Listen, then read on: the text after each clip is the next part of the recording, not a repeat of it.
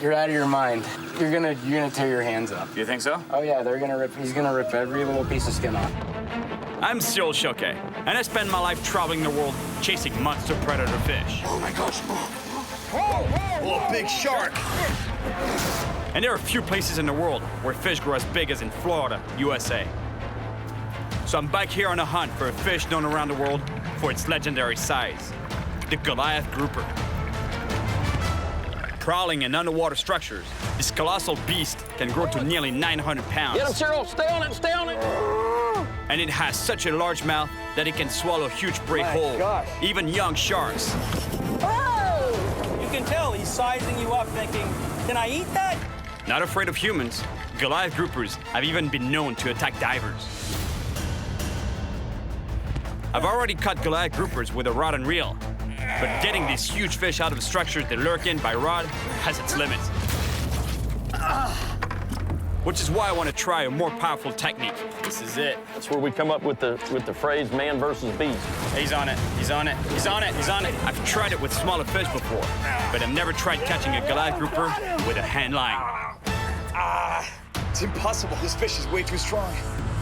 I want to catch a Goliath grouper in a way I've never done before. Just a rope, a hook, and my hands. That's it. That's basically the rig. It's one of the most primitive way of fishing. But imagine, these animals are huge. They can get longer than me and much heavier than me. So imagine the tug of war that'll be on a rope.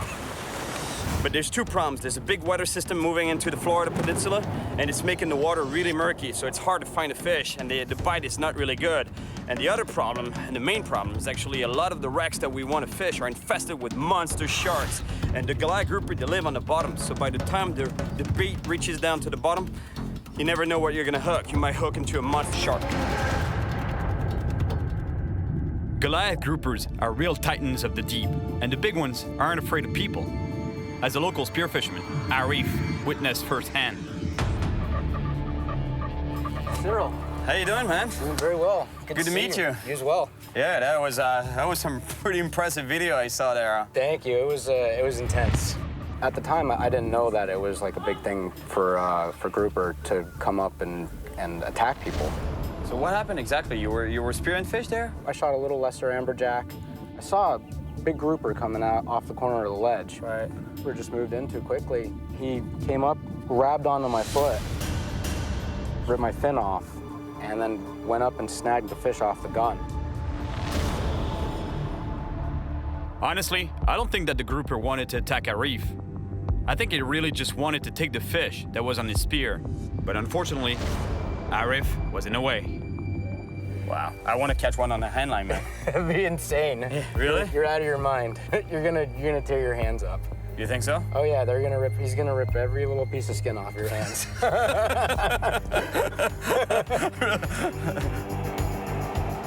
I told you that these fish get huge. They're not intimidated by us, that's for sure.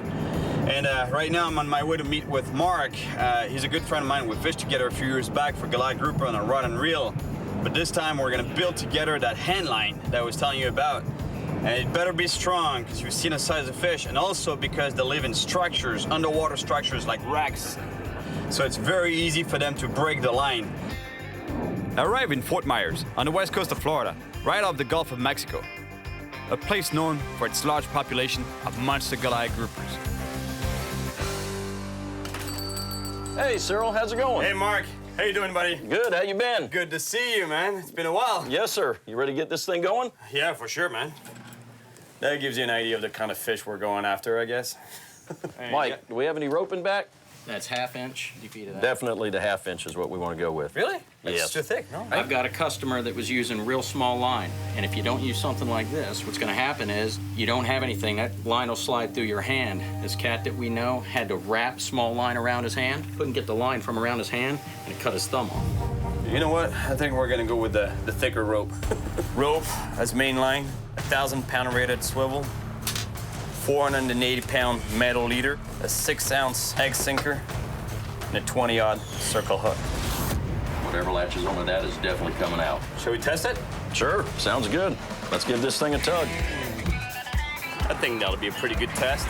This vehicle here is 6,000 pounds, but it's in neutral, and it's sitting on flat. So it's basically like a fish. You know, a lot of people ask me always, you know, how do you pull a 400-pound fish on line that is 100 pounds, for example?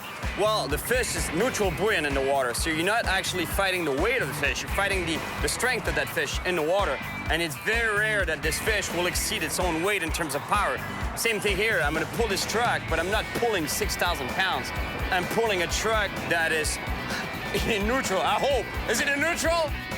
All right, Cyril, ready to go. All right, let's go for it. I'm giving this line all I have, and so far, it's holding. But the truck isn't moving yet. Finally, I get some movement.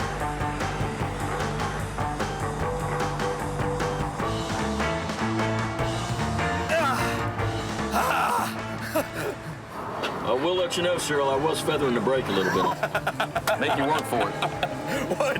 Like it was not enough, like 6,000 pounds was not enough, right? That's right. All right, now let's go put this handline to the real test on a giant fish. It's on.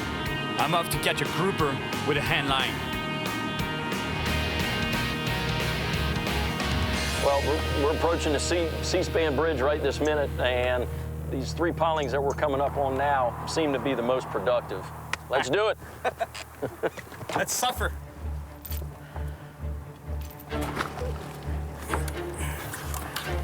This is it. It may look like a sissy right now, but wait until we got a goliath grouper on the line. You'll know why I'm doing this now. Hey, Mark, do you think I'm a sissy right now, like warming up like that? No. I think you're smart. You know, you're dealing with rope versus line. You gotta be very careful. You don't want to, because it's easy with all the rope that's on the floor. You're gonna get pulled off the boat in no time, right? Oh, yeah. And pulled down.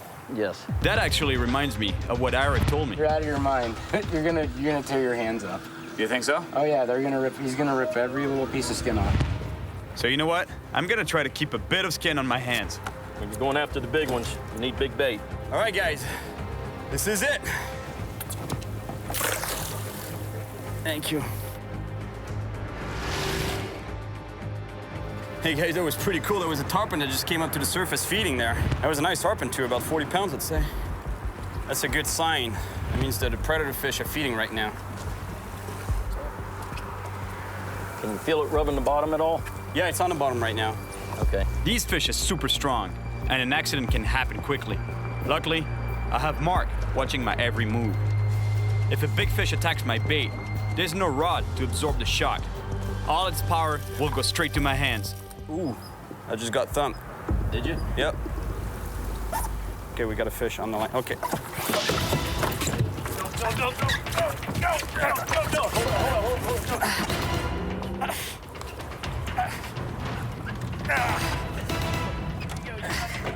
All right. Let go. Did he come off? Yep. That was a monster. What a bite.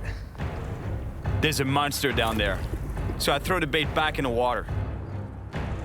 In fact, I throw the bait several times, trying to get another bite from the big fish I know is down there.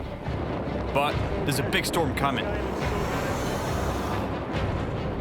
This is getting dangerous. Strong winds are pushing our boat around, and we could hit a pillar.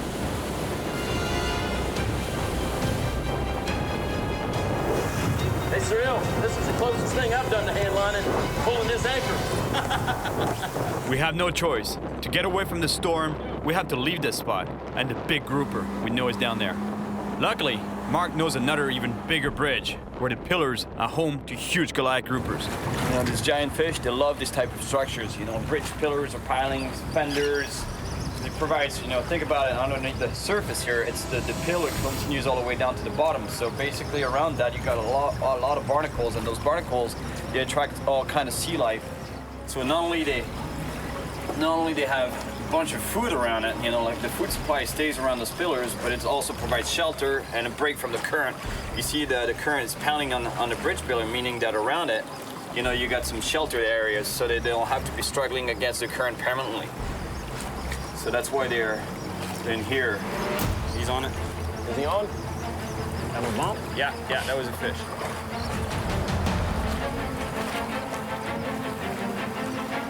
Okay, he's on. Yeah, here we go. Come on, Cyril. I've got the boat away. I've got the motor on. Get him. Hold on.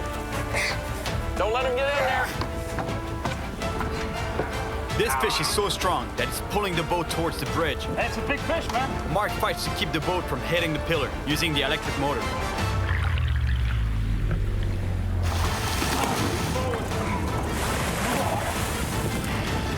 Good job. There you go. I see color. Yeah.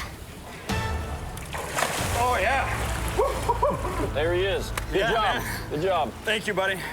This fish is huge. And yeah, they get much bigger than that. But still, That's a big fish. And to show you how big it is, there's nothing like standing right next to it, but I can't bring this fish on the boat because it's not made to support itself, its own weight out of the water. We'll bring him to that sand bank over there, and I'll be able to get in the water with it to show you how big it is. All right, now you understand why I wanted to get in the water with this fish? So you get an idea of the size of the animal? Well, this is it. Look at this. You know, we're guessing 200 pounds. 200 pounds. You know, to get an actual weight on that fish, we'd have to get it out of the water and weigh it, which we can't do. You know, like it wouldn't be good for the fish. Look at the size of that mouth. And the way this fish feed is that they come up onto a prey and open their mouth, and that mouth is so big that it creates a suction effect. So basically the prey is there, they open the mouth, and the prey gets sucked up the mouth. It's a giant, but for a giant grouper, it's a big fish, but it's not a monster. I want a bigger fish than this. I can do twice as big. As for now, it's time to send this big boy back to his bridge pillar. Yeah. That's some serious fish. Now let's get a monster! That was a pretty big fish, but I really hope I can catch a much bigger one. Got your back, huh? Yeah, a little bit. There.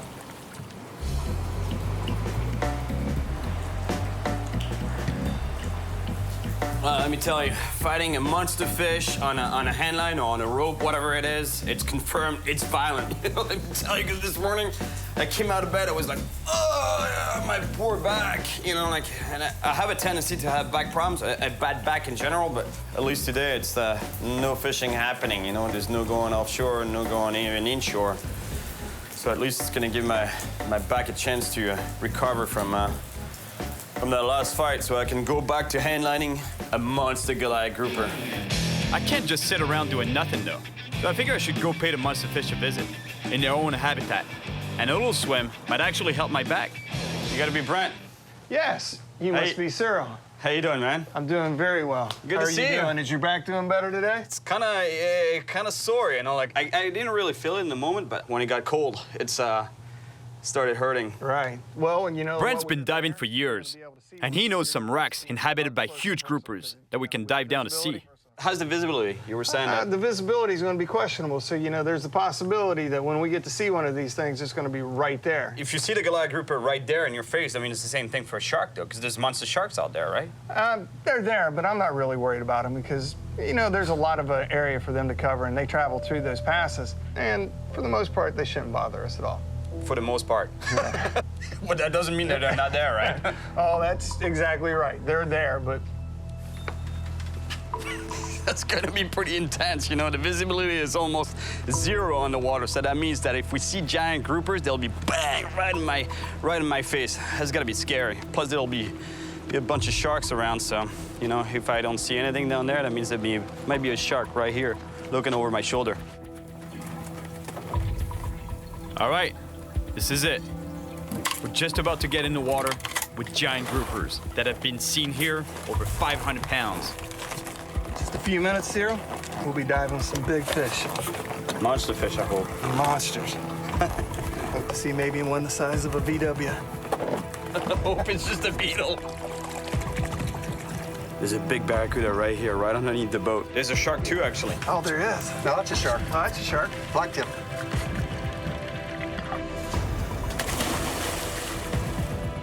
All right, here we go. There are all kinds of sharks in these waters. That means black tips, giant hammerheads, even tigers. But it's the big bulls that I'm most afraid of. Brent wasn't kidding. The visibility here is very low. It's impossible to see more than 10 feet away. Bull sharks love hunting in murky waters, so we have to stay alert. To look for grouper more efficiently, Brent goes on one side of the wreck, and I take the other side.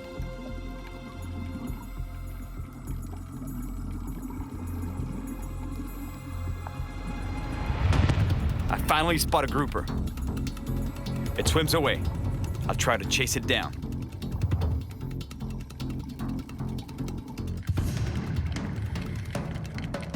Suddenly, it stops and turns towards me, as if it's ready to attack. It's amazing how these fish aren't afraid of anything. It makes me think of our reef and his close encounter with a Goliath grouper. This fish isn't even that big, but it still isn't afraid of me at all. I really wonder what a monster grouper is gonna do if I see one. Some fish here can be more than 3 times my weight.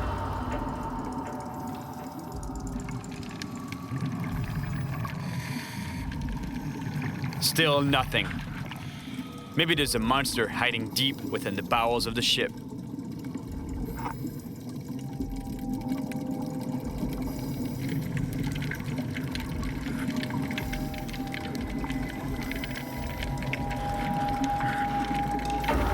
There it is. There's the monster.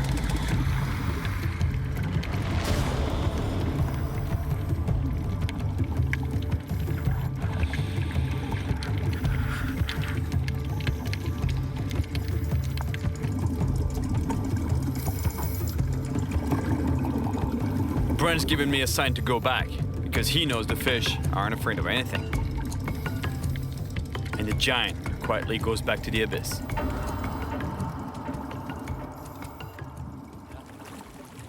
All right. Good job. That was cool. Yeah. That was a nice dive. A great dive. You handled yourself very well when you got up face to face with one of those Goliath groupers. They're scary at first. Then they come and meet you with that big face up there, getting a fish out of the structure with a handline.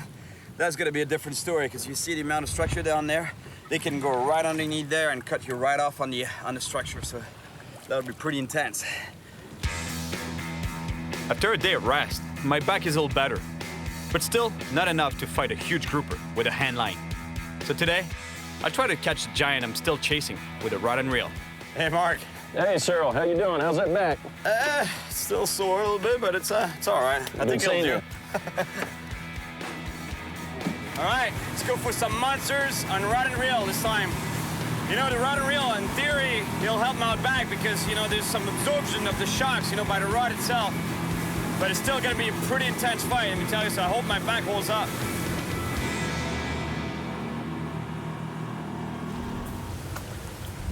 Well, I think it's gonna hurt. Should be some monsters down here. Mark knows that true giants over 300 pounds hide in these old pier structures. But these pillars are gonna be a problem. Once hooked, it's almost impossible to pull the big fish out of the pillars. The rig here is pretty straightforward. An 18-odd circle hook, pretty big hook. A sinker here, it's a 6-ounce sinker, sliding sinker along the line, the leader actually. And the leader is about 6 feet long and attached to the main line by the swivel, the monster swivel that I told you about that could tow a truck. That's where we come up with the phrase man versus beast. Because right now the fish has got everything in his favor. He's got the tide, he's got the structure. You're right in there. We have 2 baits on the bottom. Now we just have to wait for the monsters to come out of the structure. Oh, got one. There's one? Yep, got it. Go get, man. All right. Go. Oh, that's a big one, man. No, he's wrapped me around something. Fish is wrapped around a piling on the bottom. There's nothing we can do right now. The only thing would be that it decides to swim away from that piling. Now, he keeps moving every once in a while. He's got himself pinned up in there. The fish has tangled the line in the pillars, and it looks like we're probably gonna lose it. It's in there. Yeah, just You just leave it some slack and you'll feel him try to pull off. Yeah, he's locked in there pretty good. Yeah, no, he's up in something. Oh, he's coming out. Coming out. Get him, Cyril. Get him, Cyril. You got him out. Just stay with him. Stay with him. Don't let him get back in there. Hold it. Hold it. Keep going. Stay with it. Walk up this way if you got to. Go. Oh. Clean cut. That must be the barnacles and stuff, huh? Yep. Cut off right there. We'll see what happens. Cyril, I think this time, since we just got cut off as easy as we just did on that monofilament, I think on one of these outfits, we'll try putting some cable on there. Not only are we going for a steel leader, but also a much more powerful rod, loaded with 200-pound braided line. That drags pretty tight. The bait is in the lion's den. Who wants to do this? Cyril. Knowing the size of the giants down there and the brutal fight that they can put up, I'm not even sure I want to hook up. I'm scared right now, honestly. Like my legs are shaking.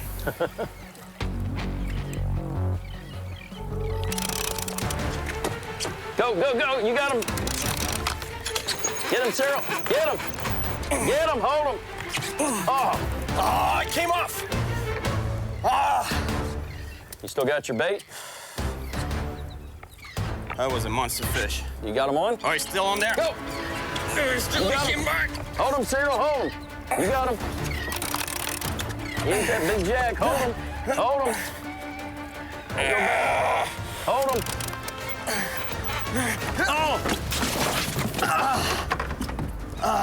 Oh, you okay? Yeah. Man, that was a big fish. Good gracious. You ate that whole jack. Unbelievable. That was a monster. Yes. The line has rubbed on the pillars and may be damaged. The fish is excited and aggressive though. There's no time to retie another rig. So I throw in a bait on the only rod that's ready. The trouble is, it's my lighter rod. Someone's playing with him. There he is. Go, go. Get him, Cyril. Come. Pull it. Get him, Cyril. Stay on it. Stay on it. On it. Oh. Get him out. Keep going. Stay with it. Go on, Cyril. Don't let him have any more. Come on. Back up. You got it. Get him out. He's coming. You got him out now. Good job. The powerful fish is trying to swim back to the pilings. If it gets there, that's it. Everything will break. I don't know how much more that rod can take. Stay with it. Good night. Where is it? Oh yeah, he's a monster, man. Yeah, no, that's a good. Stay with it, Cyril.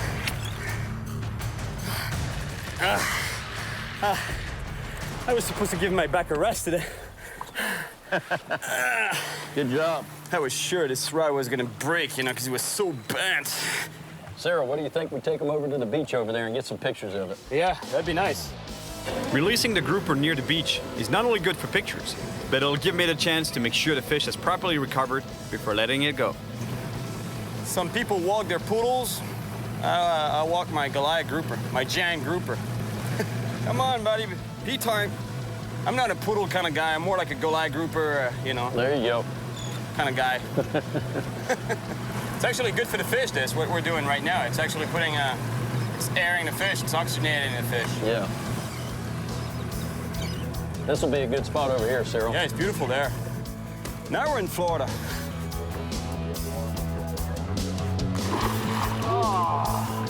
At about 200 pounds, this fish is really big, but the one I want is twice as heavy. Yeah, there's a feeling of deja vu here, huh? Yes. We've been here before. A few years back, actually, I was fishing with Mark right there by that rounded structure, and Mark got a really big fish. I only got a smaller one, like a 100-pound fish, but Mark got a giant, Slightly bigger. but I wanted to get back and catch a bigger one, and that's done. Done deal today, man. Good job.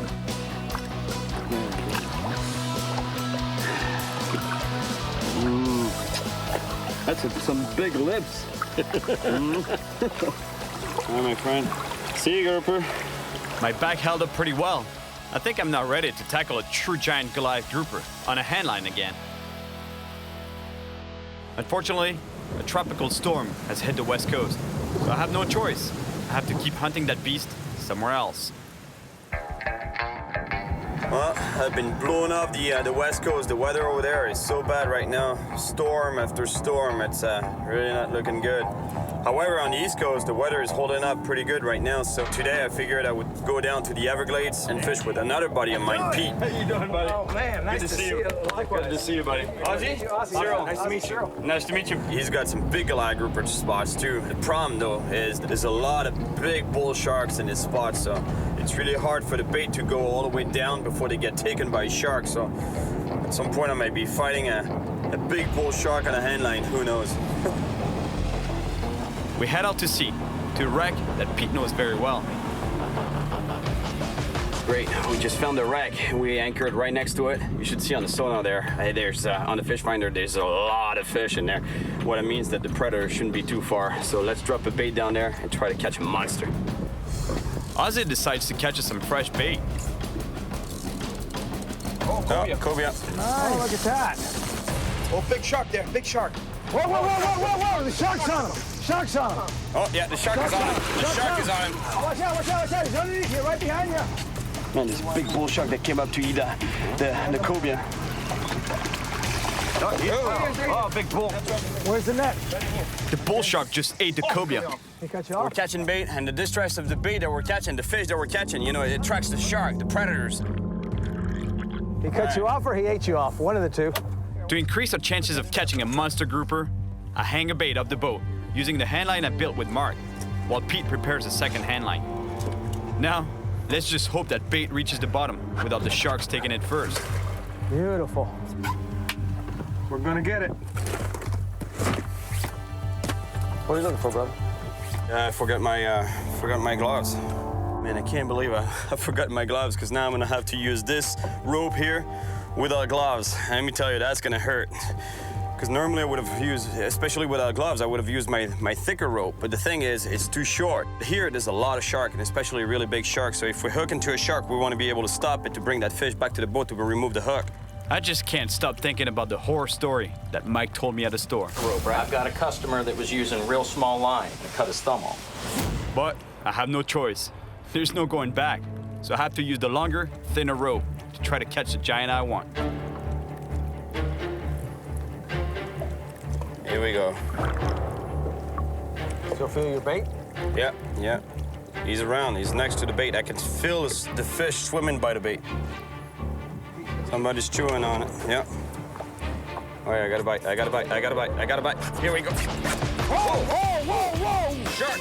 Man, that's a rodeo! Yeah. I didn't see the shark flying out of the water, man. Wow. Holy come off? smokes. Yeah, he came off. Holy smokes. You see that? I hooked that thing that he went my flying out of the water. He came out, completely out. All right, some more bait. We need another bait. Here, Cyril. Grab this, because you know somebody's going to take this right away. Still there.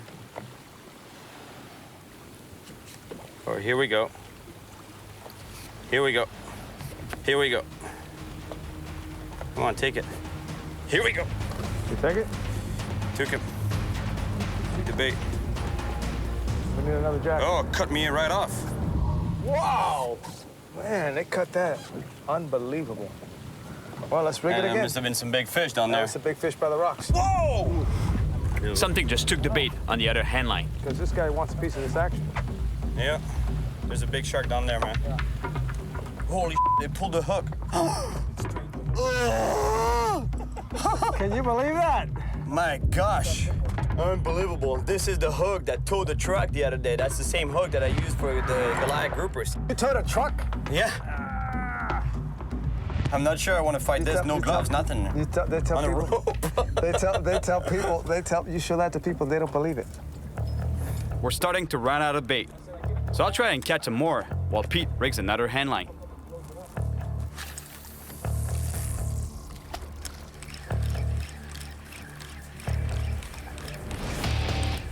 Oh. Pete just felt something pull on a line. Uh-oh, somebody's playing with him. He got nervous. Oh, here we go. He's on, you're on. Hold on. We got him. We got him, Cyril. Hey, man. We're gonna need that little float out of the bucket. We're running out of line. Stop him. Let's stop him. Yeah. All right. Stop. He stopped. We got him. Okay, let's get some line back, man. Let's get some line back. He was froze. What's that? What's your head? Open it quick. Watch your fingers, guys. We're tied up.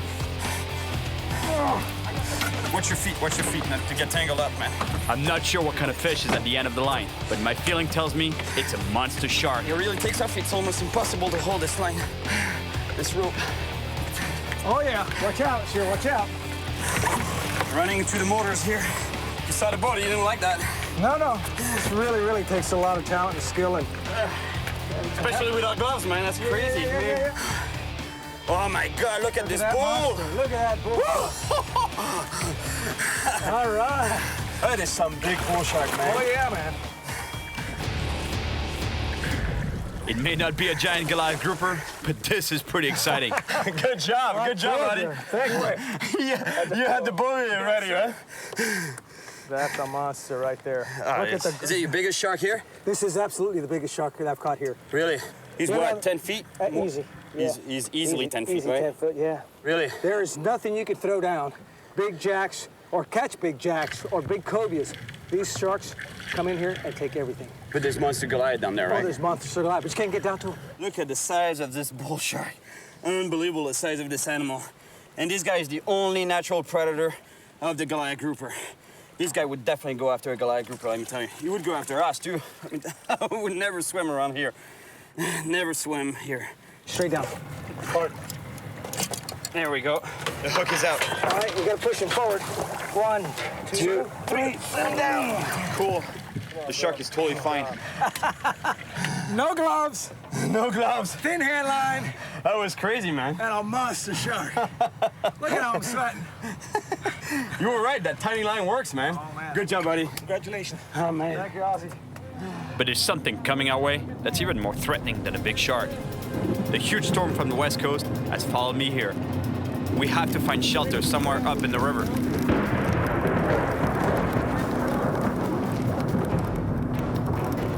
Lightning crashes all around us. We can barely see anything.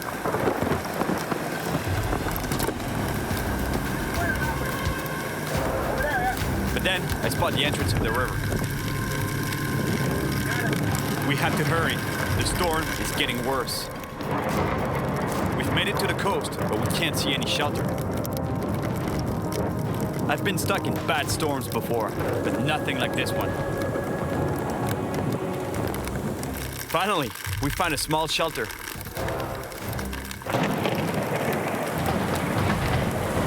We're glad we found this. You know those little platforms? Yeah.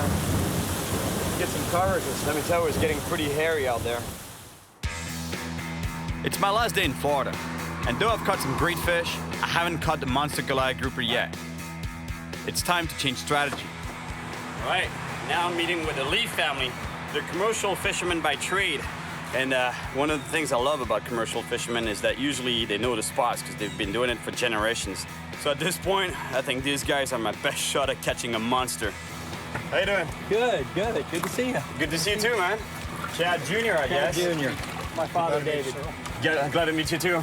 So I guess there's a grouper out there. You guys know where it is, right? We've seen a lot of them, that's for sure. You died too, right? Yeah, my son, Chad Jr., he's really into spearfishing. They don't care about us, right? To them, you were like nothing, right? No, they size you up too. Yeah. When you dive with them, they'll swim up to you. The biggest one of the bunch will swim up to you, and he'll look at you, and you can tell he's sizing you up, thinking, can I eat that? I got a good feeling about this boat. Good old commercial fishing boat, you know, it's dirty, it smells like fish in here. That's a pretty good sign we're gonna catch a monster fish.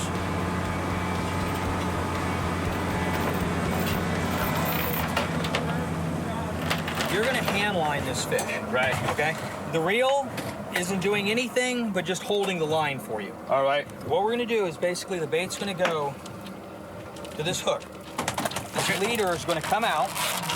No sinker. No sinker, okay? And we're gonna hook a buoy. This buoy, the fish is gonna take the bait and he's gonna pull the buoy under the water, okay? That's gonna set the hook into his mouth along with you holding on to it. I mean, it's all you then. Yeah. You're gonna have to pull the buoy in, and you're gonna have to fight the fish and try to keep him out of that structure down there. You're gonna pull really, really hard.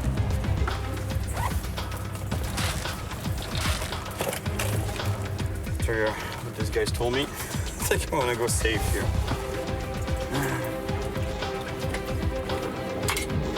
At least like that, if I get pulled overboard, I can just cut the line. To catch a giant Goliath grouper, there's nothing better than a huge fresh bait. All right, good job. Perfect. Cyril, whenever you're ready. Should I do a little warm-up? Yeah, probably.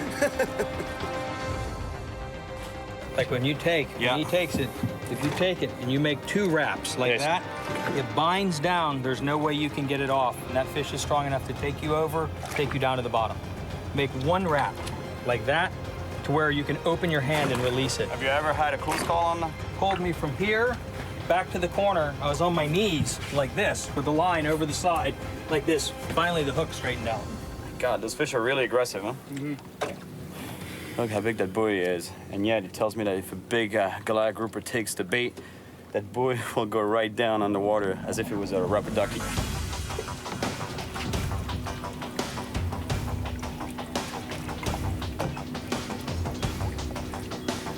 This is 700-pound mono here.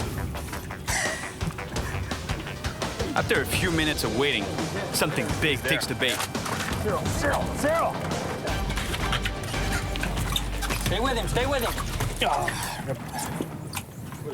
Oh, he broke us off. Ah, he found some structure. He broke us off clean. Unbelievable, the size of the fish that must be down there. They're unstoppable, even with commercial fishing gear, you know? We have to move away from the structure, so the fish can't run back into it and break the line. Now we got 2 baits in the water. One with a bobber, and one with no bobber. Hey guys, what's the plan if we get ahead on one of the line? Pull hard. Yeah. We don't care. We just want to get ahead. Right there. Got it. Cyril, Cyril. All right. Oh, got unclipped, and that was a big one. That was a big one. Broke the line. Oh, it broke the line. Broke the line. Really? A monster just broke the line. Oh, gosh. All right, Junior. Fresh bait, man. So we threw another bait out right away. Oh, yeah. Something on it. Something's on it.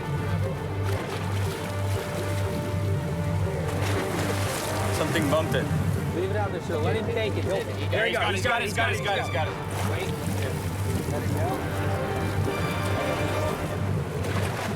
He's on it. He's on it. He's on it. He's on it. No, wait. Drop back. Maybe a small shark. Goliath should have taken it down already. Yeah. Yeah. Right down. Well, he's here. Cyril, bring it in. Yeah, he's back. He's back. He's going.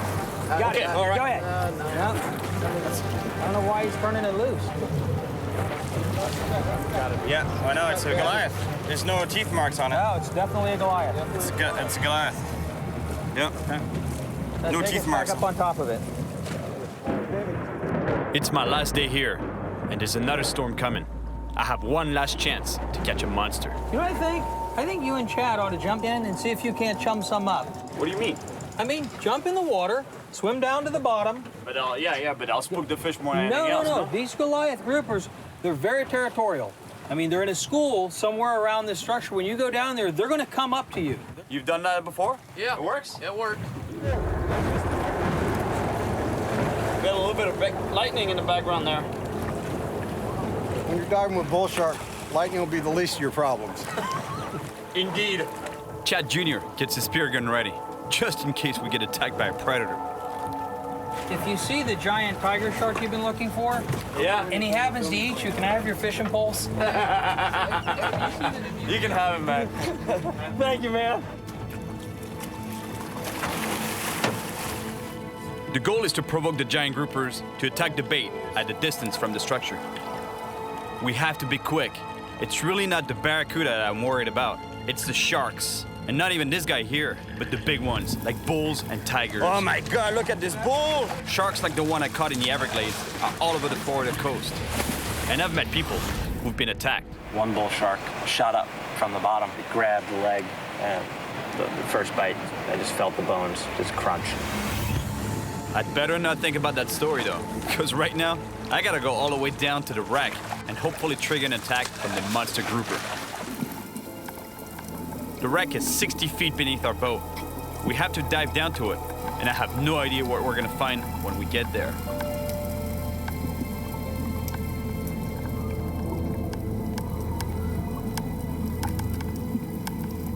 We really need to hurry. Chad's bait is attracting small fish, which could attract bigger predators.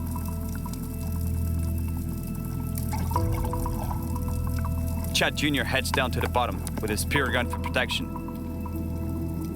And I follow right behind him. We find a shipwreck and a huge colony of Goliath groupers.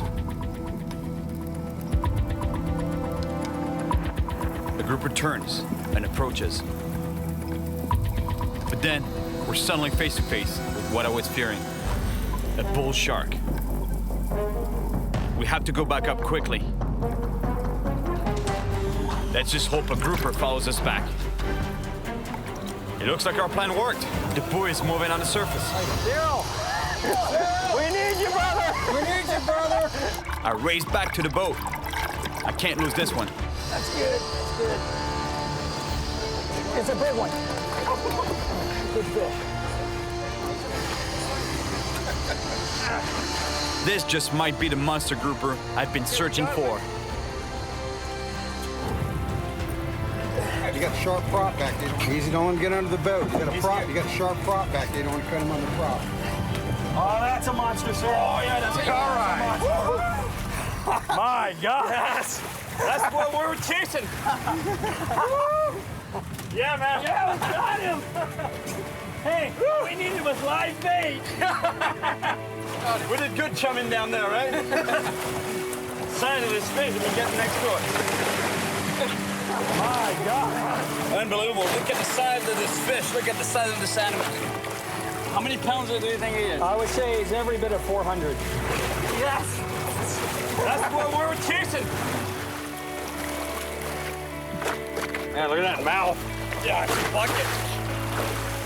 Unbelievable. The size of this animal. Look how long it is. And especially how thick it is. This is a true monster. And what's really cool is the way we caught this fish. You know, we're not getting any bites, so Chad said, you know, guys, go down. And it might attract the big fish to come up, actually. And that's exactly apparently what happened. I came to Florida with a challenge to catch a huge Goliath grouper using only a rope, a hook, and my hands. One of the most primitive styles of fishing. This is it. I knew this was a little crazy, All right. but I had to give it a We shot. got him. Okay, let's get some line back, man. And these powerful fish lived up to their reputation. Broke the line. Wow! He broke us off clean. It was quite a challenge, especially for my hands and back. But despite the pain, I had a lot of fun and came face to face with some huge fish on this unforgettable trip. Hey, God, look at this bull! Yeah, man. Yeah, we got him. I think I've been in the water long enough now. I should let it go before a bull shark kicks my leg off. And finally, I got my monster Goliath grouper. There he goes. There he goes. Woo!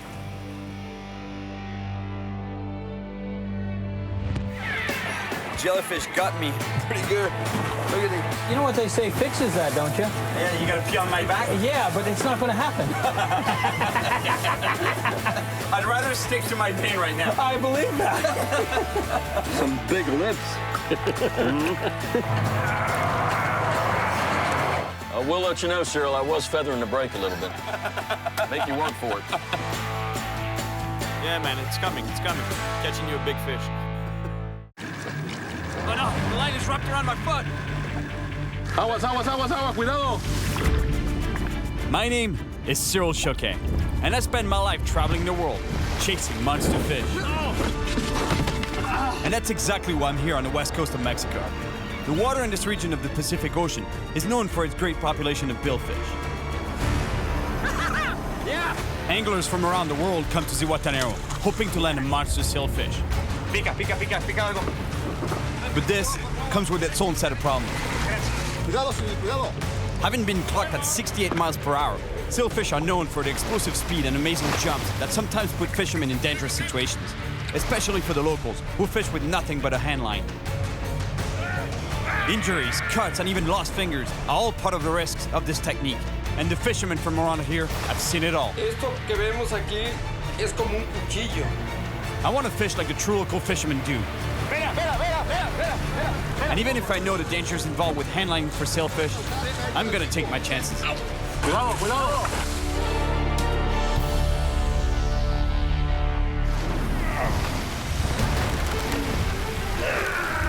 The story of the old man in the sea has always fascinated me. One fish, one man, joined together by a simple line, a hand line.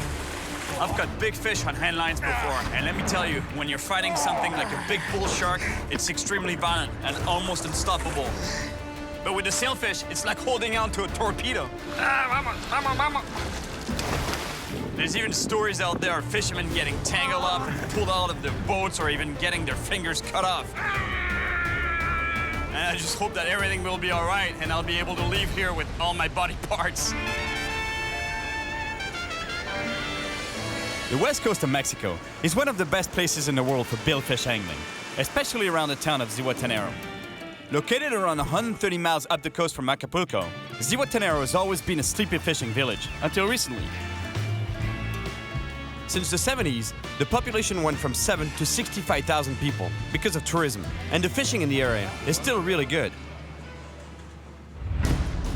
I'm here to land a sailfish on a handline, and there's no better place to find someone to do this with than the local fish market. Most anglers come here to fish on big charter boats, but that's not what I want to do this time. I want to fish like the locals do, with a strict minimum, a small boat known here as a panga and a handline. No rods, no reels, and no bells, just my hands holding a line, and at the end of it, a raging balefish, just like the old man in the sea. I definitely seem to be in the right spot. Some locals show up with the fish that I'm looking for. Anda mucho? Poquito. Poquito. It's pretty good. At least there's some sailfish around.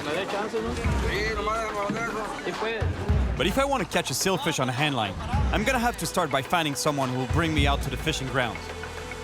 Easier said than done. There's something weird here, you know, that I'm not getting. Normally, and I've done it a million times, you go see a fisherman, you ask him to take you out, and usually they're really happy to do so. They just take you out fishing, come back, and everybody's happy. But here, you know, I've asked a few guys, and they're like, oh, and they're all like, no. Every time I mention the handline, especially, they're like, no, I can't take you out. It's like they know that it's really risky, and they don't want to be responsible for an accident with a gringo on their boat. But these guys don't know that I've fought quite a few fish on handlines before. I've even caught sharks on a remote island of the South Pacific. There, the local fishermen insisted that I catch one to get accepted in their group.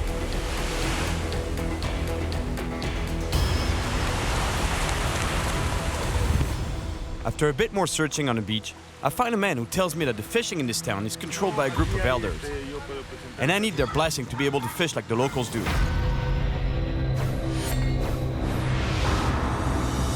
After offering a couple drinks, the elders accept to have a talk. La pesca que hacían antes era como la pesca de artesanal, como la historia de Hemingway, del viejo y el mar. Sí, el viejo y el mar. Así es, de la canoa. These guys have been handlining for years, and they know the risks. Esto que vemos aquí es como un cuchillo. Esto te corta un dedo, una mano, te puedes perder hasta la mano entera con este tipo de... After insisting on the dangers of handlining, one of the elders decides to share a story that scarred him for life. Man, that is one crazy story what he's telling me here. He was out at sea on his own, trolling with a small boat, small motor, and a lot of line on the floor. That's his mistake, actually. There was way too much line on the floor from what he's telling me. And yeah, he was holding the line like this, because that's what you do when you're trolling. You hold the line to feel the bite. But the bite was so powerful that sailfish hit so hard that he had to let go of the line. So much line was left on the boat, like I told you, that the line got wrapped around his ankle as the fish pulled the other direction. So when the fish was pulling the other direction, the boat was still moving there because he couldn't get to the motor to stop the engine. So basically the boat was moving. He was wrapped up by the ankle, being pulled, almost being pulled overboard. He got really lucky that the line ended up breaking, but it still got scarred for life. Pretty intense what can happen when you're with a handline. After telling me about all the bad things that could happen, the elders finally accept to let me go handlining with a respected local fisherman called Martin. Man, those guys freak me out with their stories there. This actually might be more dangerous than I thought. All right, this is it. Sailfish on a handline.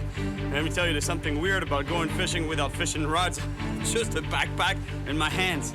Getting on the water with no fishing rods actually reminds me of the time that I went noodling for catfish in Oklahoma, and my hands took some serious punishment. God, look at my hands. Martín, eres Martín, ¿no? Sí. Hola, ¿cómo está? Los viejos me dijeron que quieres sacar un vela a mano. Sí, a mano, vela. Eso es. Once in the boat, I get this weird feeling of emptiness. Oye, ¿te molesta si voy a buscar mi caña? Bueno, pero si nos vamos a pescar a mano, es un día de pesca a mano, ¿no? Sí, pero... I really want to handline a sailfish, but it's just too weird for me to go out without at least a rod and a few lures. Ahora sí. Ahora sí, listo. Sí. Ah, bueno.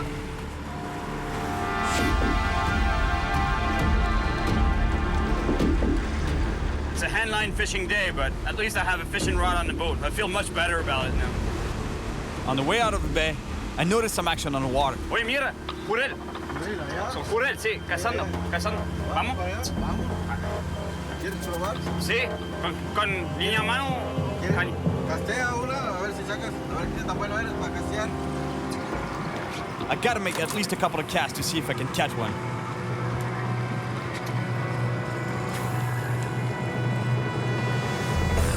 Fish on.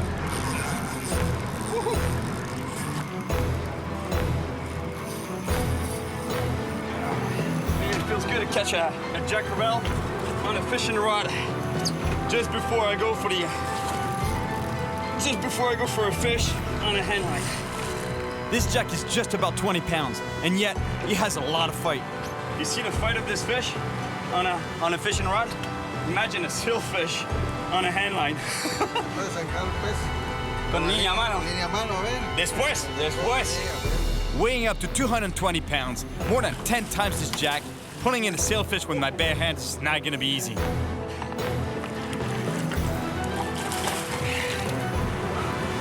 Not ready yet.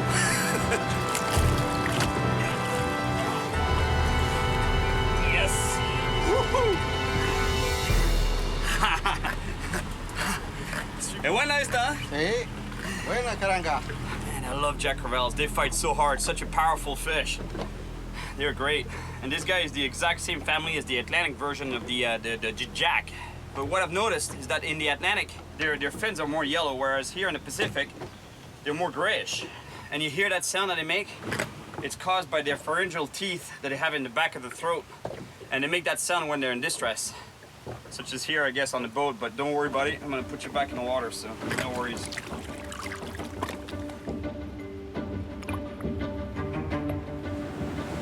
Once we're back on the way out, I quickly realized that we're actually following the shoreline instead of heading out to the open sea. And I know that we won't find any sailfish following the coast. These fish are pelagic. That means they live in the open sea. Pero ¿por qué no vamos ahí? Al mar, ¿no? No, vamos, te voy a llevar primero a sacar un jurel o un gallo a mano para que practiques. Pero después al vela. Después al vela. ¿Me furras? Vamos a sacar un jurel. I'm pretty sure I was set up by the elders here. He's telling me that he wants to test me inshore with some roosters or jacks before he can take me out, you know, catching a sailfish on a handline. And in a way, I understand though, because, you know, like sailfish, catching a sailfish on a handline is pretty intense, you know, so I understand why the elders would have told him to actually take me catching a rooster or a jack. But even those things though, a Jack Crevalle or a rooster fish on a handline, let me tell you, it's going to be quite a fight. Well, I guess I'm gonna have to prove myself before I can go for a sailfish on a handline. It's going to be pretty intense. Fighting a Jack Crevalle or a rooster fish on such a small line, you know, that's going to be quite something. But at least, I think we found a good spot. There's a reef here, and there should be some predators around. Wow, that's pretty impressive. These islands are white like this because of the guano. Millions of years of guano deposit on the islands made them entirely white.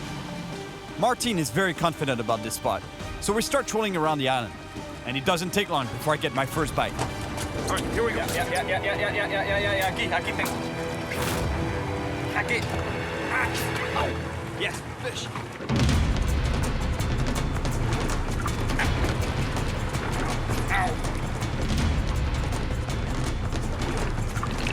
But the fish I'm fighting here isn't very big or strong for that matter. I just hope it'll be enough to satisfy Martin. A needlefish. Not sure that counts as a fish that'll get me out there for sailfish, but I'll give it a shot. Eso vale, ¿no? Una aguja. Mira, lo que saca es una aguja. Eso no. ¿Es un pez? Diente que te corta el dedo. He says no, you need one that cuts your fingers off. Well, I guess I have no other choice but to keep on fishing. El wahoo debe ser loco, una pelea de... El atún, el marlin. El marlin. ¿Sacaste marlin con línea, man? Wow, can you imagine? He's caught a marlin on a handline. Not a very big one, about 300 pounds, but still. That would be quite a fight. Let me tell you, if I can catch a sailfish on this, the next step up would be a marlin. It's exactly what Santiago, in The Old Man in the Sea, that's what he caught, a marlin. But first, I need to catch a fish. Any fish will do. Otherwise, these guys will never take me out for the big boys. I'm a very persistent fisherman, but not so patient. So I decide to pull out my rod and do a couple of casts while leaving my handline in the water. Who knows? I might even land another jack or even a roosterfish. This handline thing is getting a little long, you know? Feels good to make a few casts. Woohoo! Hey, Cyril, ven. Aquí. Sí. ¿Tienes uno? Rápido, rápido. Hey, a la caña, hey. With all the excitement, I missed the rod holder, and my rod fell out of the boat and sunk straight to the bottom. I don't like losing gear, plus this rod and reel have been around the world with me, and I consider them priceless. There's no way that I'm losing them. No la ves, ¿no? No la puedo ver. Súmete más. Otro clavado más. Sí, oh, man. I can't see it. It's really deep here, and there's a lot of current underneath. ¿Y el pez se te fue? Se fue, se desganchó. Se desganchó? Ah, we lost it all. We lost the fish. He broke him off. But I'm not losing this rod. There's no way I'm leaving this rod here. ¿Las caras? ¿No tiene? No? No traigo. No tengo. No. At about 25 feet deep with no mask on, it's really hard to see. But all of a sudden, I see something shiny. It's gotta be my reel.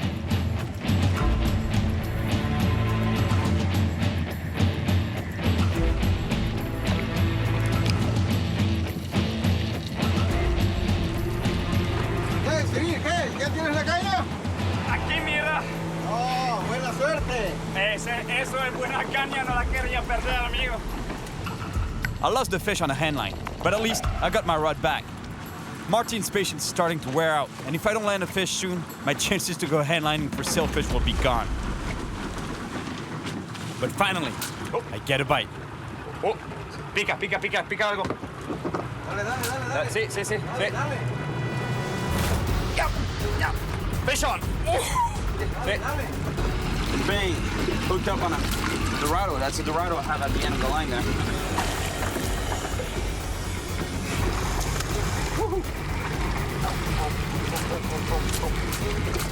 The whipping sound is actually the line going through my hands and burning my fingers every time the fish tries to get away.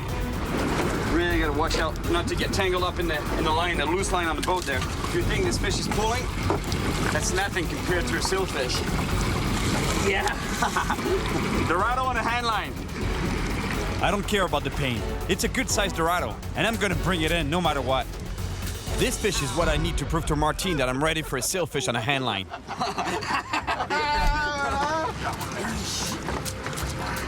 Let me tell you, when that fish starts pulling like that, you really fit it.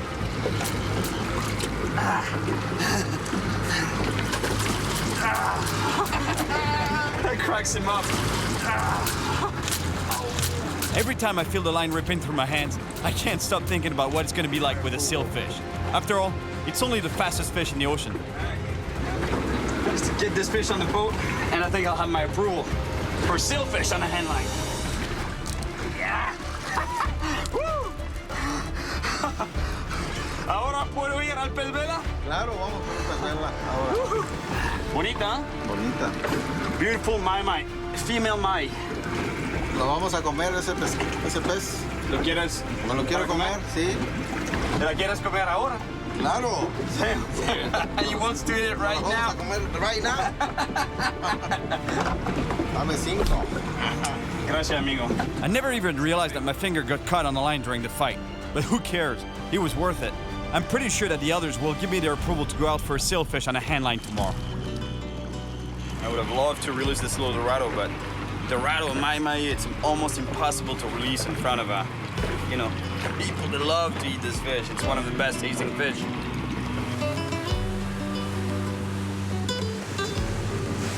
That's pretty cool. I think I got his full respect now. I'm even driving his boat while he's preparing something really nice there. A good fresh ceviche isn't hard to make. Strips of fish, onions, a little salt, some peppers, a lot of lime juice so the citric acid cooks the meat. And here we go, a quick and tasty meal.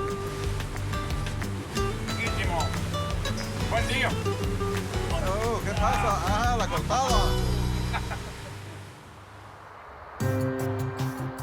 Today, I head back to the elders and they tell me that I have their blessing to go handlining for sailfish. But I have to wait 2 days before an outing is possible. But in the end, this turns out to be a good thing because that little cut that I got while fighting the Dorado has infected. And the pain is starting to be really intense. Nos podemos dar cuenta que tiene una infección.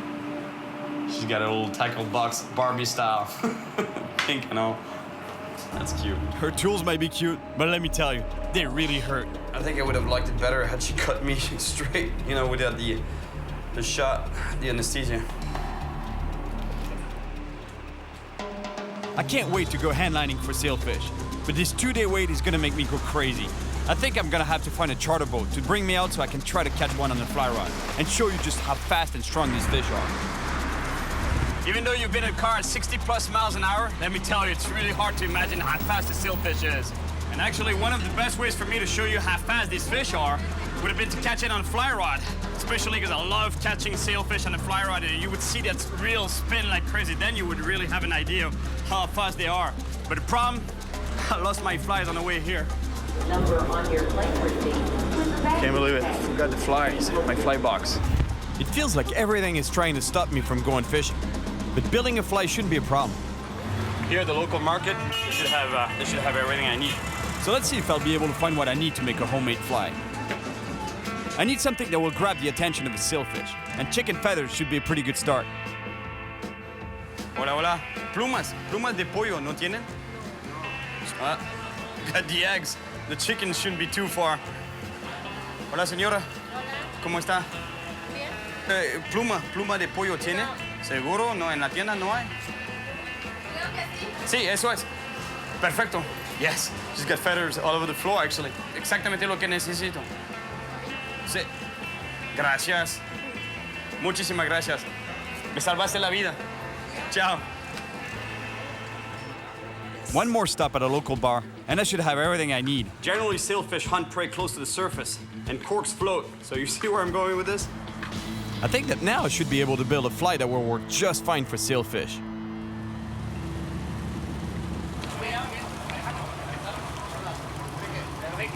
All right, it's nice to get some comfort for once. I usually like the more traditional kind of boats. The pangas, local style boats like over there. The fisherman's village there.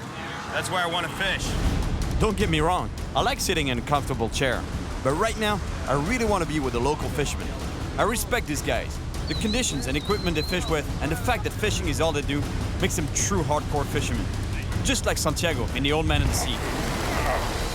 I've already caught a huge sailfish on a rod from a small boat, and I can tell you one thing, it's not easy. The boat is rocking non-stop, it's hard to stand up, and you can easily fall overboard. I can just imagine how it's gonna be with a handline. So today, I'm gonna kick back, relax, and enjoy the comfort and safety of the charter boat. At least it'll give me a chance to catch a lot of fish here on this boat, I hope. And show you the speed of the fish, show you how fast those fish are. You'll see the reel spinning like crazy. I'll give you an idea of what I'm gonna get into later on while handlining. Today's conditions are perfect. The sky is beautiful and the wind is calm. But that doesn't mean it's gonna be easy. Hooking a sailfish on a fly is one of the hardest things to do in the world of fishing. Everything has to be perfect. The fish has to follow the teasers right to the back of the boat, and the fly has to land just in front of its bill. Sounds easy, but it's not. Come on. I really want to show you the speed and power of a sailfish. But before anything is gonna happen, I need to build a fly. The feathers that I put here and through some slits in the back, they add some texture. So basically it's like the tail of the animal, the squid or the fish that I'm mimicking. It's not mimicking much, but I hope you'll catch a fish. The idea of the cork is not only for the fly to float, to stay on top, because the sailfish are really attracted to what stays on top of the surface, but it's also to act a little bit as a popper. So when I strip, you know, the line will be running through the cork, and as I strip this fly, when I move it on top of the water, this front part is flat, so it'll act as a popper, so it'll make some distressed sound, so sort of like poof, poof. Just like a fly that I used in Guatemala. Just hope it's a good year. It smells good. The crew members are not convinced that my fly will work. But honestly, as long as the action on the surface is good, I think I should get a bite.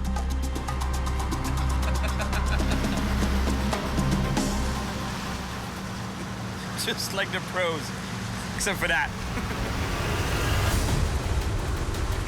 They just put another set of teasers in the back of the boat right here. Big, big teasers. The idea is to bring the sailfish attention to the back of this boat. Because until they come and attack the teasers, I can't do anything. They gotta start attacking the bait so that the guys can bring me the sailfish here for me to be able to cast a fly and hopefully hook it. And then you'll see that reel start spinning like crazy. Last time I caught a sailfish on a fly rod, things went great, but I had a real fly. Sailfish on. Come on. I am so ready, you have no idea. After 3 hours of trolling, there hasn't been the slightest sign of a sailfish. Men, venla, ven. ¿Dónde está? With a full moon 2 days ago, what was worrying me seems to be happening. Most predator fish feed during the moonlight and become less active during the day. I just want a sailfish right here so I can... Oh, yeah. Even with the intense heat and no action at all, things could be worse. Last time I was in Guatemala, we ended up stuck in the middle of the ocean. Look, we're stuck in a long line. Long lines are very long ropes to which many baited hooks are attached. We had to untangle the line from the propellers among the sharks. They were attracted by all the bait, and let me tell you, this was a bad situation. Prueba esto. Chile serrano. Pero muy fuerte eso, ¿no? Muy poquito. Muy poquito. Pruébalo. Yeah, right. Un poquito. Through my travels around the world, I've tasted some weird things, even worms that grow in nutshells. Esse tem coco adentro. Muito bom, mas... Oh, gosto.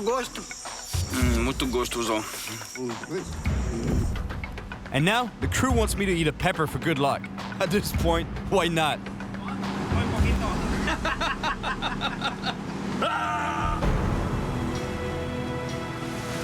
Well, I really hate to have to do that, but we had to bring in the teasers, the hookless teasers, and put some hooks on some bait, you know, in the back of the boat because we're not getting anything right. Oh, sailfish!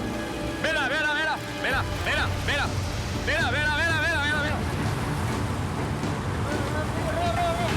I have to get my fly in the water as fast as I can, because I only have a couple of seconds before the sailfish loses interest in the teasers.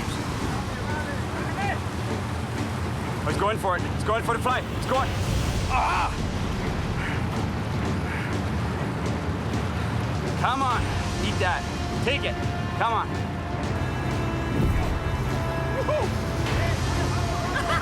Yeah! Woohoo!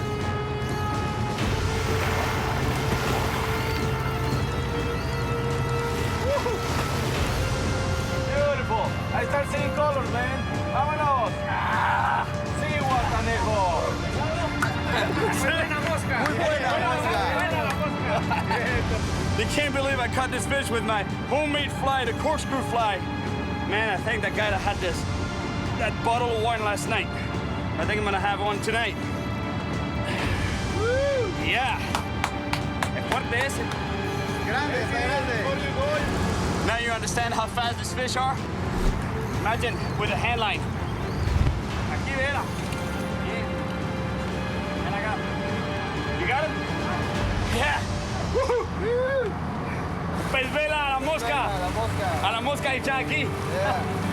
Yeah. Yes. Silverfish caught on a homemade fly, the corkscrew fly. Let's put him back. Gave it a lot of its energy, so that's why right now it's a little tired. He looks good. He's good to go. After a long day in the sun, I finally caught a sailfish on a fly rod, and I'm really happy that I was able to show you the power and speed of this fish. But I can't stop myself from thinking about the crazy stories of handlining sailfish. Esto que vemos aquí es como un cuchillo. Every time my reel would go crazy, I was imagining holding the line in my hands. And this makes me nervous because tomorrow, it's my turn with a handline. It was so cool to catch a sailfish on the corkscrew fly. I couldn't believe it, but it took it, you know. And in a way, you know, whatever floats in the back of that boat at that moment where the fish comes to the back, I was pretty sure it was gonna hit it, and it did. Yeah. There's something about sailfish that I love. They're beautiful, so efficient predators.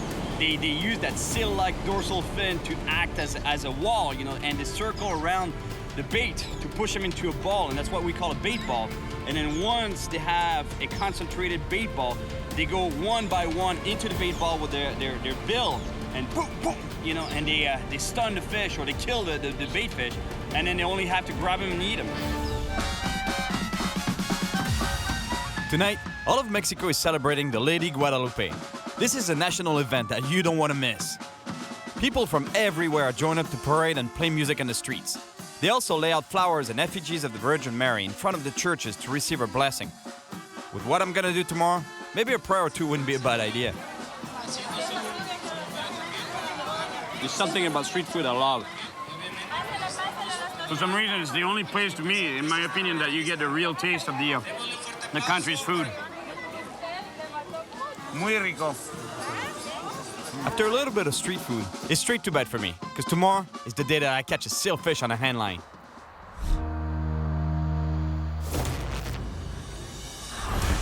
All right, this is it. This is the day.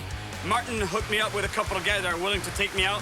So hopefully, today, I'm catching a sailfish on a handline.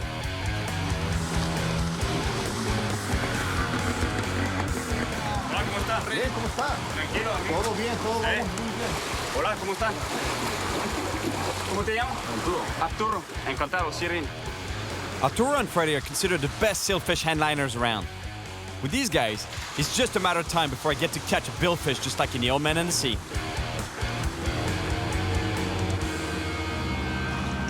Even if we're just getting out of the bay, I can't wait to get a line in the water. And it doesn't take long before I get some action. Oh, bonita. Sí, ¿eh? Sí. ¿Qué viene? Aquí está. La comida. All right, we got dinner. Oh, check this out. Look at that. That's exactly the situation that he was describing me. One of the elders from the village the other day. La línea sigue roto cuando está. Y yo desesperado. Y el motor acá.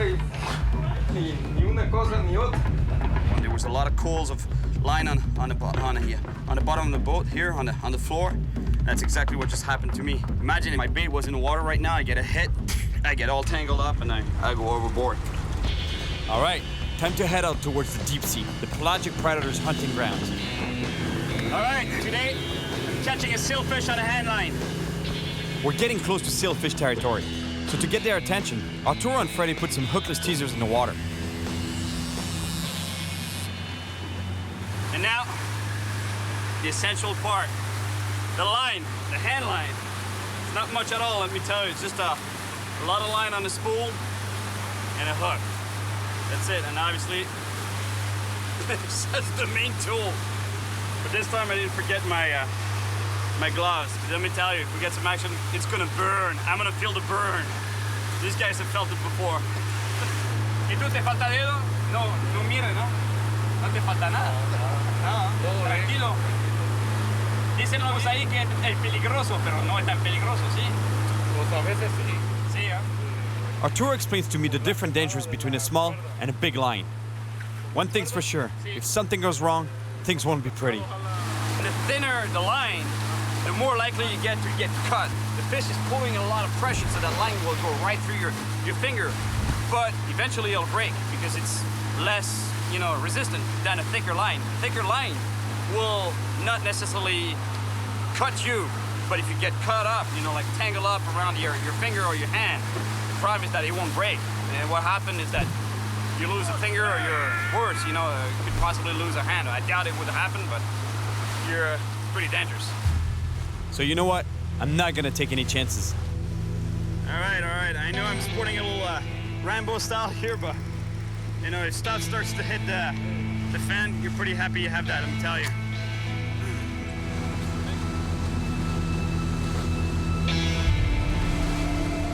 The conditions are perfect, but the heat is brutal. And we've been trolling for hours. It really seems like we're gonna strike out. But suddenly, we spot what we're looking for. Vela, sí. Allá va, allá. Toma esta línea, esta tiene mucha cuerda, mucha línea, esta tiene mucha línea. Sí. It's pretty rare to see a sailfish with a dorsal fin out of the water like that. This is my shot. I have to move fast.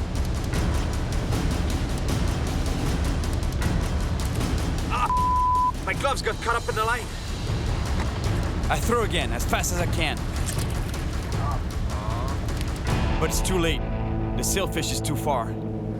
I feel like an idiot. I just messed up the only chance we've had all day.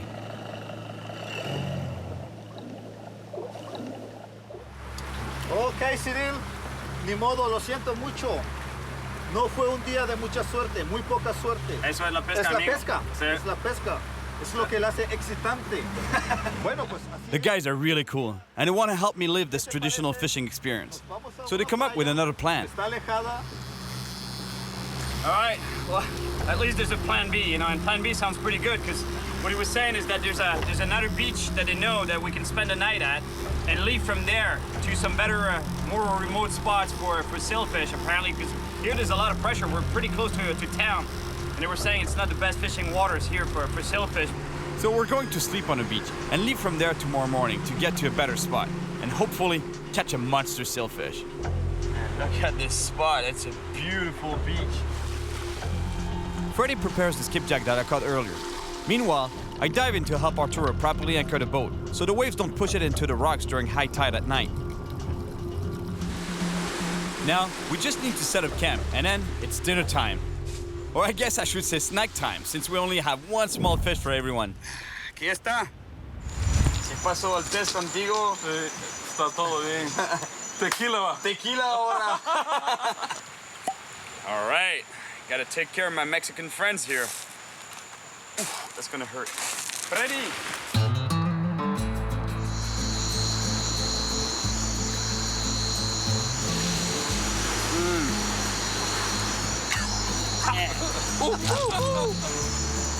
Buena tequila.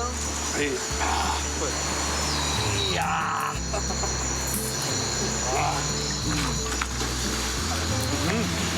A ver. Bonita steak or skipjack steak. That's gonna be pretty good. You know, a lot of people consider this fish trash fish, but I tell you one thing, it's pretty tasty. It's the same family as tuna, so tastes pretty much the same. ¿Cuál es la luz que vemos ahí? Aquella. Sí. El mar. Están sacando carnada. Pescadores de carnada. Pescadores. Those guys that we're seeing out there, they're commercial fishermen. They're fishing for bait fish. Little fish like this that can be used for any kind of fishing, but are really, really good for sailfish. We're gonna go pay these guys a visit, especially because they're fishing with handline, so it can be a lot of fun catching a few fish with a handline, getting some practice for hopefully catching a sailfish tomorrow. Hola, amigos. ¿Cómo está la cosa? Bueno, más o menos la pesca. Más o menos. The fisherman is a really nice guy, and he even offers me one of his lines so I can catch myself some bait. Buena pesca eso. 4. ¿Cuánto quieres? ¿Cuántos quieres? Buena pesca. Papezuela, Ese, bueno, buena carnada. I would stay here and fish all night, but it's time for us to get back to shore and get some sleep, because tomorrow is gonna be a big day.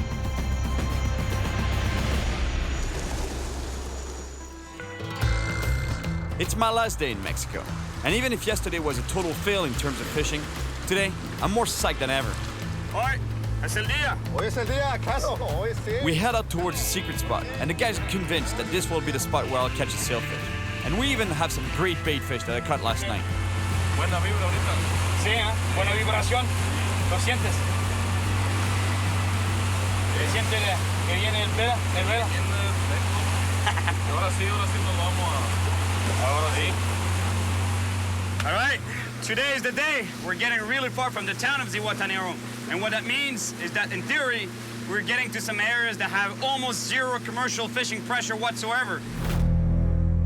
On my last trip to Guatemala, I witnessed firsthand just how damaging commercial fishing can be, especially when they use long lines. That's pretty sad. It's mainly the product of bycatching on long lines.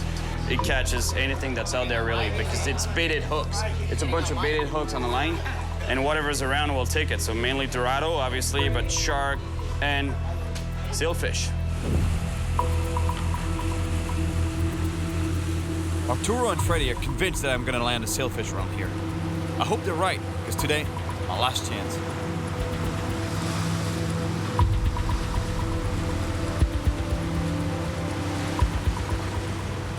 We've been trolling in the area with no teasers for about 20 minutes.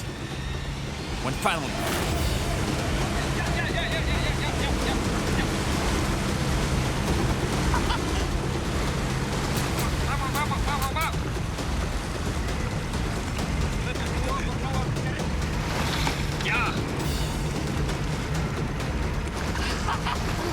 This is it, the old man in the sea. Cuidado, cuidado. You see, just before they jump out of the water, they take off on a run.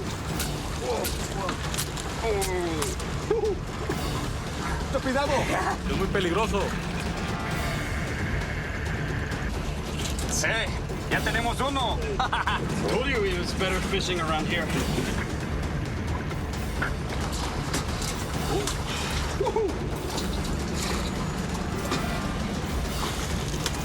Yes.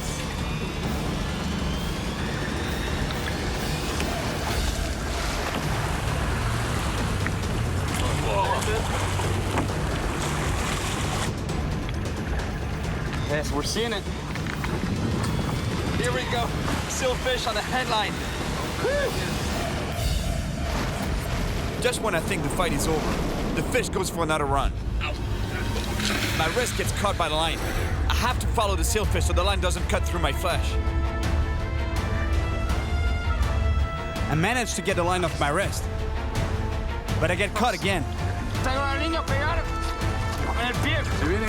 Con cuidado, con cuidado. Listo, tengo en el pie.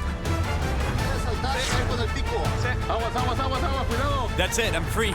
But I gotta keep tension on the line to control the sailfish so I don't get tangled again. Or worse, stabbed. Cuidado.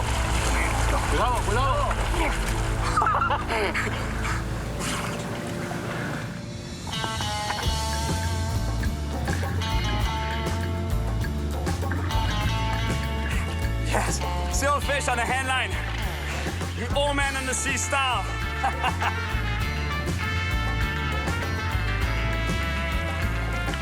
Now we're gonna unhook it so we can release it as fast as possible. Un poco de miedo tuve, yo preocupado cuando saltó. Brincó y saltó cerca de ti, muy preocupado, un poco de miedo. Sí. Pero todo bien. Now I'm reviving the fish before I let it go, and the idea to do this is to have the boat in gear going very slowly to get water to flow through its mouth and out its gills. And as soon as I feel that the fish is kicking and ready to go, I'll let it go. But I just hope that the same story that happened to Santiago, the old man in The Old Man in the Sea, is not gonna happen to me right now, because this marlin that he was bringing back to the village got devoured by sharks. I was towing the fish alongside the boat. So right now it's just not a good position to be in where I am.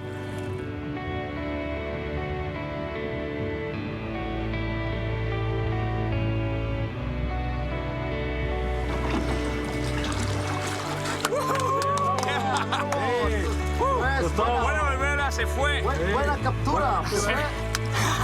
Felicidades, amigo. Lo hiciste. Otro pescador más en Zihuatanejo. Un pescador. Pescador, ¿cómo los ahí? I came to Zihuatanejo, Mexico, to live the experience of the old man in the sea by catching a billfish on a handline. Things were not easy, and at times, it seemed like everything was against me. I wanted to fish like the locals do, and I did. Esto que vemos aquí es como un cuchillo. In the end, I finally managed to catch a sailfish on a handline. The Pacific sailfish is an amazing fighter. Yes. Things were complicated and risky, especially when the line wrapped around my wrist and I got pulled overboard. It wasn't the safest situation to be in, but at least nothing happened to me. Yes, sailfish on a handline. I got lucky, and I still have all my fingers. Plus, I met a couple of friends. The next time I read Hemingway's epic story, I remember every second of this amazing adventure.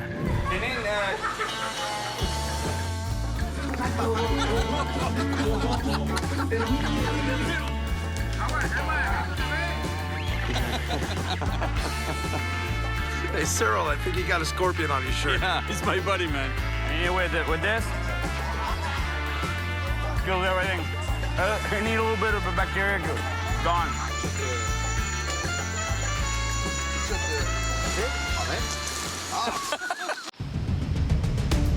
We gotta swim across, and there's a lot of current. Então vamos? Você primeiro? Oh, that's not a good sign. He doesn't want to go first.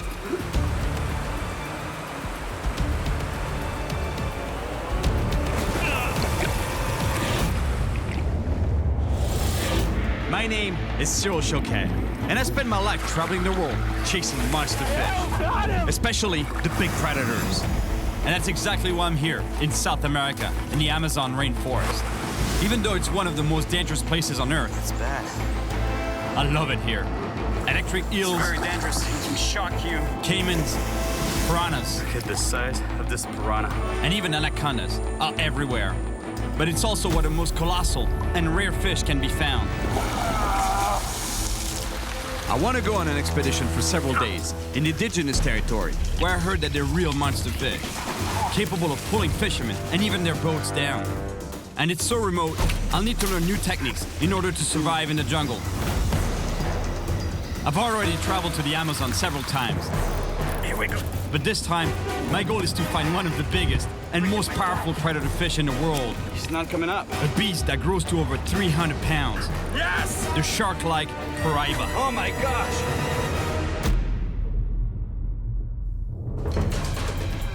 I've caught monster fish in wild areas around the world. From the jungle coast of Africa to the deep south of Texas. Oh my gosh! And the lost islands of the South Pacific.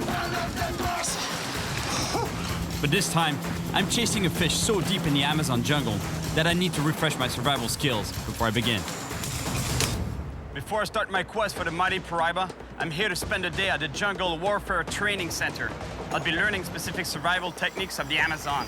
These guys, they're known as SIGs, and they train armies from around the world on how to fight and stay alive in the jungle.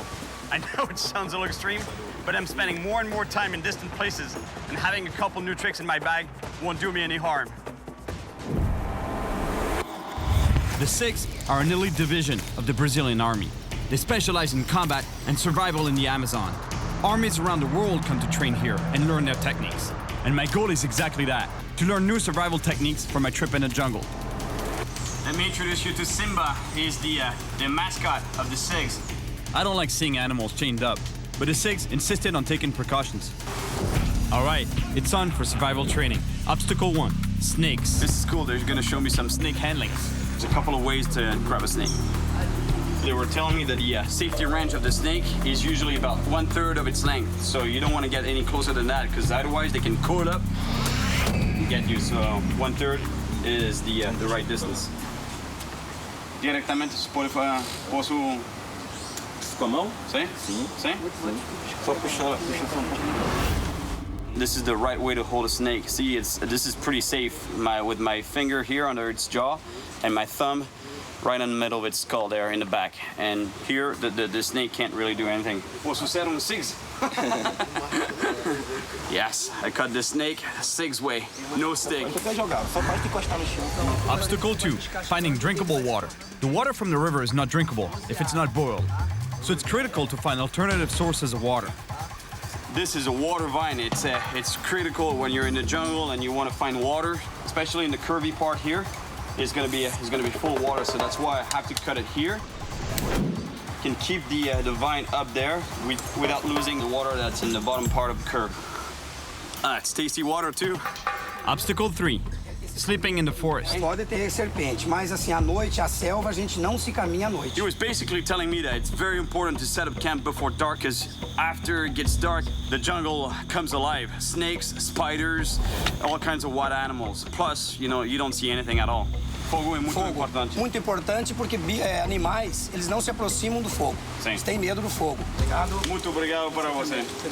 Muito bom. Sempre bem-vindo aqui, viu? Muito obrigado.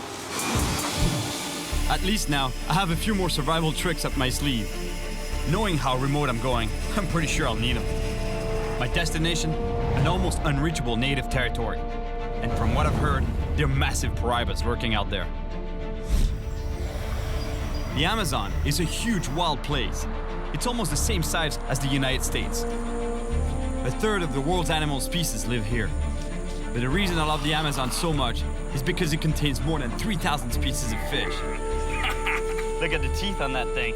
And potentially many more to be discovered. Suddenly, we're engulfed by clouds. There's no visibility whatsoever. It's crazy how fast the weather can change in the Amazon. The weather keeps closing in, and we have to drop close to the ground to see where we're going. Oh, it's very reassuring to know that you're flying over the Amazon with zero visibility and you're flying with minimal instruments. You know, they have a radar, but it doesn't work. Our plane is practically skimming the treetops. And finally, we see the river where we're supposed to land. Out here, there's no room for error.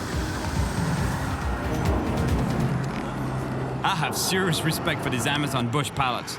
These guys are real pros. Como vai? Wellington, Tanto tempo. amigo. Nice to see you. Como está, amigo?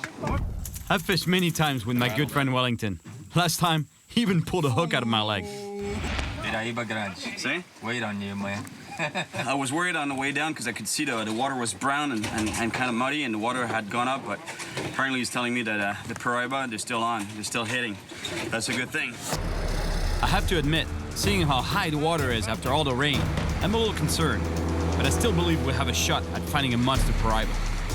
Wellington takes me to his base camp. From there, we'll plan our expedition deep into the forest. It's pretty cool here. Wellington and his family have built a quiet little fishing camp in the middle of nowhere. Welcome to my island. But the huge Paraiba I'm after is somewhere out there in the jungle rivers, and I can't get too comfortable here. So Wellington introduces me to my guide for the next few days.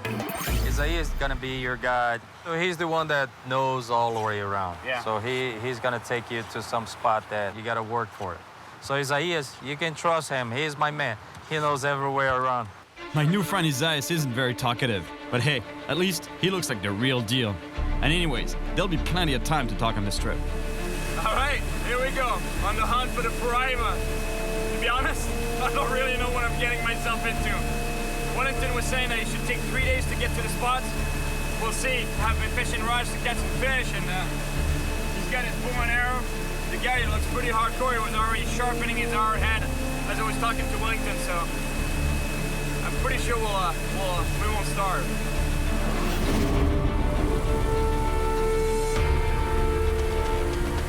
After an hour on the boat, I spot a rocky point by a large pool. Big catfish love deep pools like this, and the Paraiba, growing to over 300 pounds, is the biggest catfish in South America. And this fish is super powerful too.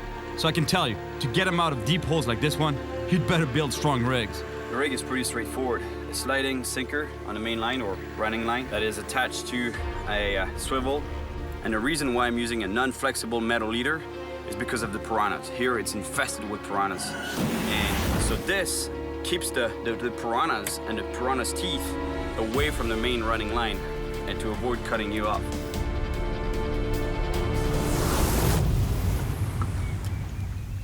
His eyes seems to be expecting a long wait.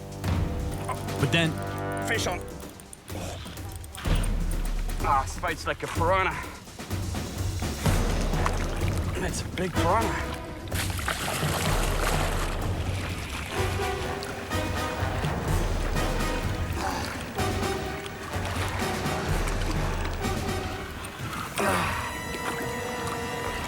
black piranha is a voracious predator, known for having a fast and powerful bite. The black piranha, the largest species of piranha in the world. We brought some hot dogs to grill, but let's see how quick this piranha bites into them. The bite strength of this fish is equivalent to 30 times its own weight. This fish is about maybe a pound and a half, couple of pounds. That means it's about 60 pounds of pressure in the jaw. So if that was my finger in there instead of the hot dog, pretty sure it could bite through the bone. One thing is sure is I wouldn't go skinny dipping in there. Seeing what it did with the hot dog. If there's one piranha around, most likely there'll be more, and they'll keep taking my bait. And since I'm not here to catch piranhas, we're off to another spot where Isaiah says they're monster piranhas. See, that's what I love about bottom fishing, especially here in the Amazon. There's so many species, you never know what's gonna come out of that hole. See, big black piranha, that's the proof. For sure, for a piranha, the gear is oversized, but at any point, I can catch a piraiba. This gear is what I normally use in the ocean to catch big fish, shark, giant Crevalle, you name it. Now, if I catch a piraiba, I'll be glad I have this, let me tell you. And like everything else in the Amazon, even the weather is unpredictable. It's starting already. Let me tell you, we're not out of the woods yet. Suddenly, Isaiah puts our quest for the piraiba on hold when he spots a caiman. Out here, it's all about survival. I told you this guy was intense. We just spotted a caiman, and you know what's coming next. One of the caiman's favorite foods is fish, and even piranhas. But the caiman itself also happens to be one of the favorite meals of the indigenous people of this region.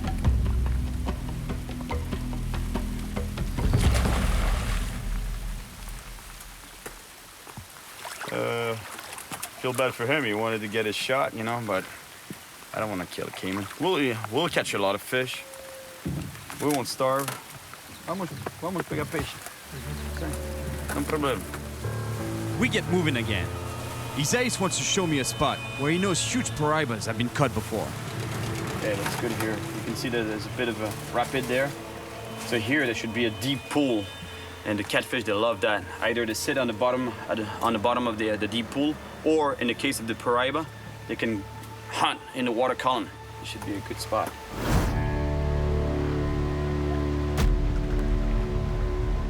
Now, we wait and see if there's a monster piraiba in this pool.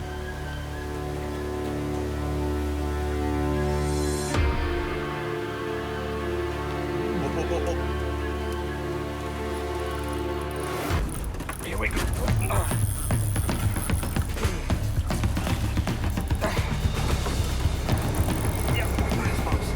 Fish on.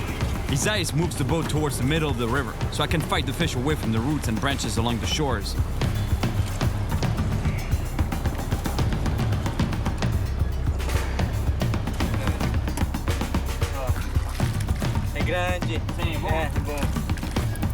Big fish, big fish.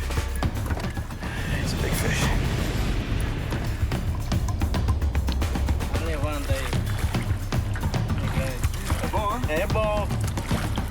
Whatever it is, it's got some power.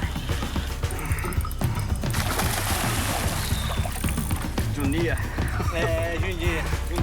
It's not a piraiba, it's a jundia, a leopard catfish. And even though it's barely 15 pounds, it has so much power. So imagine the strength of a 200-pound piraiba.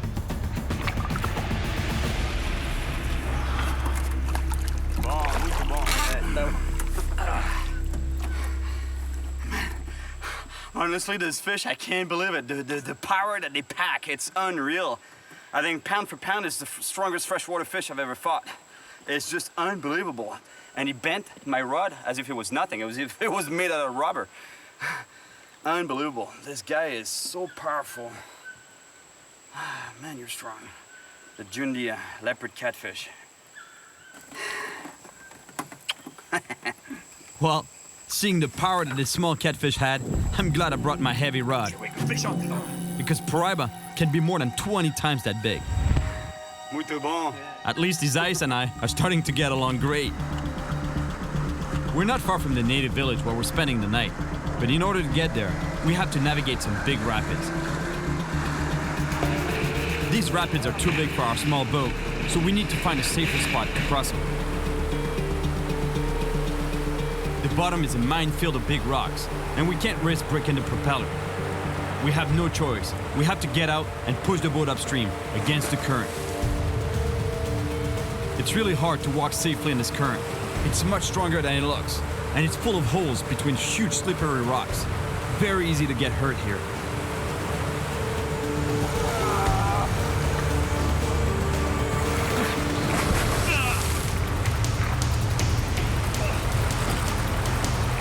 I slipped and lost my grip on the boat, and now I have to catch it before we lose it downstream.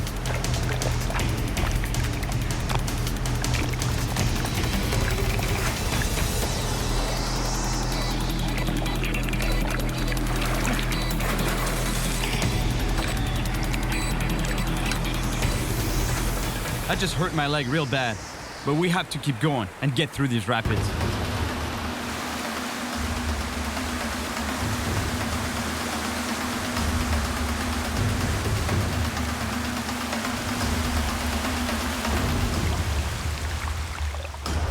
We made it. Fortunately, we didn't tip the boat or lose any equipment. It's really intense here. When I fell in that hole, the thing that went through my head is like, oh no, my leg, I can't lose it for the rest of the trip. I need it. I need to walk in the woods. But it's not too bad, actually. It's a ligament. We finally arrive in the village that Isaias told me about, and we'll spend a night here.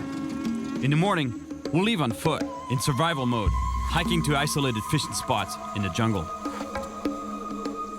I love visiting remote villages like this one. The people here live so peacefully. And guess what? I must be getting closer to my goal.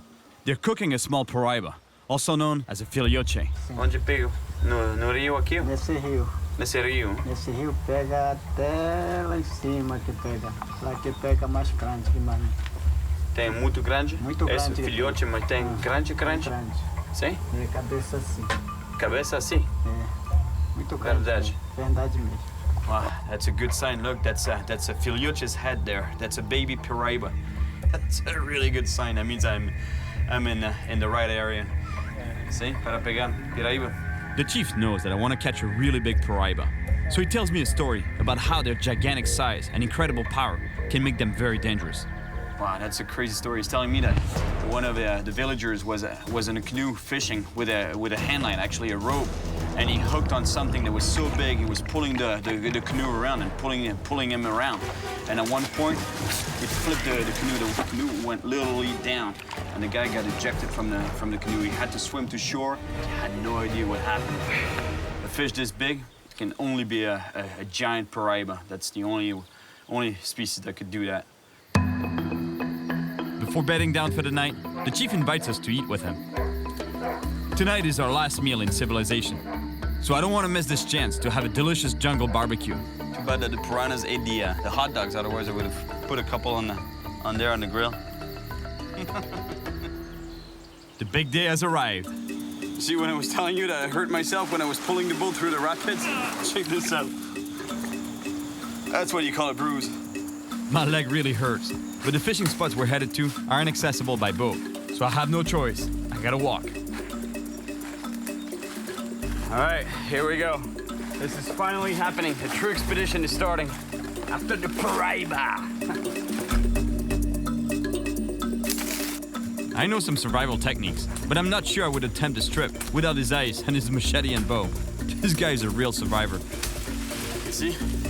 He's not just blindly cutting everything he sees in the forest, he's actually marking the trail so we can eventually make it back. But when we arrive at Isaias' spot, it's a real disappointment. This spot is totally underwater and almost impossible to fish from shore. The water level has gone up, so we lost access to a lot of fishing spots. A lot of the shoreline is completely flooded. We're here though, so we're gonna make the best of it. Isaias uses a stick to fish for piranhas because we need to start thinking about dinner. That's what you call setting the hook. I think Isaias is better with a bow than a fishing rod.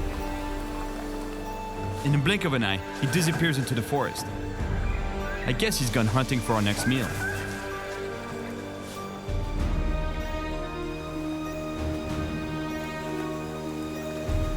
piranhas. Tack, tack, tack, tack, tack. Fish on. I think it's a piranha. What is it? Electric eel, electric eel. Man, I gotta get out of the water. This thing is really dangerous. It can shock you and knock you unconscious. Isai, can you por aquí, aqueo? Por aquí. Releasing this eel could be dangerous. And Isai clearly thinks it's not worth the risk. Huh? Para comer? Yeah. I knew that eels are dangerous, but I barely told him. I barely said the name of the fish. He was running down here, boom, boom on the head, killed it right away because they're so scared of this animal. Pega aí. Tá agora. Não, você pega. Você pega. Não, você. This game is good. See? É. Yeah? No. É, põe. Espera aí.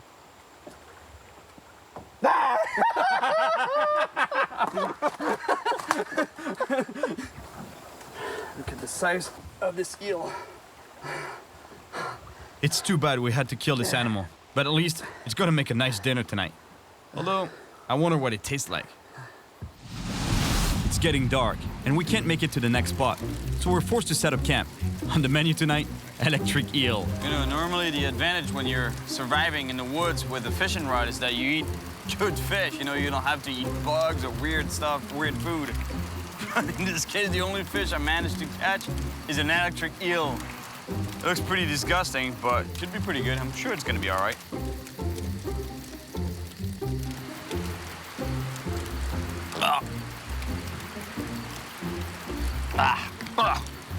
Você gosta?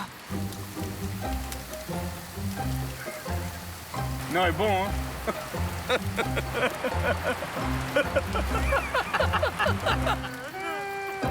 He doesn't like it either. Oh my God. There's nothing better than waking up hungry after 4 hours of sleep, especially when you know that there's a long day of walking in the forest ahead of you.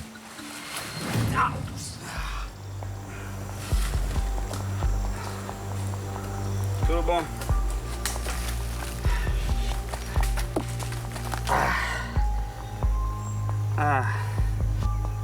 That's bad. I just slipped under that log there. I don't know how I could cut myself like this, but God, the only thing that worries me is an infection. I'm not gonna let this cut slow us down, so I quickly disinfect the wound, and we keep going. We still haven't eaten this morning. Although that eel wasn't very tasty, it's kept us going until now. But it's time we catch something to eat. And Isai's found us a spot where we should be able to find some delicious peacock bass. But to get there, we have to cross the river. He wants to go fishing the rocks there. Big boulders. He says it's a good spot for peacock bass. The thing is, we gotta swim across, and there's a lot of current. But it's pretty deep too. Então vamos? Você primeiro? Oh.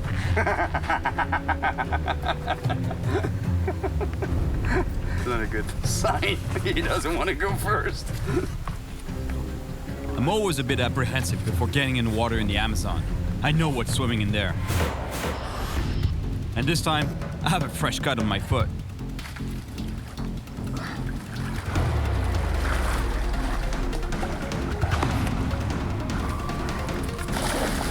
I'm hungry. My leg is sore from when I fell, and my foot is bloody. Let me tell you, I don't feel like staying in the water too long here.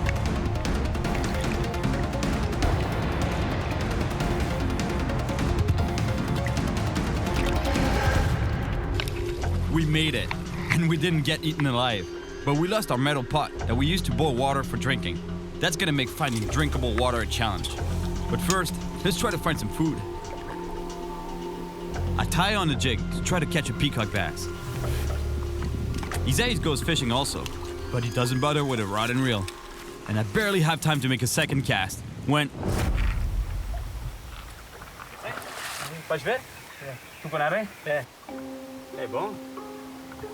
He doesn't mess around. One arrow right through the head. That's it. That's pretty efficient. Now that we have a peacock bass for lunch, and since we're already out here, I'm gonna try to catch a paraiba. I'm gonna try a cast right there in the pool. Because you see the moving water? The action of that moving water digs a hole. Catfish, they like holes, and especially piraibas. After a 10-minute wait, get a bite.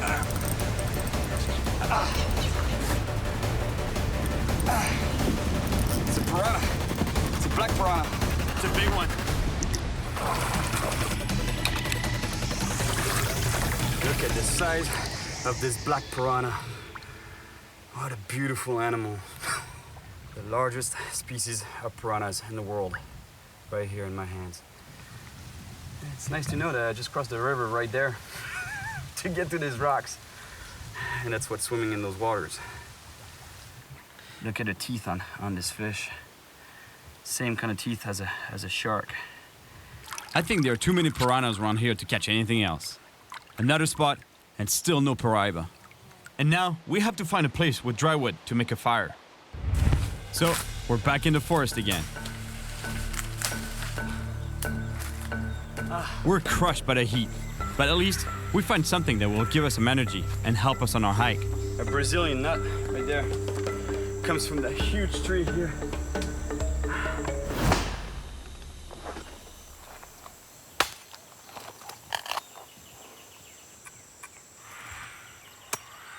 That reminds me of another time I was in the Amazon, in Brazil actually, and ate some nuts in which there was a worm. We had to eat the worm.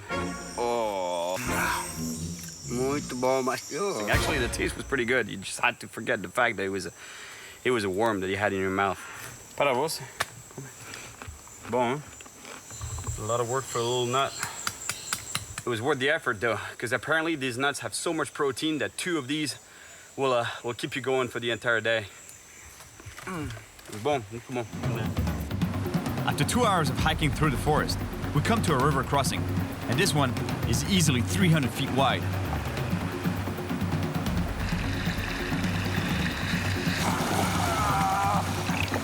As if the current isn't hard enough to deal with, the bottom of the river is filled with slippery rocks too, and there's holes everywhere. Plus, I still have a sore leg. I really have to be careful not to be swept away.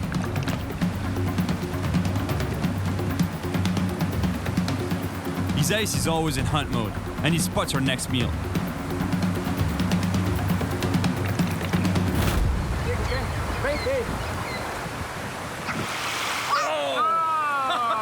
Wow, unbelievable. Did you see that? He speared the fish, and not even using the bow, you know, he just saw the fish and speared it, you know, with the arrow. Unreal. Look at this fish. That's a voracious predator, let me tell you. It actually makes the piranha look like a poodle. Look at the teeth on that thing. Look at that. The trairão. Giant trairão. I've caught them before. And they're ambush predators, so they sit and just wait for something to come by and bang! They latch onto it and kill it. So I'm glad that Isais saw it first, because I could have stepped right in that fish's hole and boom, my foot. Let me tell you, at this point, we're really hungry. We have to find a spot to eat our fish. And what better place to make a fire than a beautiful beach in the Amazon?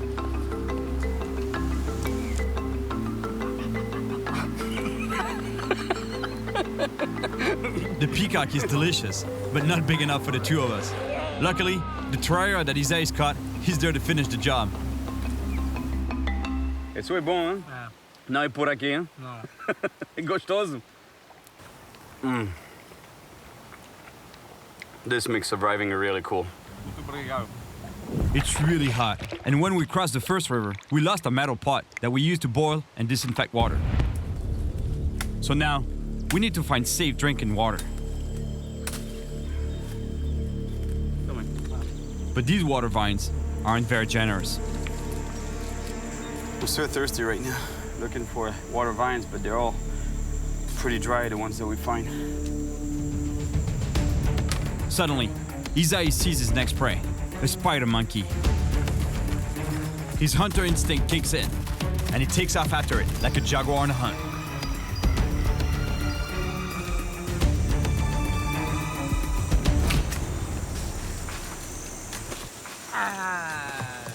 Cyril! Macaco? É macaco aqui. Estava aqui? É, não sei agora. And he took off so fast after a spider monkey. He missed his shot though. It's a pretty good thing. I was gonna eat monkey, and I don't feel like eating monkey. I don't want to see a dead monkey, to be honest. Now, it's my turn to catch the next meal, which will allow me to do two things. Get some fresh bait to fish for Paraiba, and save some monkeys from Isais.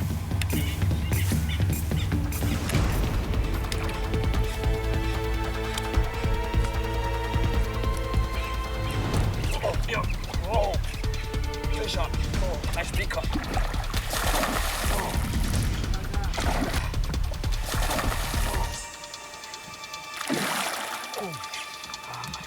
Look at that. Beautiful peacock bass. Beautiful animal. I really want to release this fish, but in the Amazon, you always need to have your next meal ready. Você tem com fome, não? Muito. The forest is dense, and there's just no way we can get to the next fishing spot before dark, which means we'll be walking through the jungle at night.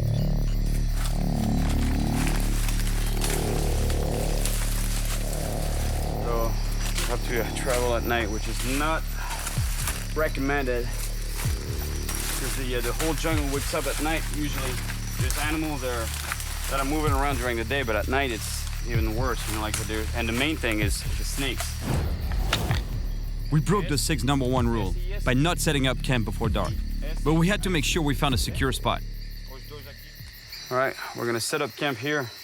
At least before setting up camp, I apply another 6 rule. Fogo é muito Fogo, importante. muito importante porque animais, eles não se aproximam do fogo.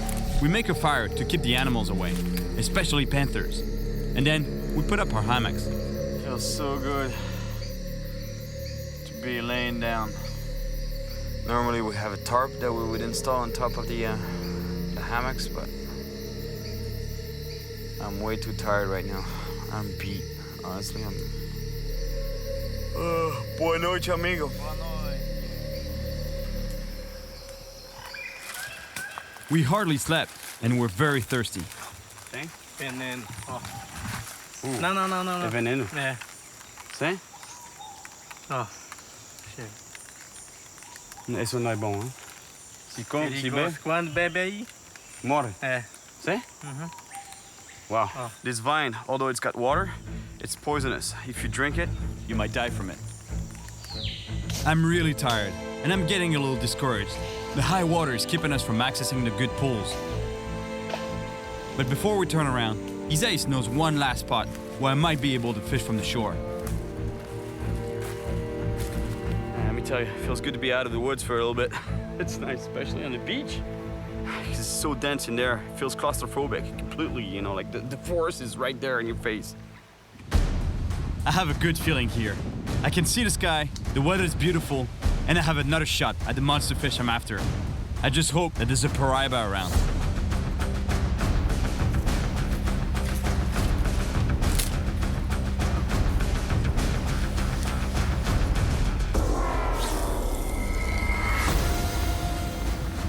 And once again, the wait for a monster begins.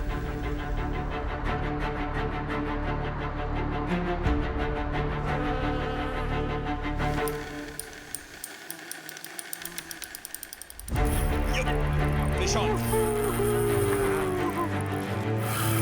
I hope it's a Paraiba. Woo. Big fish. I don't know what it is. Could be, could very well be.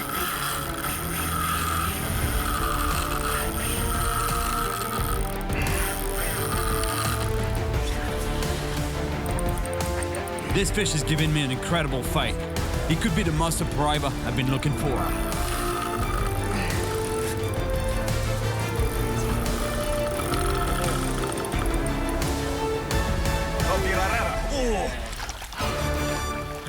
I was hoping for a Paraiba, but no. It's a red-tailed catfish. That's a beautiful type of catfish. The red-tailed catfish, or pirarara in Portuguese, in Brazilian actually. And the entire head of the fish is bony. Look, this is bone, all the way to here. And this fish is completely armor-plated. About 1/3 of the fish is pure bone. And this fish, it has all the attributes of a bottom feeder. It has the barbels here that he uses to probe the bottom for food, a big, wide mouth to be able to swallow whatever it finds on the bottom, and tiny, tiny eyes, because they're not used to feeding with their eyes. They're used to feeding by feeling the bottom, so they don't really need their eyes. Look, this is a big catfish already, but what I'm going after is at least 4 times as big as this guy. Nice fish. All right, buddy, back to the water for you. See ya.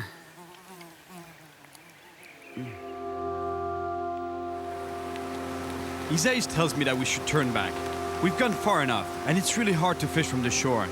But I can't give up on the monster Paraiba.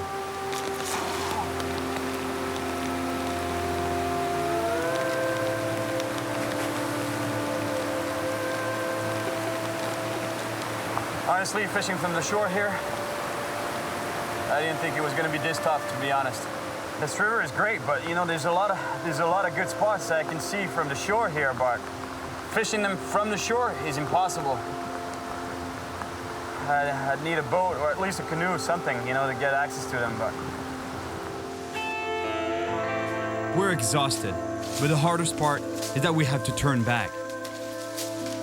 We're just on our way back to the camp now, and to Wellington's camp, and I think we'll figure out a plan B from there, because this is not working out for sure.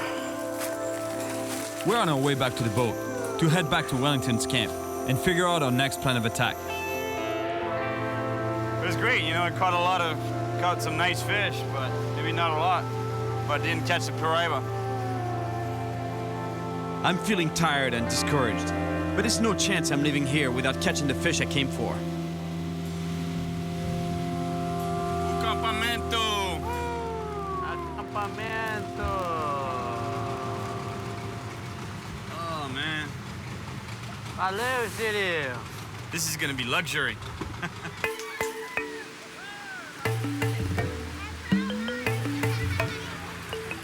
Hola, amigo. Hey! Tell me, how was it? It was quite a trip, man. I'm beat. Really? Yeah. Yeah, it was great. It was look... great. We caught some really good fish, nice fish, but no Paraiba. The water level is so high. Yeah. We can't get access to a lot of spots. Yeah. Man, you know what? Just relax, have a beer, take a shower. I think you deserve. Do I stink? I stink, hey, man. I even smell myself. Yeah, That's you know, just relax. I took a nap in a tent, pretty luxurious compared to what we had for the last 3 days. And of course in Brazil, even in the depths of the Amazon, we play soccer.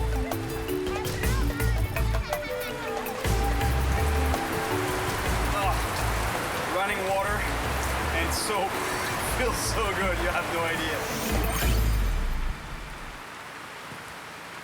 So tell me a little bit what happened up there. Well, I think it's just that the water level was way high, you know, like way too high actually to fish from the shore. You know, I don't want to take the risk of getting bit by something there. Sure. A pessoa não leva o Cyril para pegar piraíba se eu pegou naquele dia grandona. Yeah, you know, she brought up an idea. Yeah. She was talking about Paraiba there. Yeah, she said that why I don't take you to the place where we seen some big ones before. Give it a shot? Yeah, give it a shot.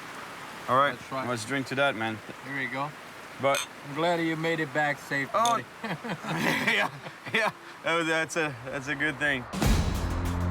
It's my last day here, and Wellington has one more spot to show me. I trust him.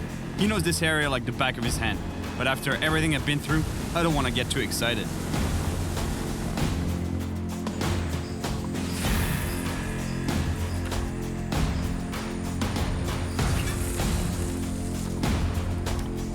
Wellington, pensa que vale a pena pescar aqui? Vamos tentar. Let's give it a shot. Can't believe it. Went so far to catch a monster fish. And didn't get it. Caught some nice fish, but that's not what I wanted. And once again, the Paraibas are just not biting.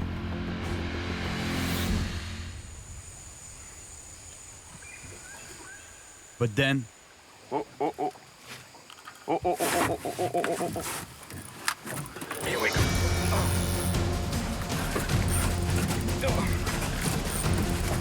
Yep, fish on. Wellington, fish. Is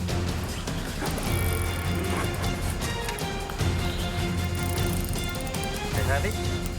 Yeah. I don't know what it is. It's not moving much yet.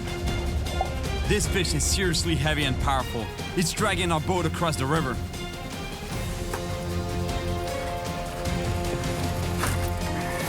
Man, he's not coming up. He's not gonna give up. He's not gonna give up. I'm telling you, it's not easy. No, he's there. Oh, you see it? Yep. It's a good fish. Hey, honestly, even if it's a red tail, it's a pretty big red tail, and I'd be really happy right now.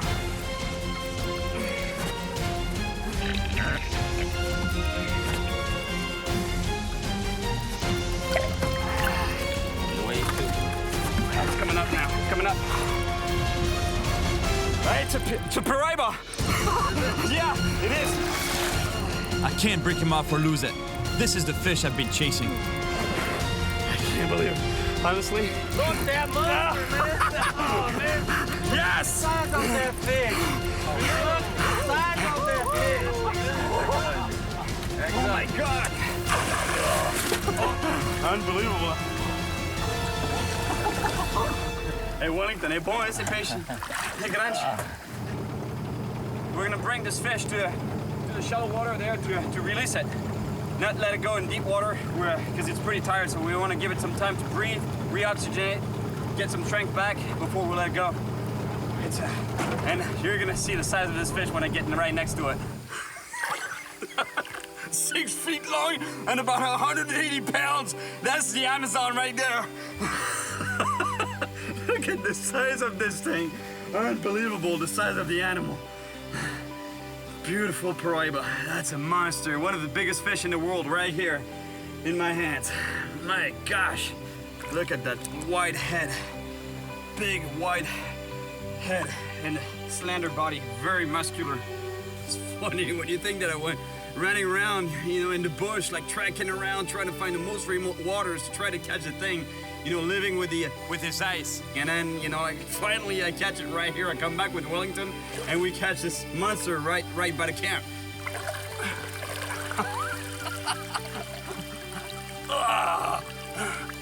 That's great, man. I'm glad I came back here.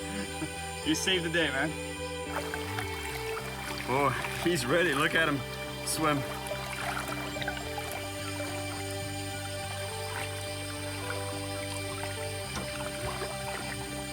Adeus, Domingo.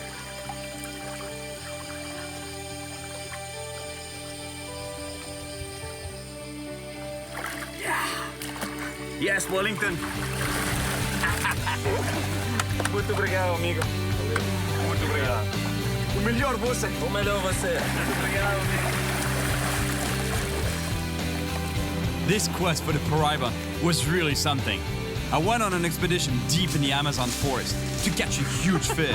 Unbelievable. And along the way, I learned many new things about survival. Yes, I cut this snake 6 way. This is one of the most remote places on the planet. And I've got to say, it really wasn't easy. And just when I was about to quit, it was thanks to my friends Isais and Wellington that I finally managed to catch an amazing fish.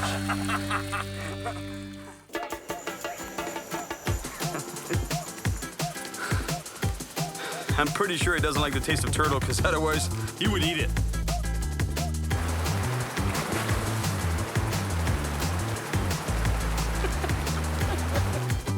It's not a good sign. He doesn't want to go first.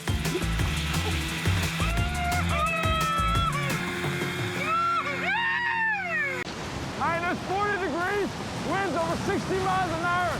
That's the great north of Canada. Yeah. My name is Cyril Chauquet, and I spend my life traveling the world chasing monster fish. I love pushing my limits, and that's why I want to try surviving conditions that I've never seen before. Canada's Great White North. Everything is complicated here. It's cold, the ice is very thick, but also dangerously unstable in certain places. The distances between fishing spots are very long, exhausting, and risky. It's also the territory of some of the world's most dangerous predators and wild animals that can sometimes be a threat to humans. Ice fishing is an ancient technique that's been used for survival by the native people of the North for generations. I've fished on ice before, but never in such extreme conditions as in the Great White North. Oh yeah, that's a big one. I know that some monster fish can be caught in these icy conditions. And this time, I'm here on a mission to catch one of the Arctic's strongest fighters. A fish known here as the laker.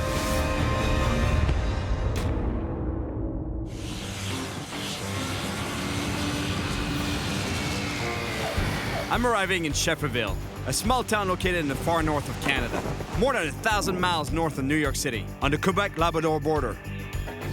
Crevalle is in the heart of the territory of the Innu First Nation, the native people of the region. I fished here before in the summer and got devoured by bugs. Whoa. But I loved it, and I caught some beautiful lake trout. Around here, they're called lakers. But this time, I'm back on a mission to catch a real monster lake trout on the ice. It's cold! I'm meeting up with a group of Innu fishermen, but they're already at their camp, and they didn't leave me much info on how to get there. Apparently the guys told me, we left you a pickup truck with a skidoo in it. That must be this one there, because otherwise, like pickups, that's all that drive here. Look, there's just pickups everywhere. And the key should be in the gas. Oh my gosh, my hands. It's cold. What am I doing here? Honestly, I could have gone anywhere in the Caribbean and Mexico. Crystal blue water, turquoise waters, big fish, everything. No, I just had to come here and freeze my you-know-what. But it's beautiful though, and it's gonna be cool. Yes, it's gonna be cool, really cool. No kidding. Today's temperature in Crevalle, -40. Well, welcome to the Arctic. By the way, dog sleds are barely used here anymore. Nowadays, people use snowmobiles. I have to stop at a local restaurant to get the exact coordinates. In addition to the language spoken by the Innu, people here also speak French. Quelqu'un qui m'a donné un bout de papier là, pour toi, là, pour ça, je sais pas trop. Ils ont dit d'aller le rejoindre à ces coordonnées-là. Aucun problème. They're sending me 70 miles into the woods to meet someone I don't even know who that is exactly. But, the only thing I have is GPS coordinates and a snowmobile. I gotta get going, because I have 70 miles to travel and no idea what condition the trail is in. It should take me about 5 hours to get there, and I need to make it before dark. But at least I have GPS coordinates and some experience with snowmobiles. But it's been a while. That's gonna be epic. And here we go, Canada's Great White North.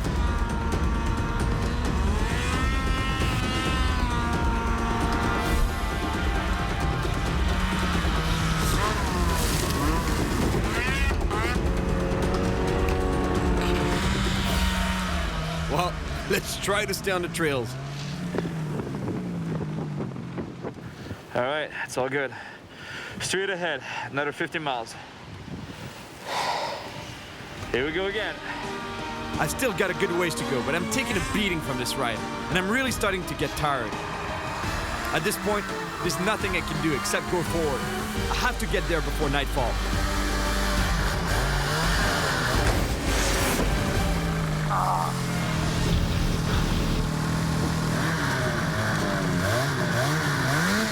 My snowmobile is flipped on its side, and I can't get it straight again.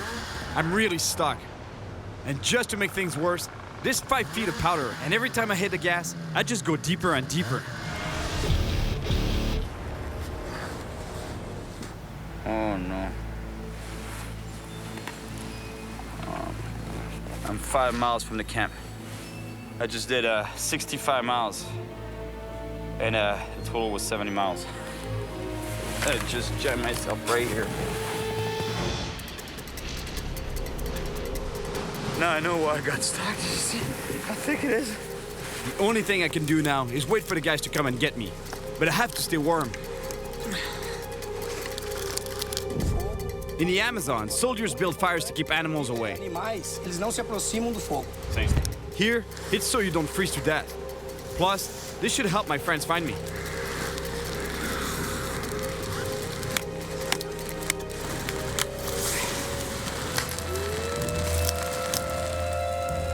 I just hope that wolves are scared of fire, because they don't sound very far.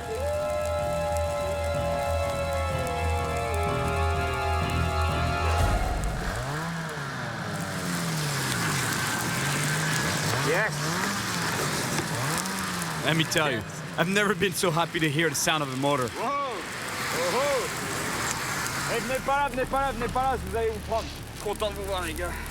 I'm telling you, I'm really happy to see these guys, because I was pretty sure I was going to spend the night here. Et là, au moins, t'as-tu des armes? C'est pas avec ça que tu vas défendre des loups, là. Il va s'approcher à l'entour du feu. It freaked me out because they're telling me, I always thought that wolves wouldn't come close to you too far, but actually they tell me otherwise. They tell me that they will come. Et en tout cas, je suis content de vous voir, les gars. Merci beaucoup, c'est vraiment cool. Comment c'est ton toit? Chani. T'avais pas fait ça à moitié, hein? Ok, on va être bon, Cyril, là, ouais. It's clearly not the first time that these guys pull out a snowmobile. They know exactly what to do.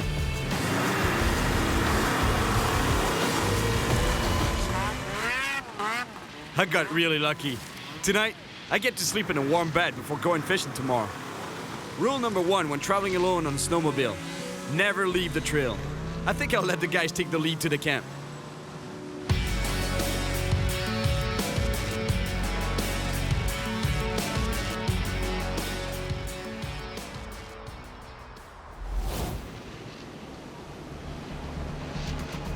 It's actually hot this morning.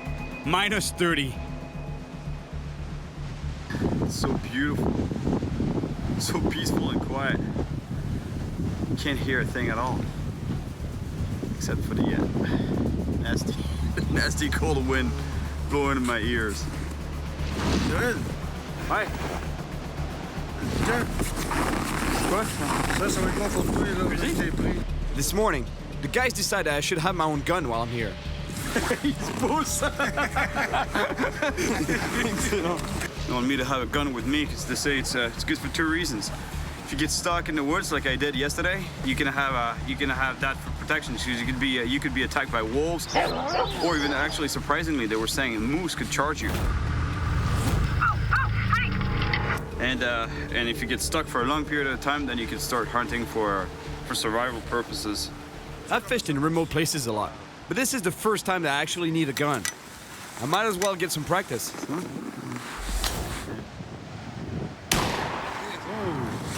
Je crois que je l'ai eu. All right, it's time to go check out the ice for some lake trout.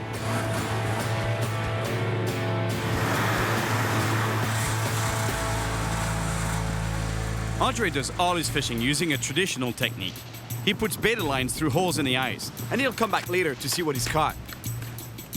First Nations people are the only ones allowed to use natural bait in this part of Quebec. And traditionally, they keep the fish for the community. Check out the size of this laker that he's pulling out of this hole. Yes. And imagine, they get much bigger than that. You see, the technique that they're using is pretty smart. You know, they attach the line to the tree. At the end of the line is the baited hook. And when the fish takes the bait, he's gonna start pulling on that line. And they make that special knot so that first they can tell that there's a fish, because if the knot is come undone, that means that there's a fish that's pulled on the line. But what it does is that when the fish takes the bait, it's gonna start pulling some line. The knot is gonna come apart, giving the fish some slack, so it goes, it takes off, and then all of a sudden, bang, he's gonna reach the end of the line. Bang! Oh, Ça marche, la technique. Look at the size of that lake trout. That's a beautiful fish. Just barely jigging that piece of bait in the hole. He pulled a little one. The bait stayed overnight, and he dropped that same bait again in the same hole and just barely jigged it. Boom! Hooked that big trout. That's gotta be 15 pounds for sure. Man, that's frustrating to have to fish with this. The plastic bait. Vraiment, ça, si je te claque une 30 livres, là. This little rod is actually made for ice fishing, because if I was using a regular rod, I'd be at least 6 feet away from the hole and not be able to feel the bite so well. Surprisingly, These rods are very strong and can handle a lot. Oh! Encore! Oh no! This guy's killing me! I can't believe it! We're gonna try a different spot, and this time I'm starting to fish first. Because if they put any bait in the water, I think I don't stand a chance at all.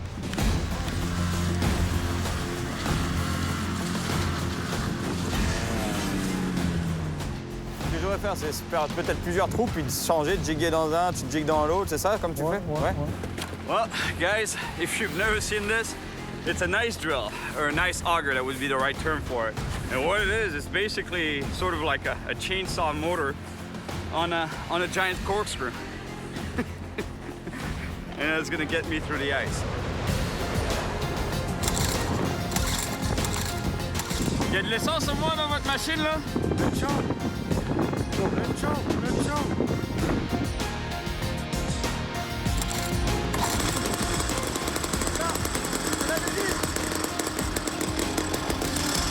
All right, here we go.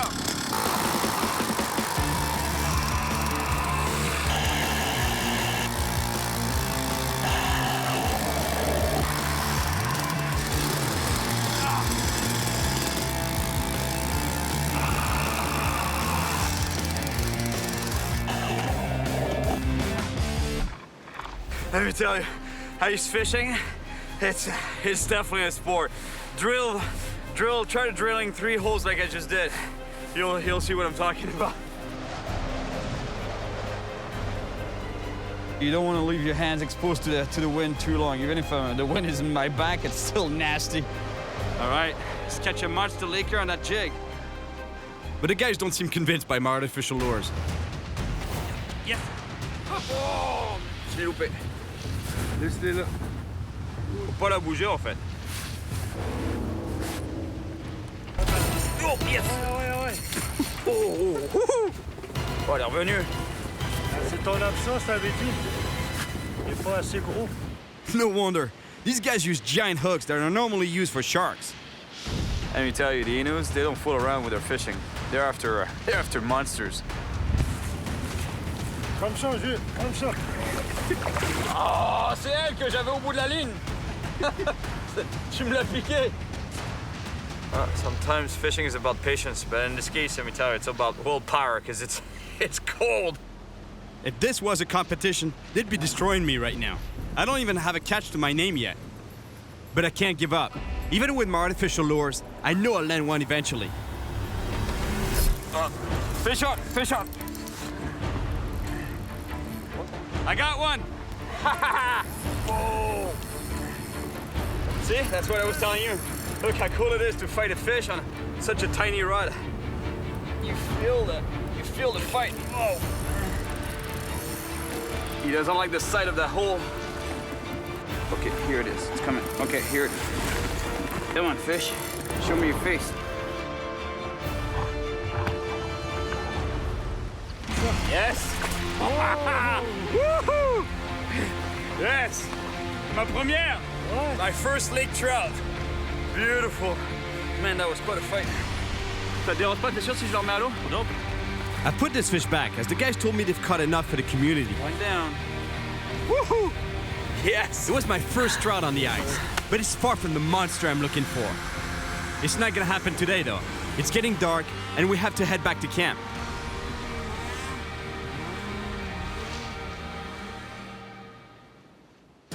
Andre caught half a dozen lakers today. And guess what we're eating tonight? Grouse, or ptarmigan to be exact. Man, that's gonna be good. That's a wild ptarmigan right there, and I've never tried it before. And caribou filet mignon. That's gonna be awesome. Pas d'énergie pour retourner à soir, là. À soir où? À Crevalle. The guys have been here for a few days and are starting to get tired. They want to head back to Shefferville tonight. But at least we have a great meal to recharge our batteries before our long and very cold ride back. Caribou's so good. Hey, you want to see how cold it is here? Like, I'm not joking. I opened the door earlier today, and now look. Now you know what I'm talking about? That's not smoke. There's no fire outside. It's too cold. It's like you open a freezer. Thank you very much, guys. Honestly. It's too bad that my friends want to head back tonight. I was really starting to get the hang of this ice fishing thing. Well, I guess I'm gonna have to figure out a plan B. After a long snowmobile ride, I'm back in Shefferville.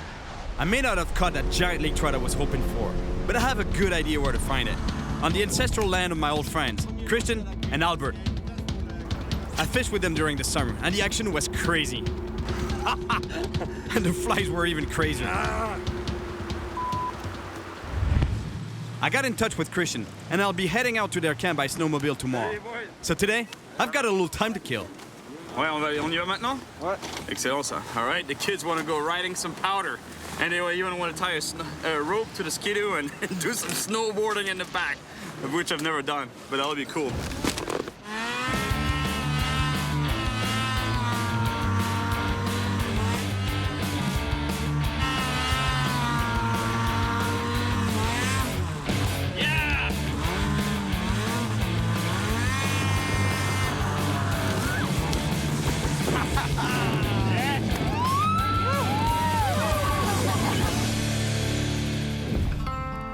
The snowboarding was really fun, but it's a giant lake trout with my name on it, 185 miles away from here, on Christian and Albert's land.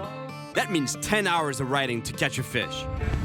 The great news is that Alexander, a friend from around here, has offered to get me there. And tonight, he's invited me for a traditional Inuit supper. Bonjour Alexandre, comment vas-tu? Ça fait plaisir de te voir. Aside from Alexander, I'm also greeted by the chief of the village and other members of the community. Caribou meat is on the menu, and so is the head. There's no waste whatsoever in the traditional ways. Before eating, the village elder, Ms. André, wants to have a word. She explains that she's proud to share this traditional supper with us all. It's crazy how much their diet consists mainly of meat. They were nomads, right? So they would need the protein to travel long distances and hunt. And I don't know if you know that one, but vegetarians is an old Inuit word that stands for bad hunter. Merci. Merci beaucoup. Comment on dit merci déjà en Inuit? Tenishkometen. T'as compris. True to the Inuit ways, after a good meal, it's time for some music and dancing.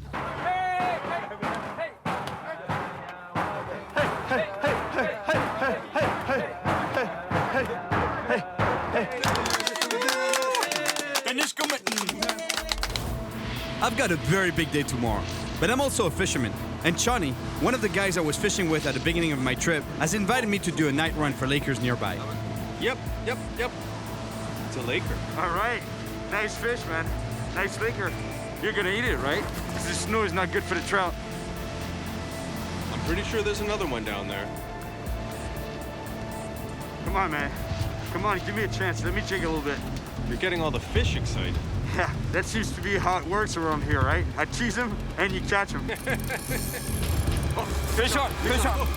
Oh man, that's a nice fish too. I hope that's not a 40-pounder or you'll break your line. Yeah. All right. Yes. Nice fish. Yeah, man. Nice Laker. Not a monster, but it's the right species. It's definitely a nice fish, but far from the monster trout I want. All right, yeah.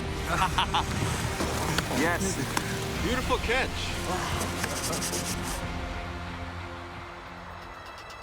And here we go for a very long 185-mile snowmobile ride. If we're lucky, it'll take us 9 or 10 hours to get to the camp. The ride is brutal, and there's absolutely nothing on the way there. Not even a trail.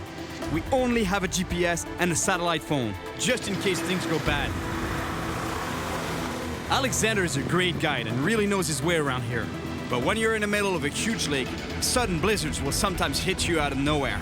There's nothing you can do but stop and wait for it to pass by.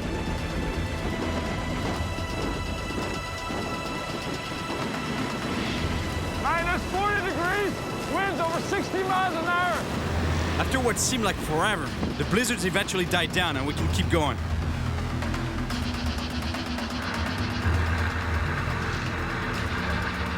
I'm completely exhausted from all the non-stop riding, but for Alexander, it's just another walk in the park. Honestly, I'm surprised that we actually made it to the camp. Hey, Albert! Quick! Merci beaucoup. Christian invites us into his tent for some tea so we can warm up. I'm totally exhausted from the trip, and I really need a good night's rest. Merci beaucoup pour l'accueil encore une fois. Tomorrow, we're going out to find some monster lakers.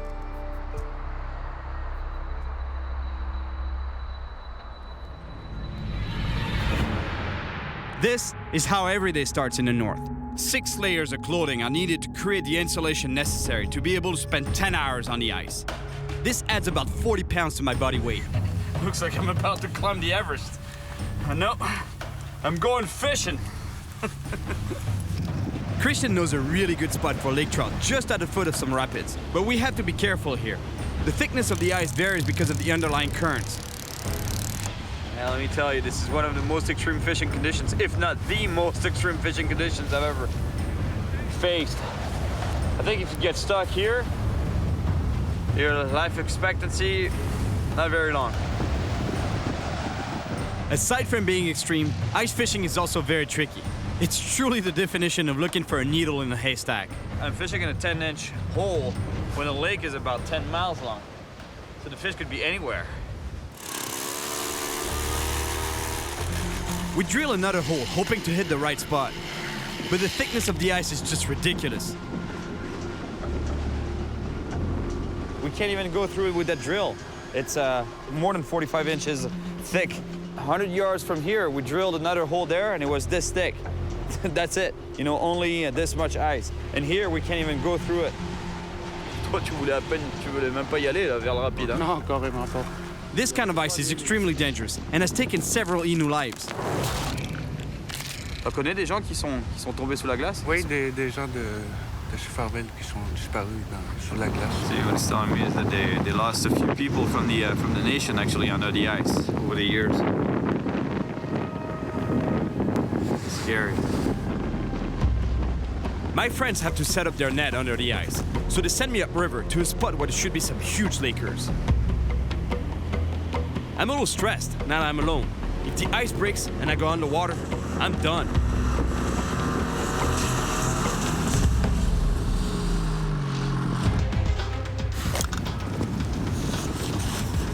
Oh, it's nasty on the hands.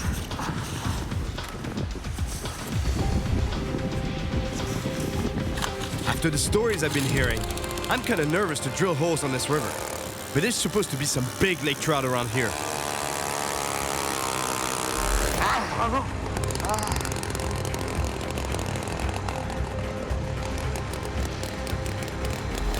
See, that's the snow. But here, I'm in some slush. I mean, it's wet snow. And the ice is right there. So when I drill, the ice is actually underneath the slushy part, the wet part here. So when I drill right through it, that's why the machine almost went under, because he went into the slush. It's pretty tricky, man. I don't even see the hole there. I just see slush. I don't even see where it is, but it's drilled through. Actually, when spring arrives, the snow becomes so heavy that it starts pushing down on the ice. The water is pushed up through the cracks and over the ice from the shores. Then the water mixes into the snow to create slush on top of the ice.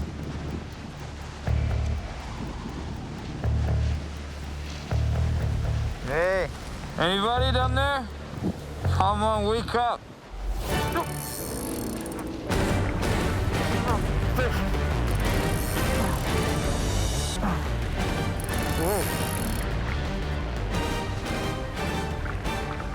Oh yes, speckled trout. Speckled trout. Ah. Yes, beautiful speckled trout. It's not what I was looking for, but it's a really nice speckled trout. It's so cold. I have to get this fish back as quickly as possible. Sorry. All right, back to the water, beauty. Christian and Albert told me that lakers and speckled trout don't really get along that well around here. So I think I'm gonna go drill some holes a little further downstream to see if I can find some lakers.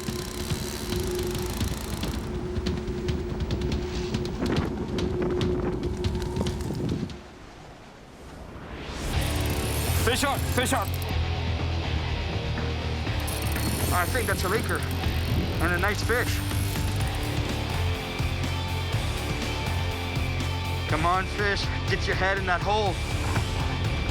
All right, nice leaker. I just wish it was 20 pounds heavier, but still, it's a beautiful lake trout. I caught 2 fish, but no big one yet. I'd keep on drilling holes and jigging for that monster trout, but I have to get back to camp and check out what the guys caught in our net. Alexander and Christian are having a serious conversation. They thought they were gonna catch a lot of fish with a net, but only got a couple of small ones. And I released everything, thinking that they would already have enough for dinner. Ok, non, je vous garantis que les prochains poissons, Monsieur Mackenzie, je les remets pas à l'eau. Je les ramène ici. I guess catch and release here, it's a big no-no. They do subsistence fishing, and you know, so they have to have a lot of fish. Plus, they bring it back to the community for people that don't have access to the stand and can't fish. So.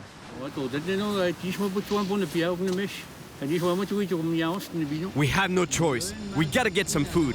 So Alexander decides we should go hunting for grouse with Bernard, another guy staying at the camp. Juste là, elles ont descendu des branches, mais elles sont là dans les branches, juste au bord de la rivière. Ok, super. On the way, I went around the wrong side of a broken tree trunk, and now I'm stuck again. One thing I've learned so far is when your snowmobile is stuck in powder snow, you have to bring down the front end so you can get some traction in the back. I understand the theory, but clearly I'm not quite there in practice yet. Quelle idée t'as sorti de la piste? Il voulait faire son dur, et puis là, il est pris. I feel really bad because I'm just slowing everyone down. Okay.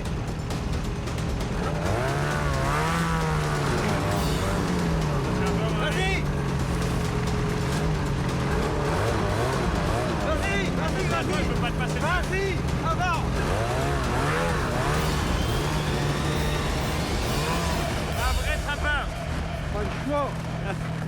Merci, mon ami.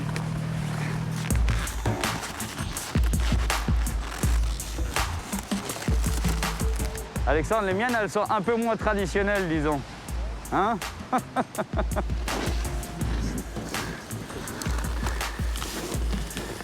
C'est là où mettre tes raquettes, Cyril. Toi, tu les as mis en littéralement 5 secondes chacune. C'est ça.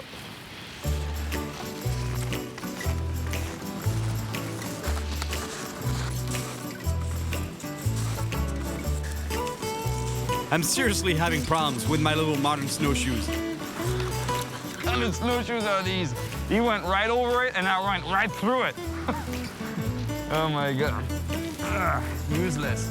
While I'm rolling around in the snow, Alexander is not wasting any time on the hunt. Man, the old man can shoot. He got 3 birds with 2 shells. Man, I feel a little bad for this bird, you know? Had I kept the fish, it would still be running around in the snow. Now that we have enough for a meal, it's back to camp. Life here is very simple. You eat what you hunt or catch. Nothing's wasted. Life can't get better than this. Good food, good friends, good fishing, good times. Merci beaucoup, les amis. Oui, tu viendras n'importe quel temps. Hein? Ouais, bah, l'été, je pense. L'été, je pense que la prochaine. Today, I'm gonna catch my big laker. But before heading out, we have to do the daily chores. If not, we'll have nothing. Nothing to drink, nothing to burn, and at minus 30, nobody lasts very long. My chores for the morning are pretty straightforward. Chop some wood, get some water. Usually on fishing trips, I try to stay away from the heat. But on this one, I gotta make my own. Because let me tell you, it's cold here. In the summertime, finding drinking water around here is very easy. It's everywhere. But in the winter, it's a whole different story. I should have drilled a new hole. Because opening this one is a pain. That's a workout. The kind of thing you take for granted at home, you know, when you turn on the tap and you get some water here. Not quite the case. You could do it with snow, but it has no volume. So you gotta go back to the holes, drill a hole, or use the hole that is used by the camp. Unreal. Everything freezes around here.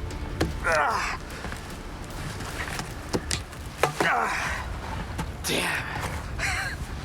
What am I doing here? Honestly. Beautiful. It's hot today. Weather's nice. Blue skies. Those are not pine trees. They're palm trees. Albert and Christian also fish the traditional Inu way. And just like André, they use natural bait. Il faut faire bien attention quand on fait des apports. On dit que la grise est fière. La grise est fière, hein? Look at the size of that bait. That is huge. We're in freshwater here. We're in Canada. We're not catching sharks. We're trying to catch a lake trout, a monster one though. Because those fish, they have huge mouths, very big mouths. So what's gonna happen is that the lake trout is gonna turn around the whitefish thinking, that looks good, I wanna take that whole, you know? And it's exactly what's gonna happen. The lake trout is gonna turn around that whitefish thinking, I really wanna eat that. And usually, they take the fish, they swallow the fish head first. So it's gonna swallow the fish head first, the whitefish, and when it's gonna start feeling some tension, the line, the rope actually, it's gonna wanna try to get rid of that bait that's in their throat. But the problem, that's gonna get stuck by the hook here. And let me tell you, whatever takes that bait, he's gonna be big. Christian and I head out to one of his favorite spots. While he sets up his traditional lines, I keep on jigging with a spoon.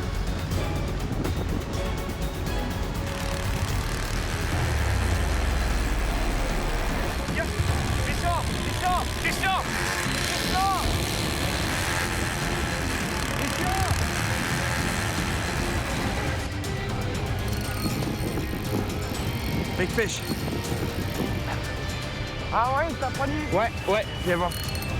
Yeah, it's definitely a nice fish. Whoa. Hey, c'est une belle truite, ça. Hein? Oui. Oh. It's either a big lake trout or a really big pike.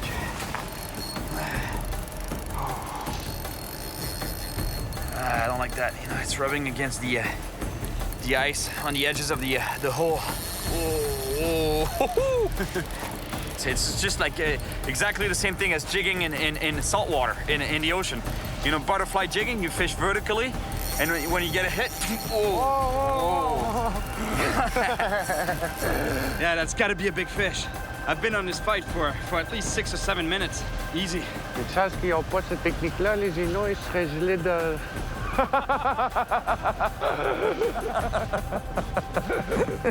I've been on this fight for so long that what he said, that's why my ancestors wouldn't use that, you know, like this technique, because otherwise they would be frozen on the ice right there. And I don't think he would be here to tell me that. Okay, elle arrive, je la vois. Ouais, elle est là. The fish doesn't want to stick its head in the hole. All right, I've got it. Yes. Yes, beautiful lake trout. Look at the beautiful colors on that fish. The yellow hue on the fish's flanks, beautiful. Tu la veux? Ah, certainement. On la ramène pour Alexandre, non? Oui, pour Alexandre, oui. A beautiful lake trout, but I'm sure I can catch a bigger one. As for now, it's time for lunch. The guys are preparing the fish for a traditional shore lunch. Meanwhile, they send me out to get some wood. Let's just say that this part is a little less traditional. I've found a perfect tree that is already dead, dry, and still standing. But to make sure I don't lose an arm falling through the snow with a chainsaw, I have to pack down the snow around the trunk to be more stable. You gotta be motivated here to put down a tree.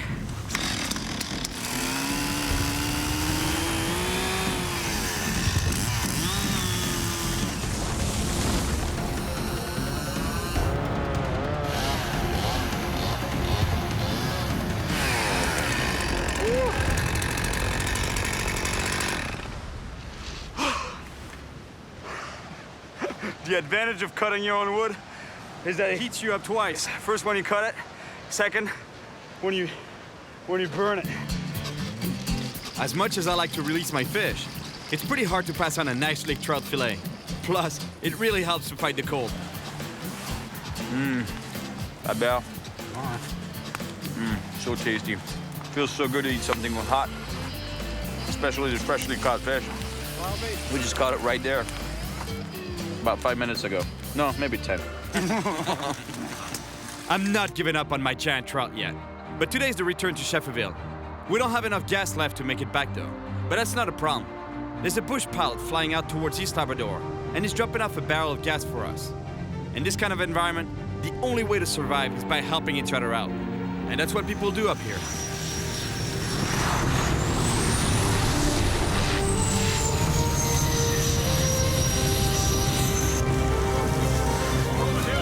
That was the first time I see a plane landing on snow. That was really cool. Really amazing.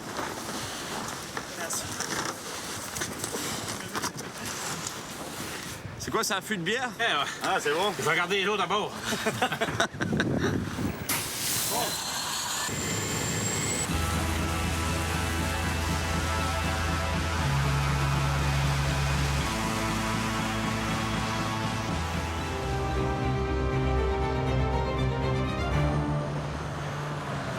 Even though I didn't catch the monster laker I wanted, I have to head back to Shefferville. But at least I'll get one last chance to land a huge lake trout there. Last night, Christian told me that I was wanting it too much. According to Innu belief, it has to be the animal that wants to offer itself to us, not the other way around. He also told me that I should visit a shaman to purify myself and get a closer connection with nature.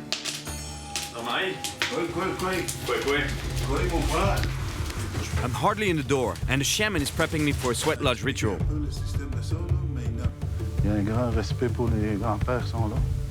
That's going to be quite an experience. It's the first time I try this. This is Jean-Marie is a shaman, so he's invited me to his sweat lodge, and it's meant to purify me. On va chercher un nouveau Cyril.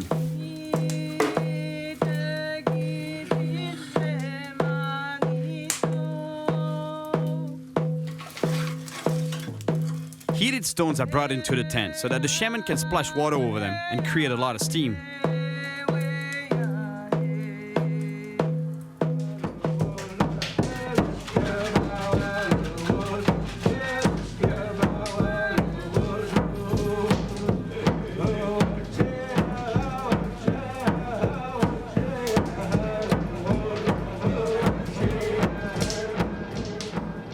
What an amazing experience. It's impossible for me to explain just what happened in there, but it was intense. Even though I'm kind of lost in my thoughts right now, there's one thing I haven't forgotten about, that monster lake trout. Since I'm back in Shefferville, I get in touch with Andre and Chani, the same guys I started this adventure with. They invited me to head out to one of their favorite fishing spots not too far away. And here we go again. Drilling a few holes to maximize our chances of catching a big lake trout. And then, I keep jigging. It's pretty cool, actually, fishing in a hole like this.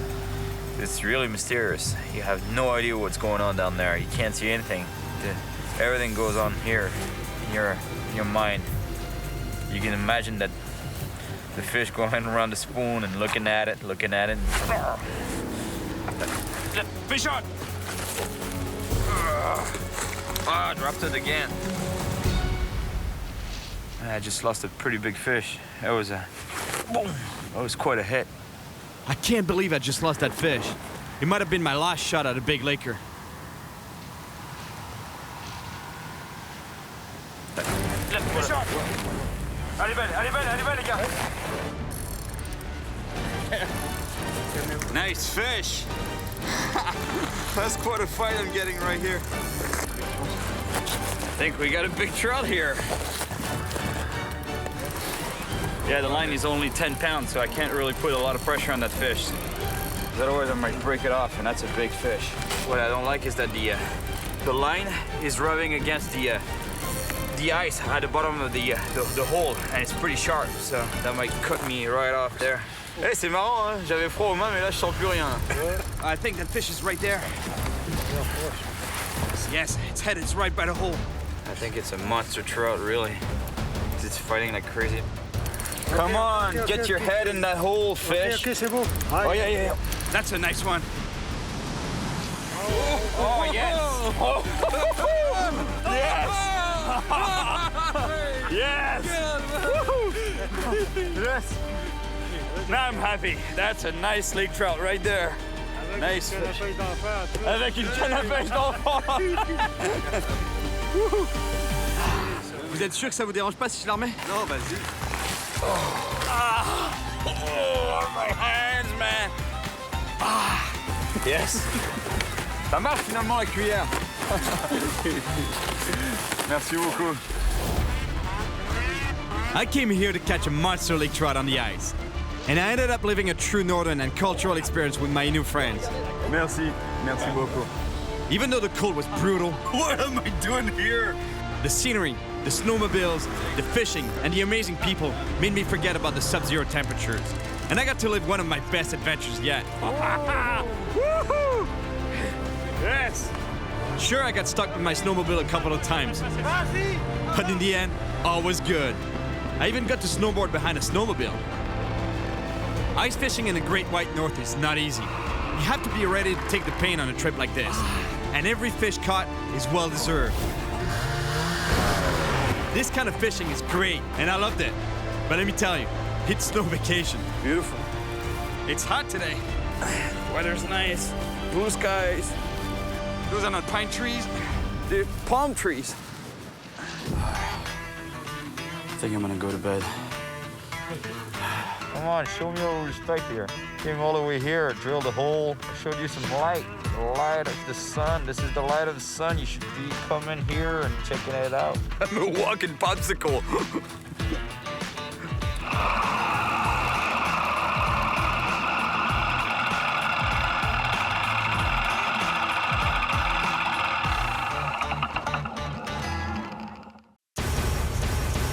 We're looking at a swab in the mouth of a live shark. My name is Cyril Chauquet, and I spend my life traveling the oceans, rivers, and lakes of the world, chasing monster fish. This time, I'm in Florida on a unique and dangerous research mission to catch the ocean's most notorious predator, sharks. Very strong animal, as you can see. Although sharks rarely attack humans, when we venture into their domain, we're taking a deadly risk. First bite, I just felt the bones just crunch. I've been recruited by a medical research program to catch sharks. All right, shark bite. And help their work in finding which antibiotics fight dangerous infections caused by shark bites. Infection is a significant issue here. The team needs me to help with the most perilous stage of their research. Got him. Not only do I have to catch sharks, No, I gotta swab you, buddy. but I have to get up close and personal with them to collect bacteria from their jaws. What's up?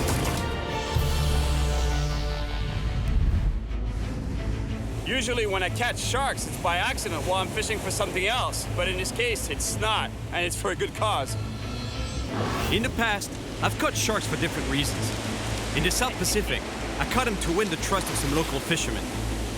Here in Florida, I caught a monster bull shark while handlining for Goliath groupers. Watch your fingers, watch your feet not to get tangled. Oh my God, look at this bull! Look at that bull. And in Tahiti, the sharks were so plentiful that it was almost impossible to catch the reef fish I was after before the sharks would shred them to pieces. That is a huge jobfish. This guy took one bite at it. I've even come really close to getting bitten before while releasing a shark. And like everyone else, I usually try to avoid sharks' mouths. But this time, I have to get as close to their jaws as possible to get the bacteria samples the medical research team needs. And to do it safely, I need to learn more. So I make my way to West Palm Beach, to St. Mary's Hospital, to meet Dr. Robert Borrego, director of the hospital's trauma center. Cyril. Doctor. Hey, nice to meet you. He's the one who recruited me to join his research unit to help identify the bacteria found in the mouths of sharks. So this is where you treat your shark bite patients? I had a recent one not too long ago that was real bad. Once he got here, we did with him real quickly. Fixed his vessels, fixed his muscles, his nerves, everything. But yeah, he stayed 5 weeks in the hospital. And the main part of that stay was dealing with infection. I thought that a shark bite was mainly a trauma situation, but it's way more than that. The infection is a big deal. Infection is a significant issue here. Because you just don't know what bacteria are present in the mouth We of never sharks. knew that. And the reason why I started this study is a patient's family asked me, Dr. Borrego, what kind of bacteria are in the shark's mouth? That patient, a little boy attacked near the beach by a black-tip shark, almost died from the infection. You know, in this area, black tips inflict a lot of the wounds because people are swimming at the beach, that's where they are. I mean, by you coming and joining our team and helping us out to swab sharks, catch the sharks, you're part of an incredible study. We're trying to save people's lives. So I guess if I get bit during the swabbing thing, that's why I'll meet you again. You'll be seeing me here. I hope not. You want to see that. Wow, let me tell you, seeing these wounds, I don't really like the sight of blood, and open wounds like that, it's quite intense, but at least it gave me a lot of motivation to help these guys. Dr. Borrego, he put me in touch with a pharmacologist by the name of Nate. Yes. He works with Dr. Borrego, but he's gonna be able to give me the swabbing kit and show me how to swab. We're looking at a swab in the mouth of a live shark. This can get pretty messy. You know, we're catching sharks off the boat's rocking, the sharks are fighting. We're trying to get a good, clean swab in there, right in between the teeth and the gums, and that's where all the bacteria can be harbored. The mouths of all animals contain bacteria. When a shark bites, bacteria enters the wound and multiplies, unless it's stopped. The samples I'll collect will help the team determine which antibiotics will stop these deadly infections. Over here is our shark model that we're going to practice on. It's actually a mako shark, the mascot of Nova Southeastern University. So one of the first things is that our swab is sterile. And you don't want to put your mouth just like I did, right? Right, you're gonna end up with the wrong bacteria. There's some goo on that. Oops, there's a lot of bacteria right there. All right, so show me how it's done, man. Again, this is sterile. You cannot touch any of the Q-tip parts because that's going to contaminate it. Nice and tight. So when we're swabbing, we're going to make sure we get both the teeth and the gums, the top and the bottom of the shark. Here I'm demonstrating getting the bottom teeth, again, back behind the teeth, along the gum line. I'm pretty good at flossing normally. Yeah. You know, my dentist tells me I'm pretty good at it. I'm impressed. Yeah, see you. I think we found the right man. All right, let's do that on a live shark now. Let's do this. That's all right. All right. Hey, you have more swabs for me, though. I got 50 more for you. Practicing on a fake shark is one thing. Now, it's time to try my swabbing technique on the real predators. Here's the list of sharks I need to target while fishing. At the top is the black-tipped shark, because according to Dr. Borrego, they are responsible for the majority of shark attack injuries that he treats. I really want to catch some sharks for these guys and help them out with their research. And if there's one place where I'm pretty sure I'm going to find sharks, because I've been there before, it's in the Everglades. And as far as I know, they run kayaks there, so kayaking out to a remote beach, catching sharks from that beach, that would be cool. How you doing, man? Can I help you? Yeah, sure. I need a kayak. Okay, so let's see. You're gonna be back, say 5 o'clock? If I'm not back by 5 o'clock, send a crew out there. Party. Yeah, we'll send the Rangers out.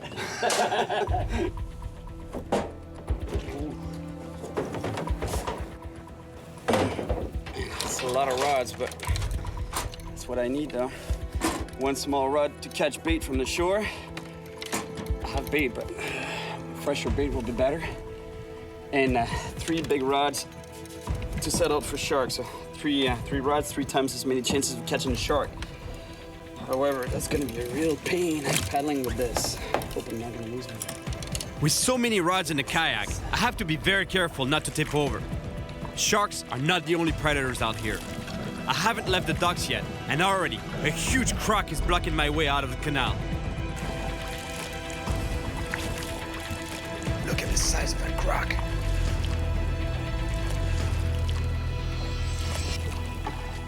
The croc takes a plunge. Time to go. I just hope it doesn't come back up as I'm passing over it. To reach my planned fishing spot, a remote beach on the ocean side of the Everglades, I have to paddle 5 miles into the wild. It's not the kind of trip you want to take too lightly. Besides crocs, several species of sharks patrol these waters, especially big bull sharks.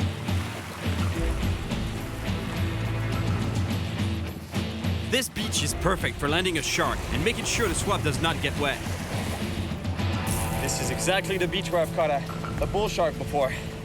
Right there. Big bull shark. Beautiful bull. Watch out, watch out. And with Pete on a rack offshore, and we caught a monster bull shark. Is it your biggest shark here? This is absolutely the biggest shark that I've caught here. Really? He's what, 10 feet? Easy. I would never swim around here. For sure they're around. Let's just hope they bite right now during the day.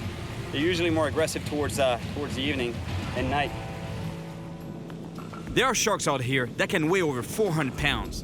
So I'll start with a big circle hook, a special hook made to avoid hurting the animal. And then it's time to bring out a big juicy bait. That's what we want. The redfish head. I know for a fact that there's monster bull sharks here, but hopefully there'll be some lemons.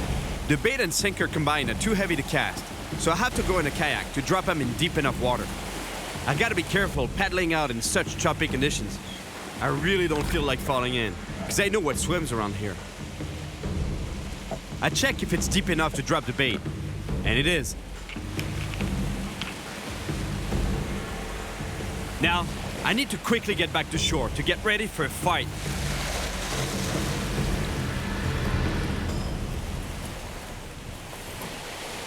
The rod is set, and the wait for a big bite can begin. I start rigging another rod to maximize my chances of catching a shark. Oh, shark there. He's taking off with the rod.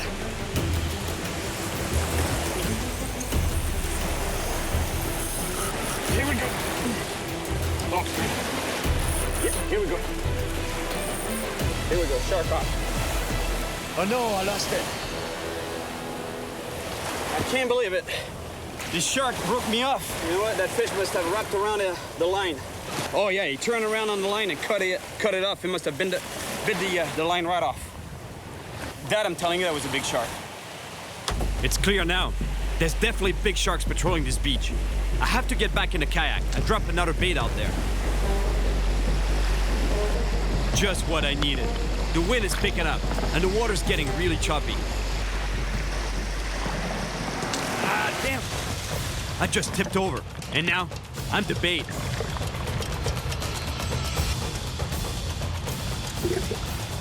I've never gotten back into a kayak so fast in my life. But when you know what swims around here, you don't mess around. That was pretty intense. I finally get out to deeper water.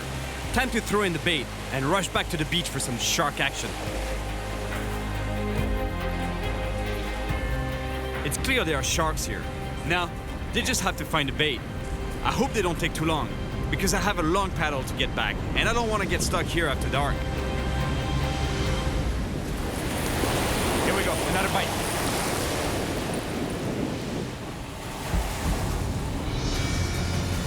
Here we go. All right, we got a shark on the line. I know it's a shark because of the violent movements at the end of my line. That's typical of a shark movement. You can feel that head shake there. Strong, powerful head shake. This shark is pulling hard, and it's tough to see what species it is yet. But one thing's for sure, it's big. You might see a dorsal fin very soon. It's there. That shark. Shark. Yeah, yes, sir. It's a lemon. It's a big lemon shark. I don't like to bring sharks onto the beach, but the only way to get a clean swab is to keep its mouth as dry as possible. Now the problem is I have to land this shark, pull it up on the beach so I can swab it. The safest way for me to get this fish out of the water is to grab it by the tail and bring it onto the beach without hurting it and without getting bitten.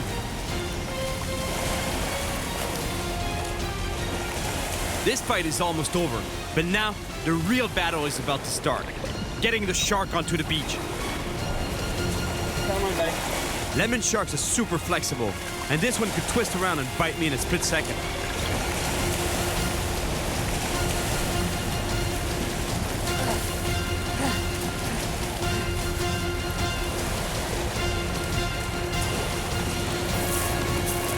This is why you gotta be really careful. They're so flexible they can turn and twist on a dime and bite you. The shark is heading back to the water. I have to stop it. Stay here, buddy. I have to swab it. In order to get a clean swab, I have to keep the shark's mouth open. Sorry, buddy. Just gonna take a minute. I think I'm getting a pretty good swab here. Okay, got it. The hook is out. The fish can go back to where it belongs. really important to remember that most sharks need to swim in order to breathe, so you don't want to keep this fish out of the water too long.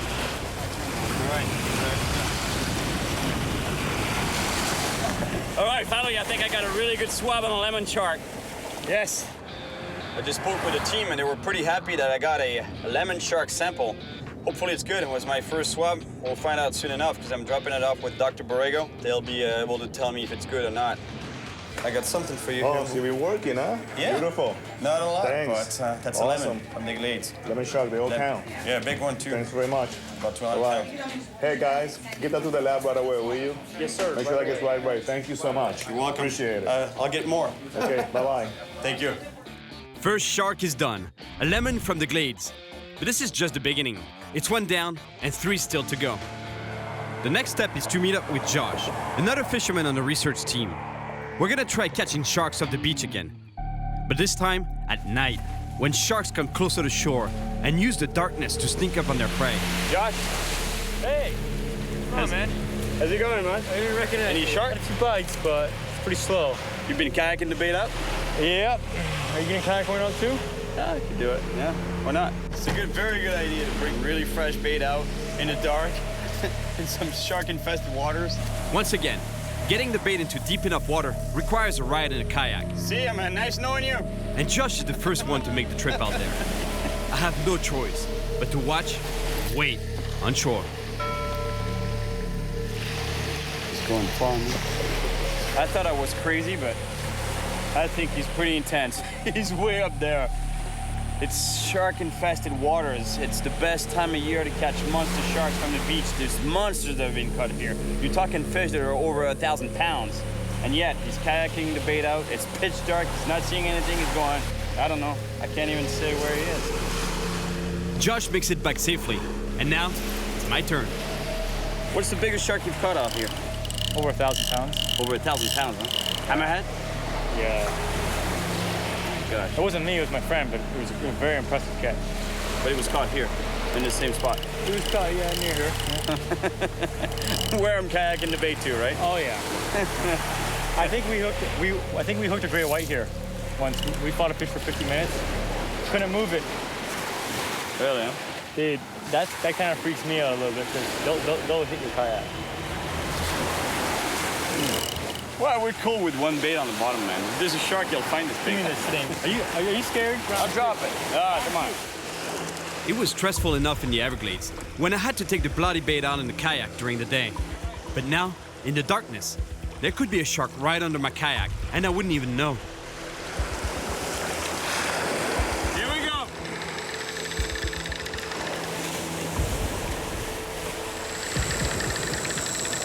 He's doing good. I'm impressed.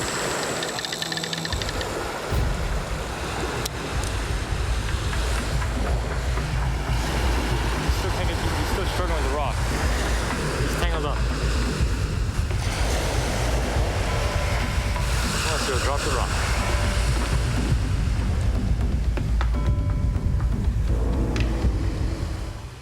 Impressive. In one piece. Still alive. We did it! Things were tense on the water, but at least I was doing something. I was bait. Now, it's just a waiting game.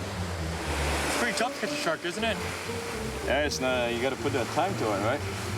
That's found here many nights, never got a bite. So much work, you know, Yeah. bring the kayak out, drag it all out But here. then you see someone catch a nice fish, you're like, I gotta go back. Yeah. We now have 2 baits in the water, but why not another one? So I make a cast with one of my lighter rods, just to see if there are sharks even closer to shore. And they are. Oh, gosh, unbelievable. There's some weight to this fish, too. Here he is again. Oh, he's on there. He's chewing.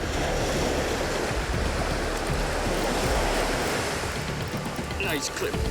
Oh, no. Open the veil, open the veil. Oh, yeah, he's on. Lost him. Oh, you got away with the, cut me off. Well, whatever it was a pretty big fish because he bit right through metal leader. Man, well, that's one of the things I love about fishing is that it's so mysterious, you know. You don't know what was on at the end of this line. I'm guessing a shark, but it's just a guess. And you know what? It'll remain a mystery. After a few more hours without any action, it's time to pack it in. It's always another day. I wish I could have swabbed, man. You know what? We got a pretty good schedule ahead of us. I think we're gonna have that opportunity. Yeah, Dr. Borrego was telling me that we might go to the Bahamas to swab there. Oh yeah, there's a lot of sharks over there. That was a long night, and my list of sharks to catch didn't get any shorter. I still have 3 left, but I get a call that puts me in good spirits. Oh, good news. The lemon shark sample was good.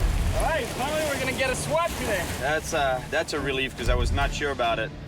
The only thing is no black tip, no bull, and no reef shark. But that I knew there was no reef sharks. And the good thing is that we're leaving to the Bahamas with Dr. Borrego. He invited me on that trip. But from a boat swabbing, that's gonna be hard though. Dr. Borrego. Hey, Cyril. How you doing? All right, man. How are you? Good to see you again. Nice seeing you.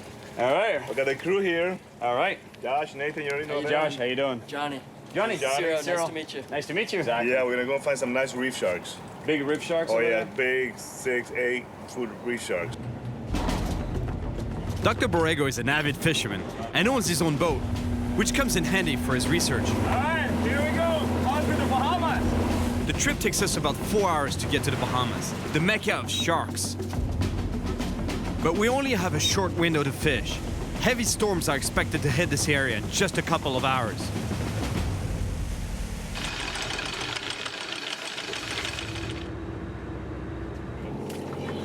You're a pretty serious trauma surgeon there, huh? Yeah, well, you know, I'm comfortable with blood, let's put it that way. To attract sharks, we put a bag of chum in the water, a smelly mixture of fish parts and guts. So predators should come and investigate our boat very soon. And hopefully, we'll do better than last night. I see a shark. I see one. A shark is circling the boat. I put my bait right in front of its nose. Got it. Here we go. There we go. Fish on. That's good. That's good. You catch it, we'll swab it. All right, man.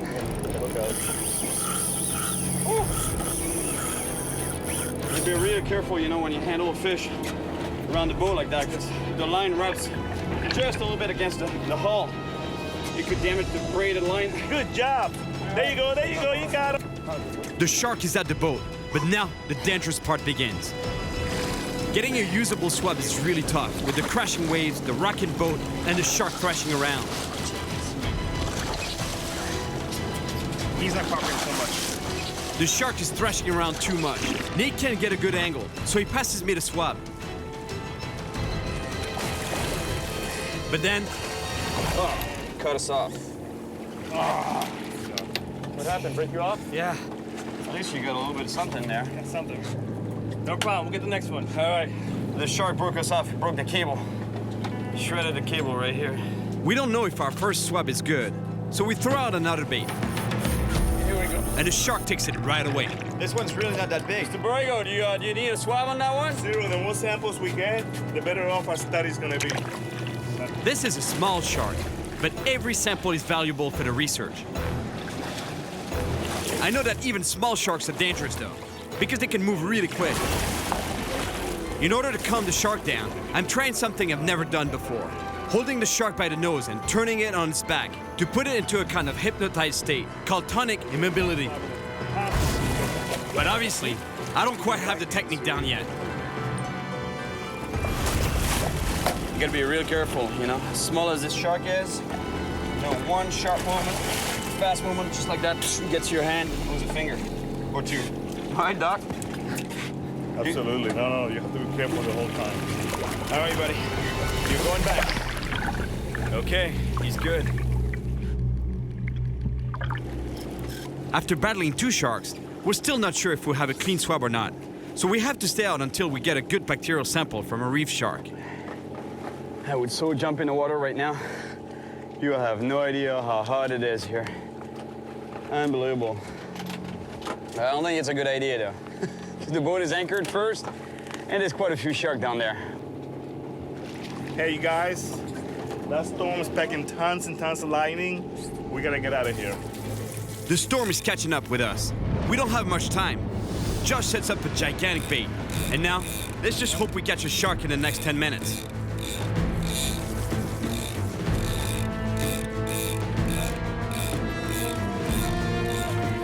Over there, shark! Johnny spots a big shark approaching the boat. and it's heading right for the bait. All right, here we go. He's on.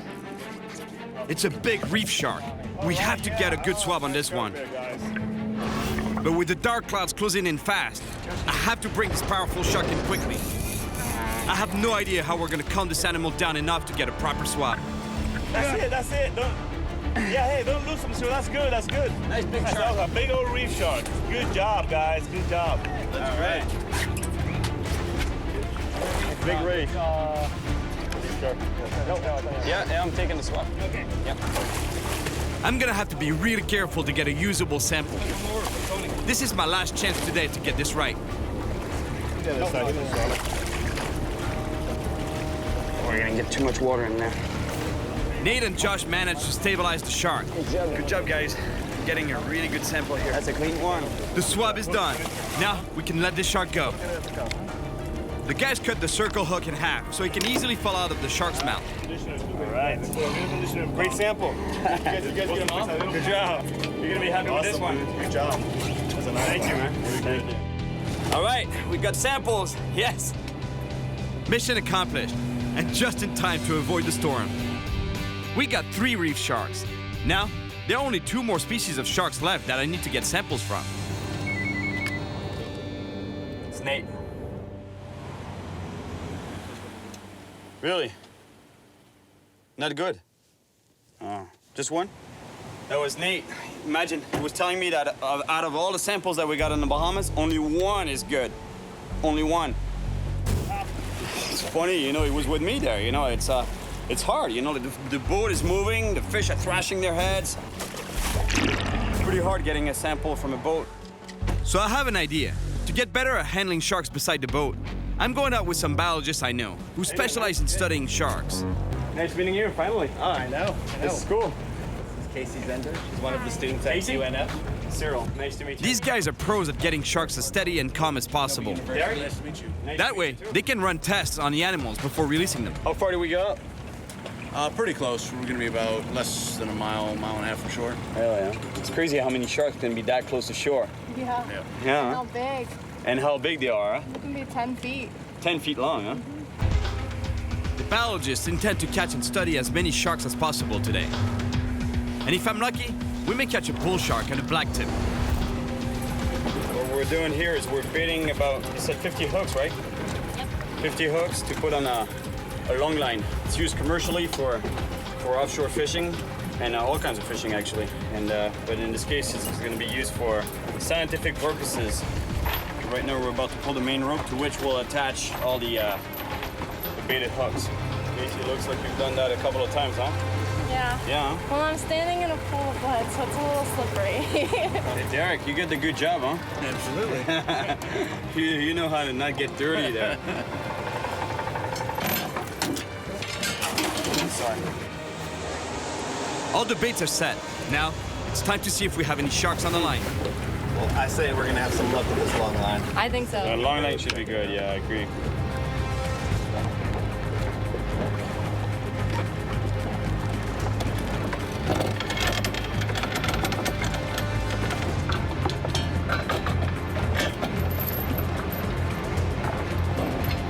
But then, each line comes up empty, one after another.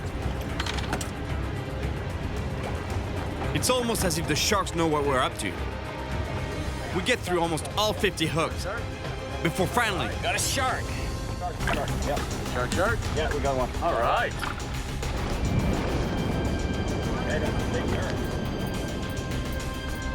He's a big nurse shark. Nurse sharks are not one of the species I need to swab. But the biologists are very excited because they can do an ultrasound for their research. And to do that, they want to bring it on board first by lifting it by the tail. So while Derek clears the deck to run the test on the animal, Jim clips the shark onto the boat railing.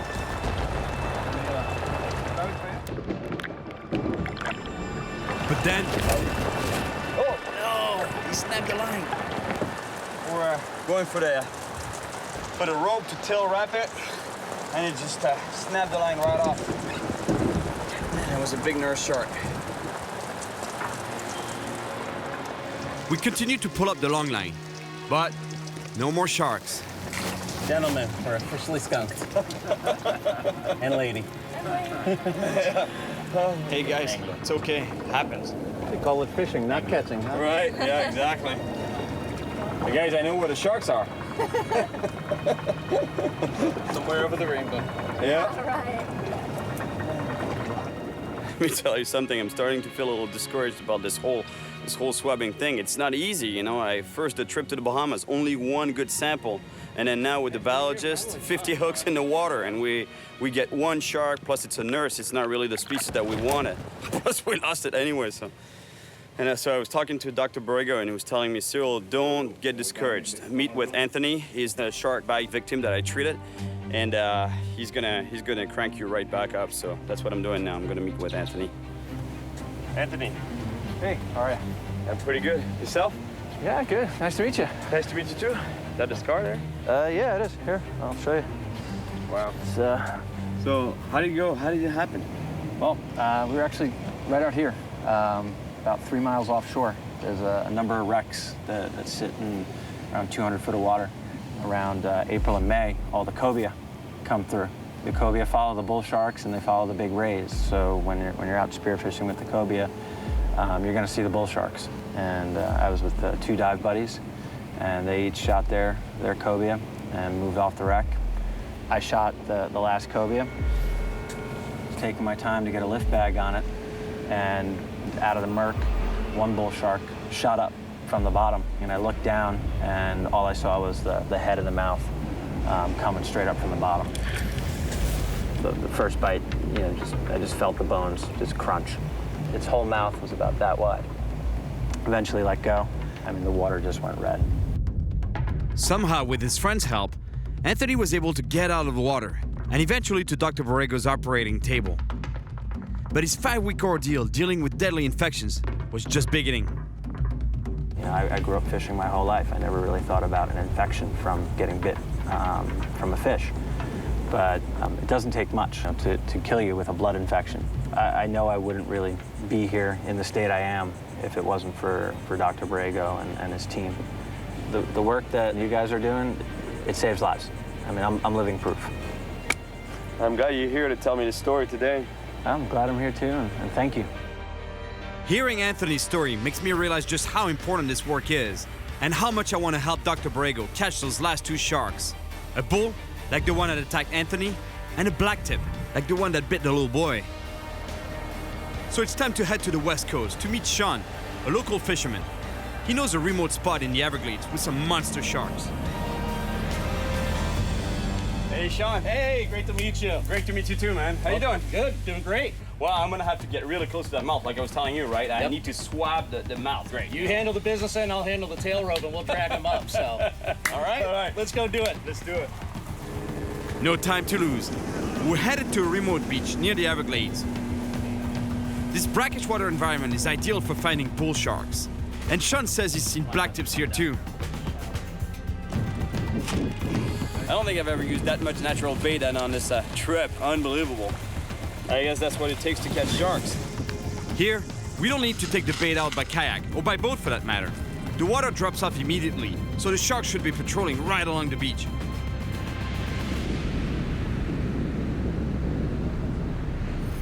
All right, here we go.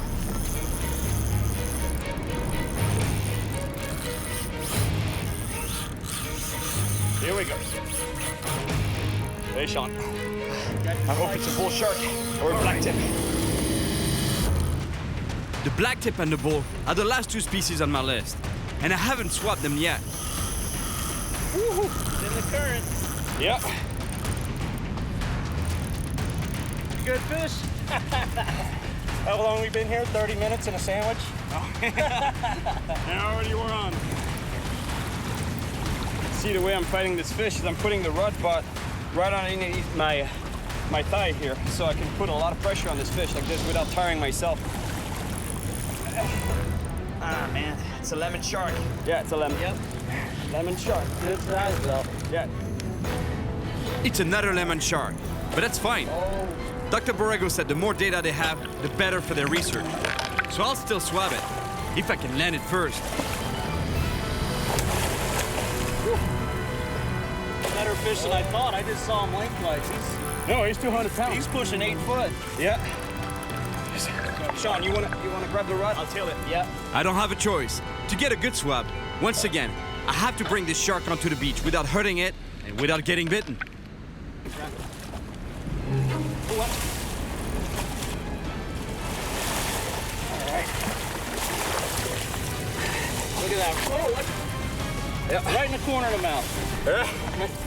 That's a big lemon shark. That's not what I want, but that's not the right species exactly, but that's a pretty nice shark. I think Dr. Borrego will be happy with that, guy. So this is how it's done. Right here. I have to rush and get the shark back in the water. Whoa, what?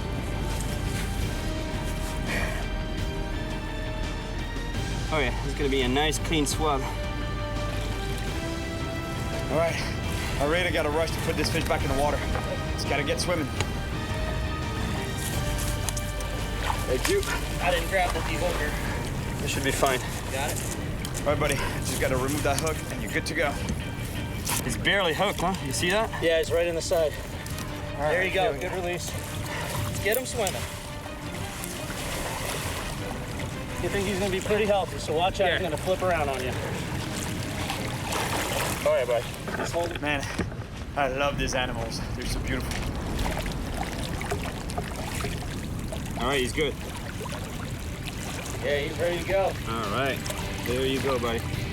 Woo! Get a hand out of that deep hole there. Good, buddy. We made it happen already. We're on one already. Yeah. Got the rest of the night, so. I'm glad I got another swab from a big lemon shark. Now, I have the rest of the day and the night to find the 2 final species we need for the research. Now we know there's monster sharks out here, so I just tied on a bigger metal leader. This one is 500 pounds of resistance. And that jig works so well as a sinker, it's unreal.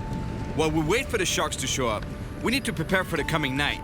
So we put up a tent to protect us from the swarms of mosquitoes and no-see-ums that will eat us alive if they get a chance. It's not a tent you brought here, it's a house. Any girlfriends of yours that you're planning on? Don't tell my wife.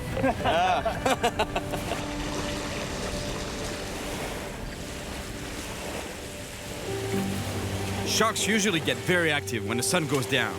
And I'm just hoping that bulls and blacktips will show up tonight. There was a head on that line? Oh, the one line when you went to go get all the firewood, your rod was going straight down into the beach. Really? I literally dove over and grabbed it right before it went in the water. I let him run with it, run. Finally got into him, put a couple. Next thing you know, it let loose. It was loose, huh? Yep. Oh, we're on. Oh.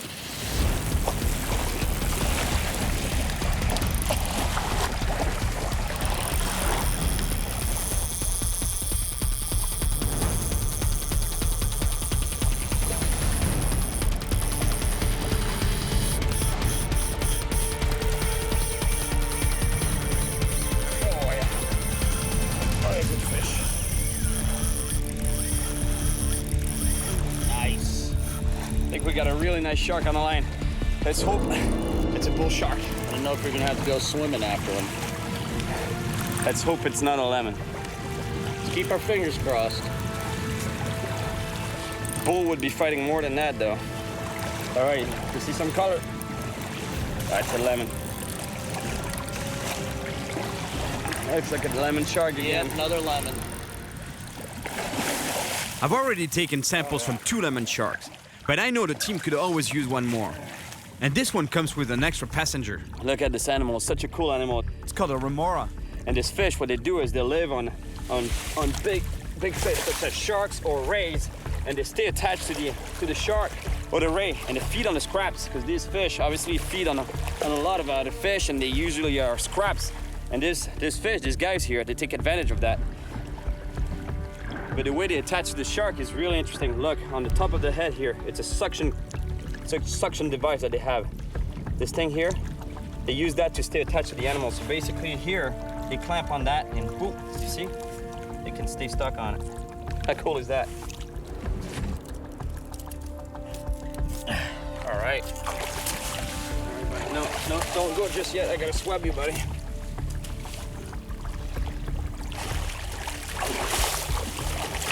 There you go. Over there, buddy. That's the third swab done on the lemon shark. Still no sign of bull or black tips though. Two of the most dangerous sharks off Florida's coast. According to Dr. Borrego, although the black tip is generally smaller than the bull shark, it's responsible for most of the shark-related injuries that he treats at the trauma center. Here comes Captain Kevin Bellington. So he's coming to our rescue here, maybe take you out the rest of the day and get some of those bull sharks that we missed last night. Morning, fellas. How you been? Good to see you, bro. Thanks for getting out here. Hey. Hey, this is Cyril. Cyril. Nice to meet you. How do you do? I'm pretty good. And we're off. I'm feeling the pressure here. This is my last chance to get the sharks Dr. Borrego and his team need for their research. Kevin prepares a huge bait, hoping for a bull shark. Okay, you're not fooling around. I'm using a slightly smaller bait. I hope to catch a black tip, as I know it's the priority for the research. The baits are doing the job. Predators are showing up. Oh, a big barracuda. Oh, you got it. You got your bait. The barracuda goes for the bait, but he's not alone. There's a shark with it. Yes, it's a black tip.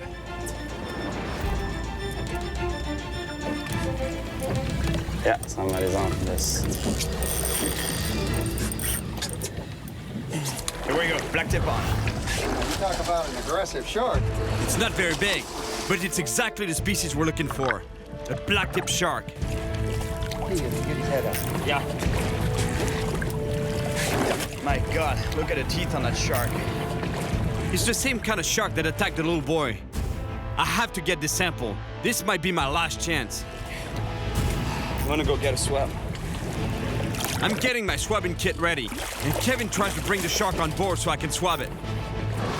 Watch your hands, man. Oh, I know. Oh, you lost it? Just bit the hook, huh? Hit the hook. I can't believe we lost a black tip, but there's gotta be another one out there. Right, fish on the big rod. Okay, he's hooked. I think he's hooked. It's a super powerful fish, but it's not fast like a shark. Big fish.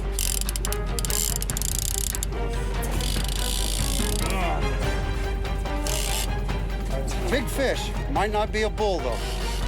He's not making the fast runs. No, I think it's a Goliath. All right, here we are. It's not a bull shark. It's a Goliath grouper. Oh, no, that's not you are one, buddy. There's some huge fish out here, and this is definitely one of them. I usually love catching these guys, but it's not what we're looking for right now. We have to set him loose as fast as possible so we can keep fishing for a black-tip shark. He's a beautiful Goliath grouper, but unfortunately, he's not what we want. All right. Got the Goliath. The bull sharks just did not show themselves. And we've got a big storm brewing here about 10 miles to the east of us. We're gonna have to start pulling things up and making our way back to the dock before we get caught in the middle of that. We don't have much time. I have to catch a black tip or a bull shark before the storm reaches us. I need to at least cross one of them off my list. Oh yeah, here we go. There he goes. He's running with it. Oh yeah. Oh yes, it's a black tip. It's another black tip.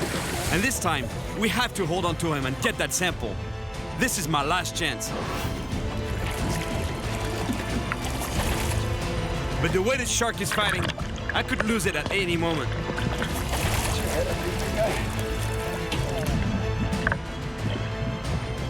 Get your swab. Yeah. This black-tip shark is fighting ferociously. I don't know how we're gonna get this swab without getting it wet, but we have to try. Almost there. Almost there, Kevin. Almost there. All right, here we go. The shark stops fighting. Now's my chance.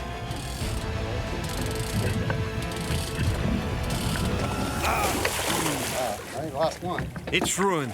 I need to get another swab super fast. The line could snap at any moment. I don't want to take too long because he's not happy. I know, Kevin, I know. All right, shark. Keep steady, just like that. All right, that's a good swab. Good swab, man. The precious swab is sealed. There you go. All right. Good job. Swab. Good swab. I came to Florida to find the most notorious predator in the ocean and to help with a research project on antibiotic treatments for shark bite victims. I had to put my hands right next to the jaws of live sharks and almost got bitten a few times while I was at it. Even though I didn't catch a bull shark, I caught all the other sharks on the list and definitely helped Dr. Borrego's research. Along the way, I made some good friends. Good job. And hopefully, future shark bite victims will have a better chance at recovery. The work that the guys are doing, it saves lives. I mean, I'm living proof. Now it's a matter of knowing if I can bring you a clean swab. Worst case scenario, I'll do my own. Bring you. Ah, man, come on. You won't see the difference, really? Yeah, we might notice the difference. You're a pretty serious trauma surgeon there, huh? Yeah, well, you know, I'm comfortable with blood, let's put it that way. Big, chunky, bloody bonito. Out to sea on a kayak in the dark when you know there's monster sharks out there. That's a brilliant idea right there. Think what? What did I just get myself into here? Here, oh yes!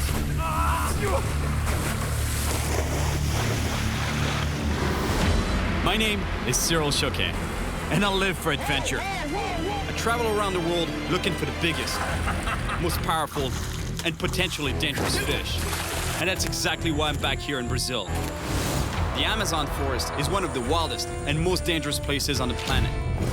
It's massive, but this environment is very fragile. And the biggest fish of the Amazon, growing to over 400 pounds, is a perfect example. The arapaima, also called pirarucu, has been overfished for centuries. And today, this prehistoric fish is still in peril. I've been invited by the Brazilian government to help them protect wild arapaimas from poaching by collecting DNA samples from these monsters. So I'll have to venture deep into the jungle, a place teeming with predators, to see if I can find them. Anaconda, right there. I'm gonna make a little bit of noise on usually go out there. The piranha's attention. And when I find the arapaima, I can tell you that with such a monster on the line, I'm in for the fight of my life. Look at the size of that thing!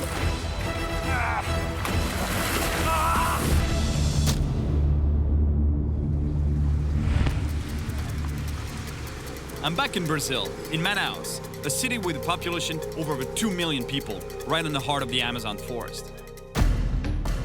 I've been coming to Brazil for many years because the Amazon is home to some of the biggest and most powerful fish in the world. Like the vampire fish, the explosive peacock bass, and a massive shark-like paraiba. It's a paraiba! Yes! But as wild as this place is, pollution, deforestation, and poaching are putting a lot of pressure on its ecosystem. And the arapaima is one of the most affected species. Before I start my search for arapaima, the government has invited me to spend a day with the police so I can witness for myself just how strong the demand for wild arapaima meat is on the black market. In 2001, the government passed a law making it illegal to commercially fish wild arapaima.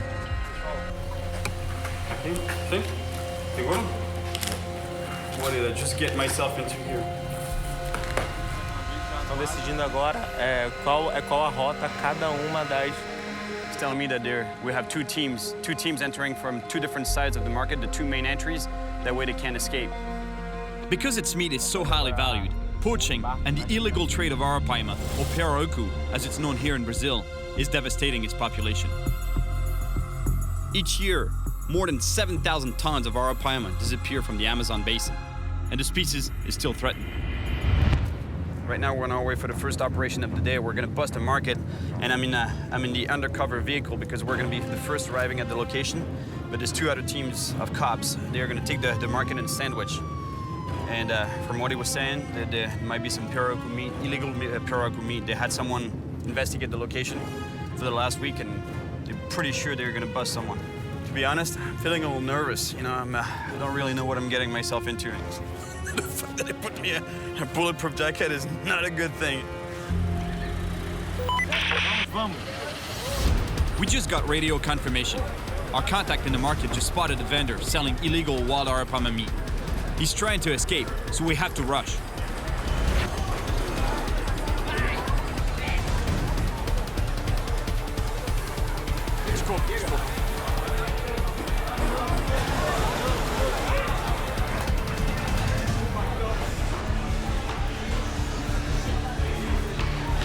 See? Illegal.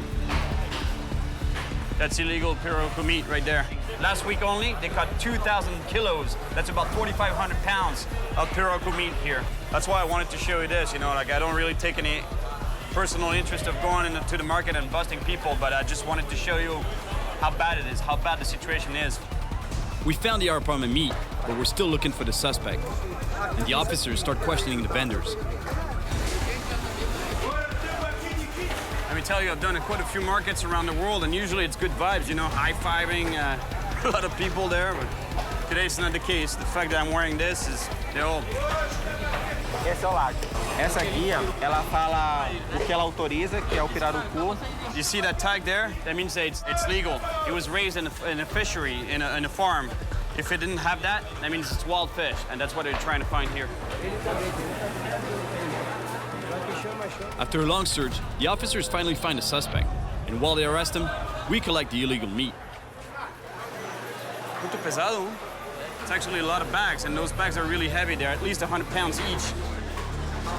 Instituições de caridade que vai fazer a doação. Okay. At least the meat is not going to get lost. They're going to use it in hospitals and daycares and a lot of good things. It's too bad that people don't realize the consequences of their actions, especially when it comes to killing wildlife. Tomorrow, I'm meeting with a scientific research team that is working to save the arapaima, and I'm going to help him in any way I can. But in the meantime, I want to see for myself if there's any arapaima left around the city of Manaus.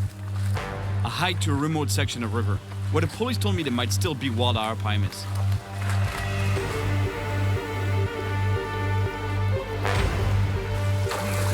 Wow, did you see that? I don't know about fish, but there's definitely caimans here. I'd better watch out. Caimans are great at sneaking up on their prey. The slow water on this side looks like a good fishing spot, but it's not ideal for arapaima. You know, the only thing that seems a little bit off to me is that moving water there. It's not fast moving water, but still there's a little bit of current. Normally, arapaimas, they don't like moving water. But since I walked all the way here, I'm still gonna give it a shot. Oh.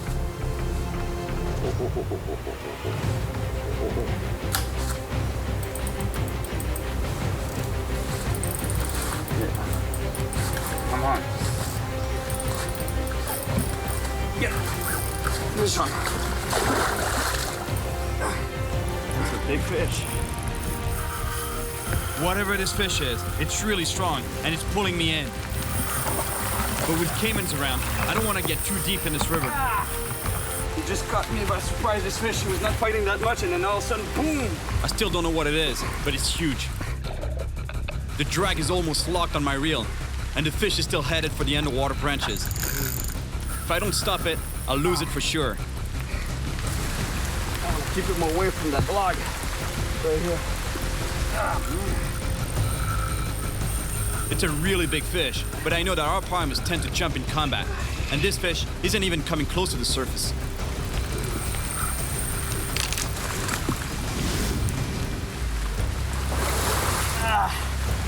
It's a filioche. It's a small paraiba. It may not be an arapaima, but it's a big fish, and all this splashing around might really get the caiman's attention. I need to bring this fish in quick.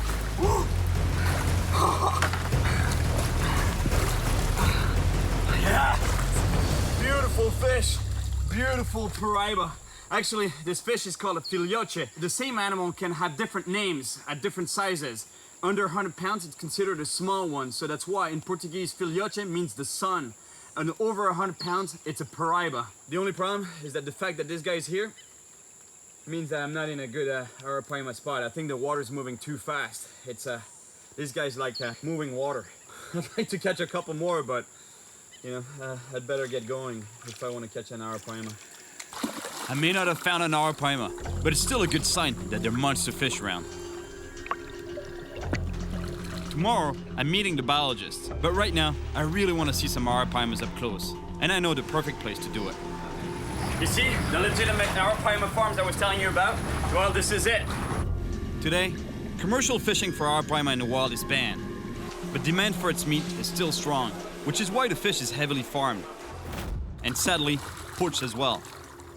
And while I'm here, I want to test the strength of these animals. This is a bait that they put on a rope. There's no hook in it. It's just made to give me a really good idea of how strong the pirogu are. My gosh, the strength of the animal. Look at it. Doesn't want to let go. Check this out. Look at what it did to the bait. It literally crushed it. Because that's exactly how our arapaima feed.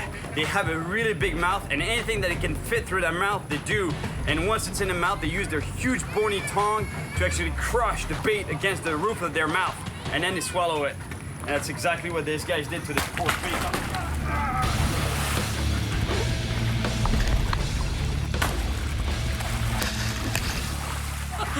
Now let me tell you, I can't wait to get one in the wild.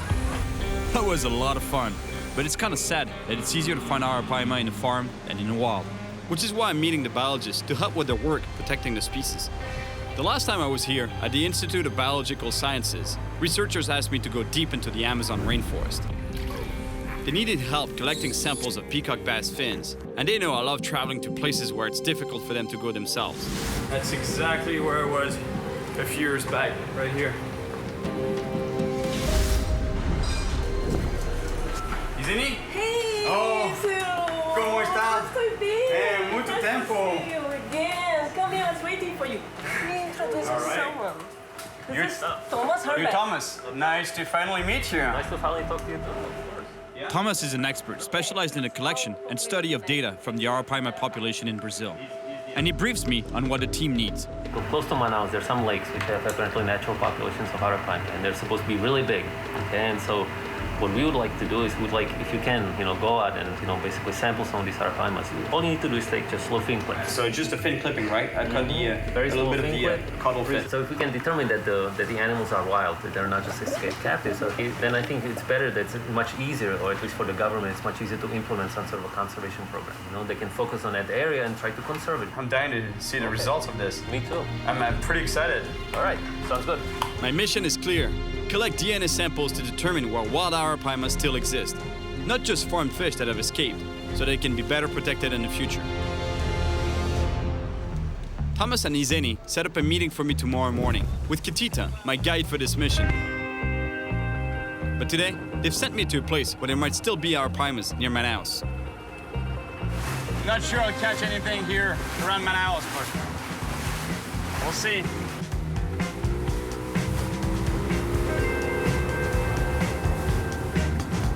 It's pretty good in there. Looks like it would even be a good spot for our arapaima. It's pretty calm waters. I'm tying on a thin but strong leader to help my odds of getting a bite. The best way to catch an arapaima is using bait. The thing with bait is, once it's in the water, there isn't much to do but wait. It's so hot and humid right now, you have no idea. And then I'm telling you, I think it must be 100% humidity in the air. And it feels like 200%. Really bad. Aqui tem pirarucu? Tem, mas é um rio cheio, né? Aí o peixe se espalha, muito difícil. Mas pega, tem. Sim. Pequeno ou grande? Tem médio, grande é lago fechado e tem grande. Sim, é.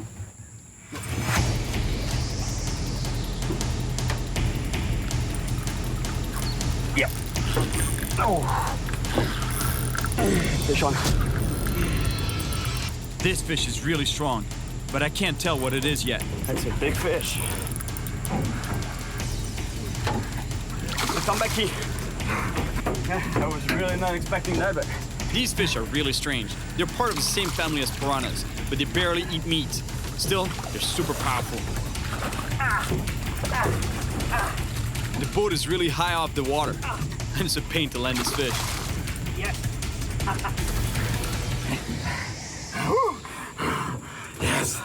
Tambaqui. Let me tell you, this fish is really unique. Look, it's got human-like teeth. It's pretty weird, huh? Isn't it? Its diet mainly consists of fruit and nuts that fall from the trees, and I'm pretty sure that this fish was here feeding on those little berries that you see here in the brush there. I'm pretty sure that there must be a few tambaquis down there feeding on that. But those fish are also omnivorous because they'll take advantage of any kind of food that they can find. Proof is, he took my bait, and my bait was fish. The fight they give you for this size of fish. Do you see that? E esse fruta se come?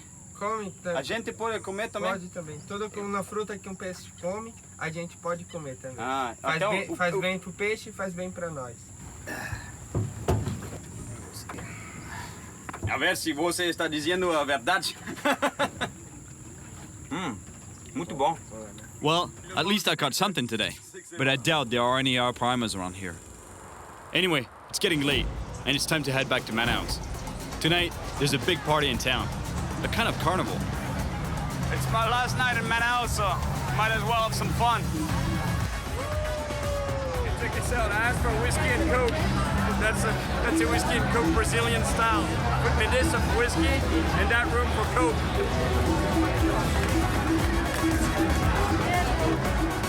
Yes, Brazil! I'm telling you, it's like dancing in a sauna here.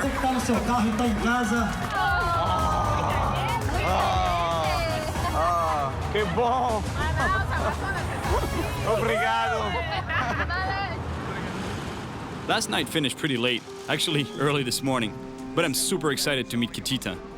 He's the guide trusted by the research team to take me out to some remote spots where huge arapaimas have been seen. Hey, Catita!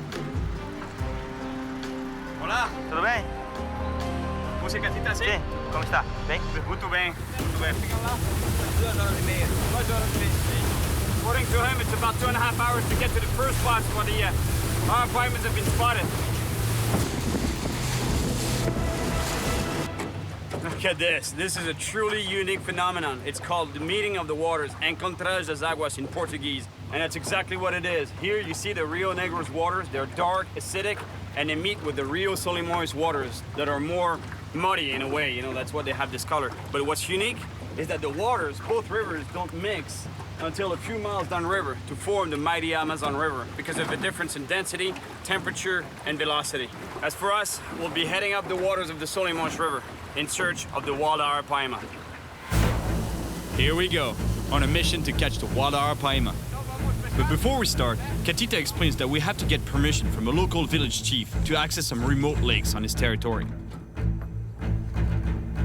Samuel, boa tarde. Tudo bom, Samuel? Olá, Manuel?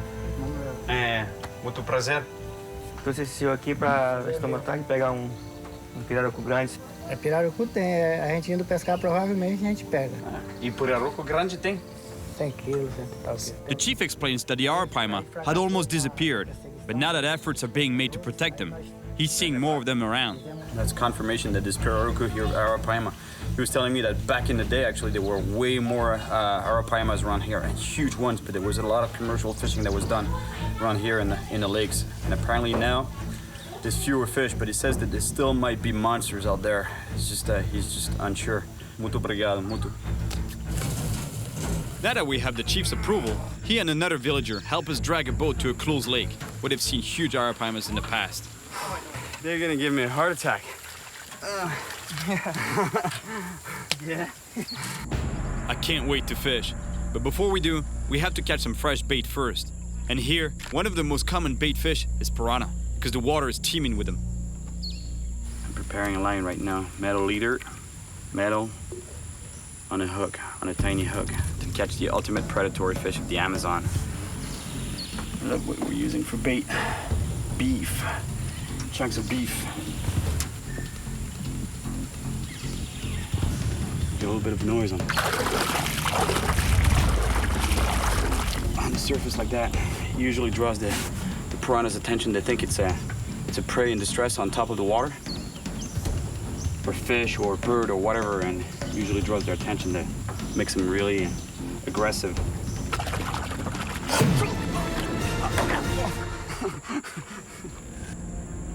These waters are infested with piranhas, and it doesn't take long before one of them takes my bait.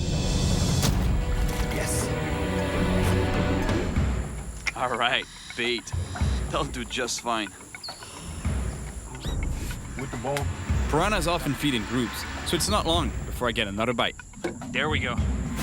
Another piranha. Oh, this one's really nice. Look at the purple hue on the back. Same fish, just different colors on him. It's more obvious. The purple is way more obvious on this fish. And look at the teeth on this guy. Now that we've got piranhas and other small fish as bait, it's time to finally start fishing for arapaima.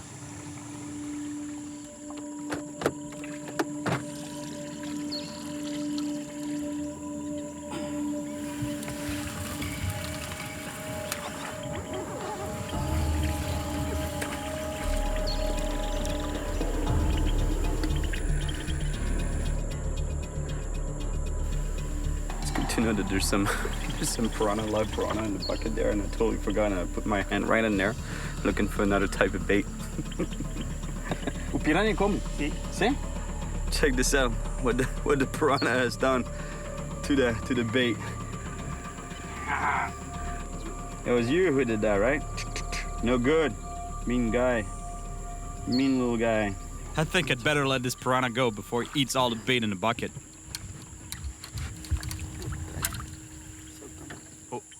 Here we go, here we go. Come on, take it, take it.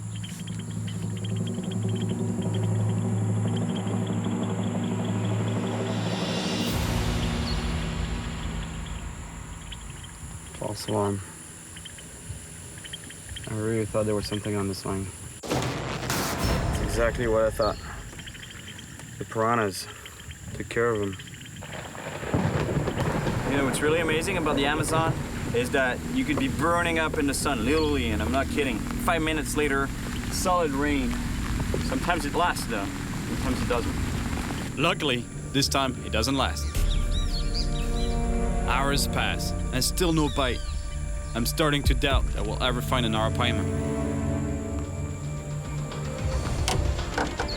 But then, finally, I get a bite.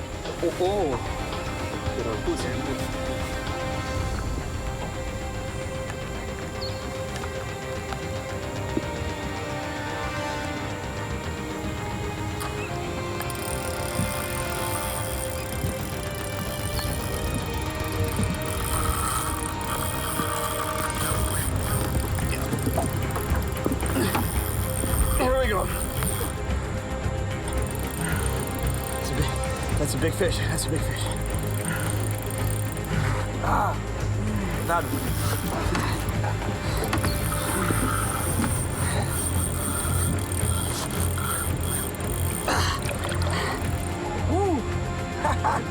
É bom, dia grande. Oh, yeah. Oh.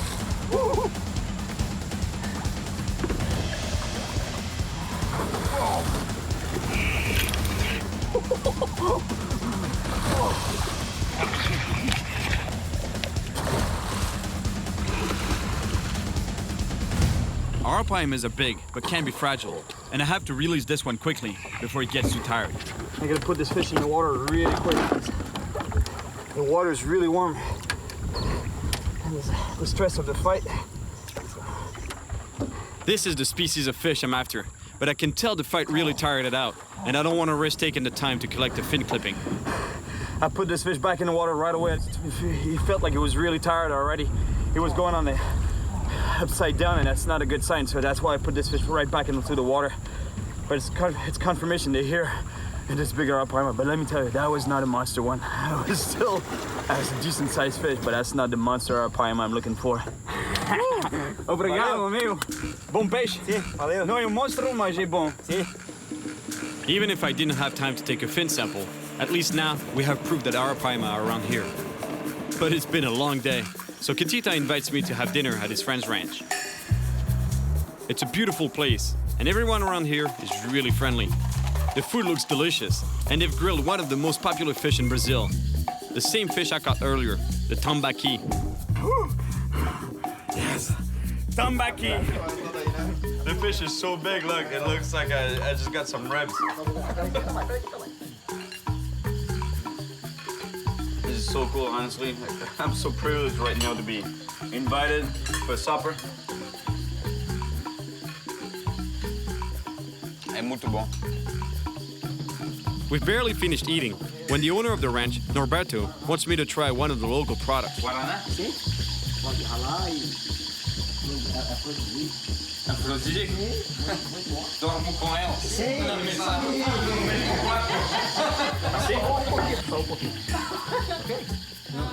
Guarana is a natural stimulant, but I didn't know it was also an aphrodisiac.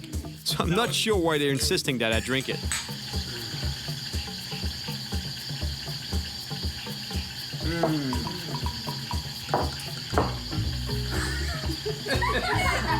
I'm not sure that was a good idea, you know? I'm gonna end up spending the entire day tomorrow just like this.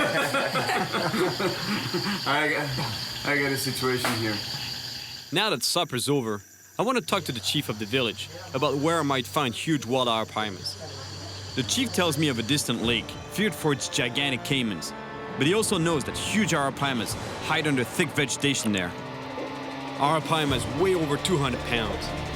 The only problem? They're almost impossible to catch. Saúde. A esse lago.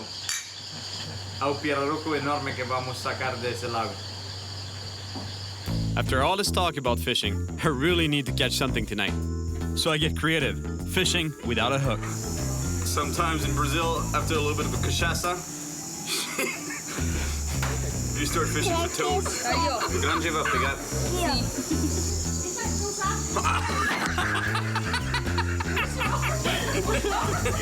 Aquele só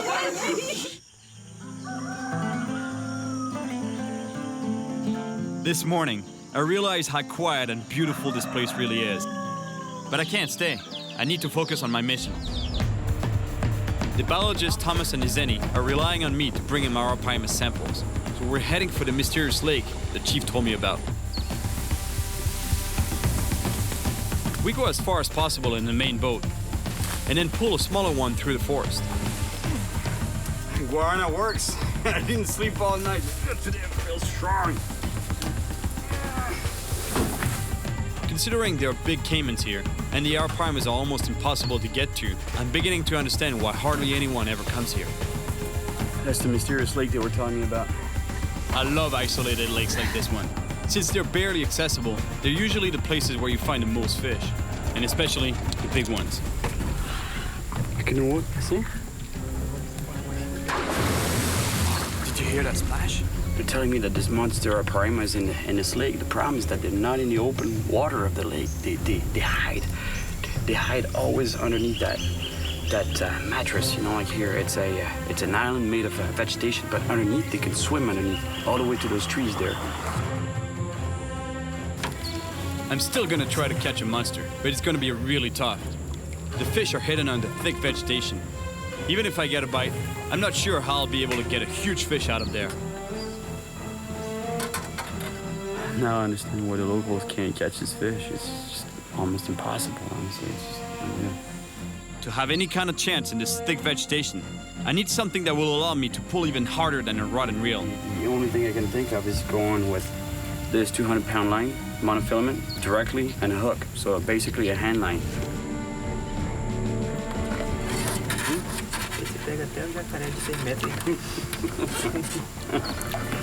Yeah, I was thinking of going with my shark hand line, or my giant grouper or shark hand line, whatever you want to call it. And they were like, maybe that's a bit overkill. Yeah, it's the same line I used to catch a huge bull shark in Florida. And the arapaima here can grow to the same size. We're moving deeper into the grass beds, but the guys are getting really nervous, and I quickly understand why. Aqui passa o caimán, o jacaré. Jacaré. I never actually thought a caiman would be able to attack people in a boat, until one of my last trips in the Amazon, when a villager told me a crazy story. Na beira da canoa? Na beira da canoa. Pegou na canoa? Pegou quase, pegou na beira, assim.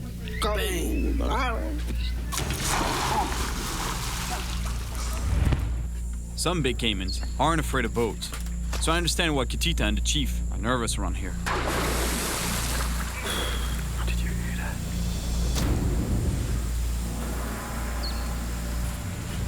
Just one of the weirdest situations, fishing situations I've ever been in. This is almost blind fishing to the extreme. Arapaima have the amazing ability to breathe air outside the water. So when they come to the surface, it's usually to breathe air in low oxygen waters. But sometimes it means they're chasing prey. And from the splashes I'm hearing, it sounds like they're hunting. But right now, it feels like they're hunting everything but my bait.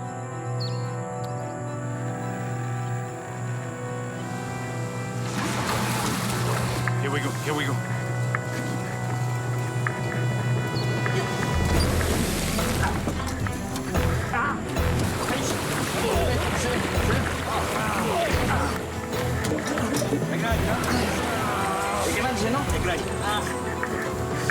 The line's really burning my hands. I don't know if I can hold this fish much longer.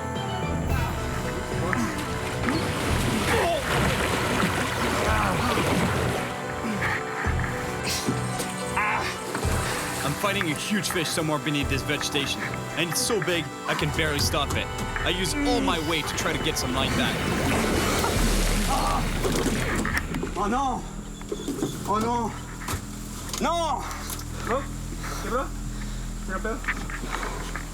Wow. The size of that fish. Unstoppable. There was nothing I could do, honestly. Guys, see, I was just pulling a bit. Unstoppable. The boat! This thing moved the boat all the way here. He got off the hook. I was pretty sure the fish broke the line, but no, he got off the hook, which is a good thing, because he's not swimming around with a hook in his mouth. I don't think they're farmed fish. They're definitely not farmed, those fish. Look, this is as wild as it gets. It's pointless to try to catch an arapaima in these holes, because they're almost impossible to get out. These fish can be well over 300 pounds, and that's probably why people rarely catch them here. Yoroku, I'll be back.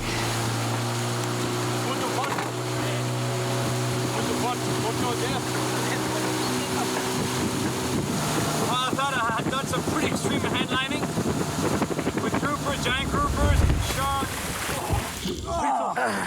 sailfish. I can tell you that was something. So much structure, unstoppable. It's like trying to stop a freight train. Can't do it. I haven't managed to collect a single fin sample from a wild arapaima yet.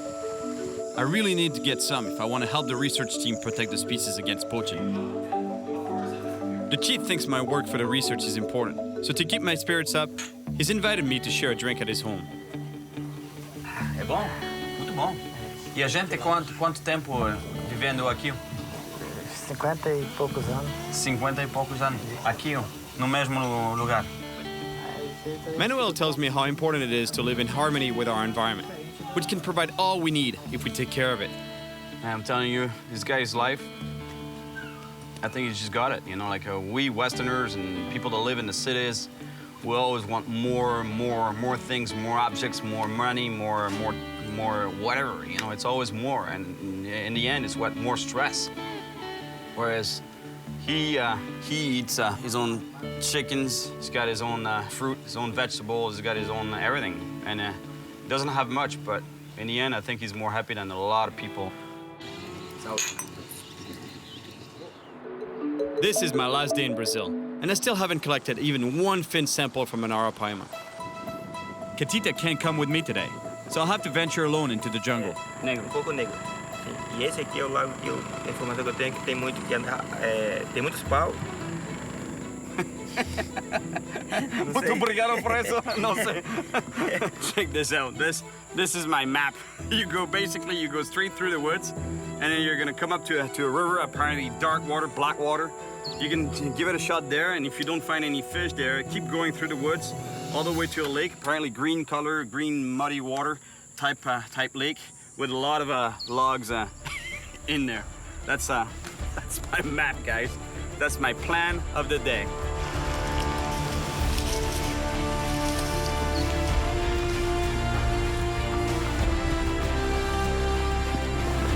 Just to show you how hostile the environment is here. Even the plants have a way to defend themselves. Look at the thorns on that thing.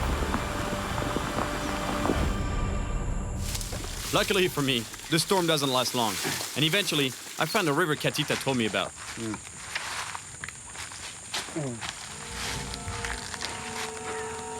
Anaconda, right there. That's a pretty big one. Beautiful animal. I've caught an anaconda before in the Amazon. It was a bit smaller than this one. Pega foquita, pega foquita. That's a pretty solid one. This one is over 10 feet. I'd like to show it to you, but it's a bit big. You know, I don't want to take any risk for nothing. Anacondas can grow to almost 30 feet long. And there's just one more thing I need to be careful of. Looks good, but it looks infested with snakes. I think it opens up into a lake there, though. I'm gonna go check it out.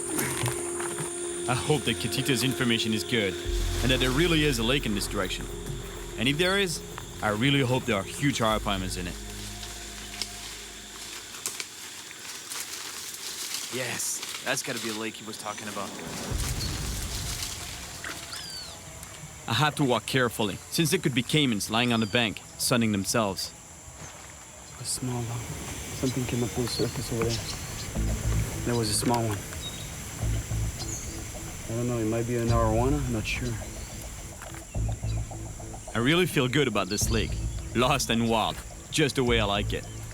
This is definitely my kind of place, and it feels really fishy. Oh my gosh. For sure there's a big arapaima in here. I saw it there, came up to the surface. That's a big one. I threw the bait right in the area where it surfaced to gulp air.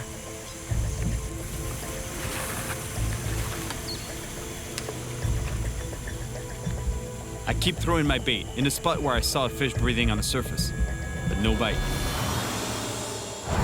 There's something that's happening with this fish. They're not taking the bait, so they must be seeing either the hook or the leader and the leader material. So I think I'm gonna downsize to 80-pound fluorocarbon leader, which is way more subtle, almost invisible in the water, and a smaller hook. So I'm going from this to that, and a much smaller line, much less resistant line, but at least I'm pretty sure they won't see it.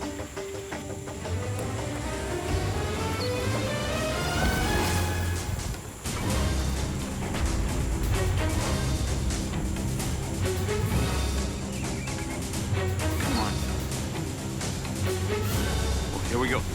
Here we go.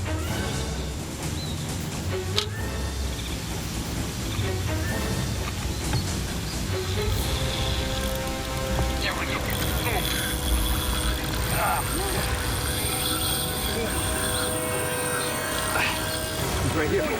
Oh yeah. It's a big fish, but there's a problem. It's stuck under a tree over there. But it's a monster fish. The fish swam around a branch, and that's bad news, because the line could break or the fish could spit the hook. I know there are more than just fish in here, but I have no choice. I have to wade in and try to unsnag the line.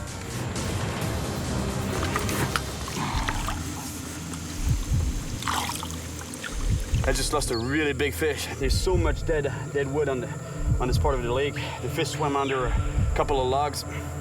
That's it, lost him. Got off the hook.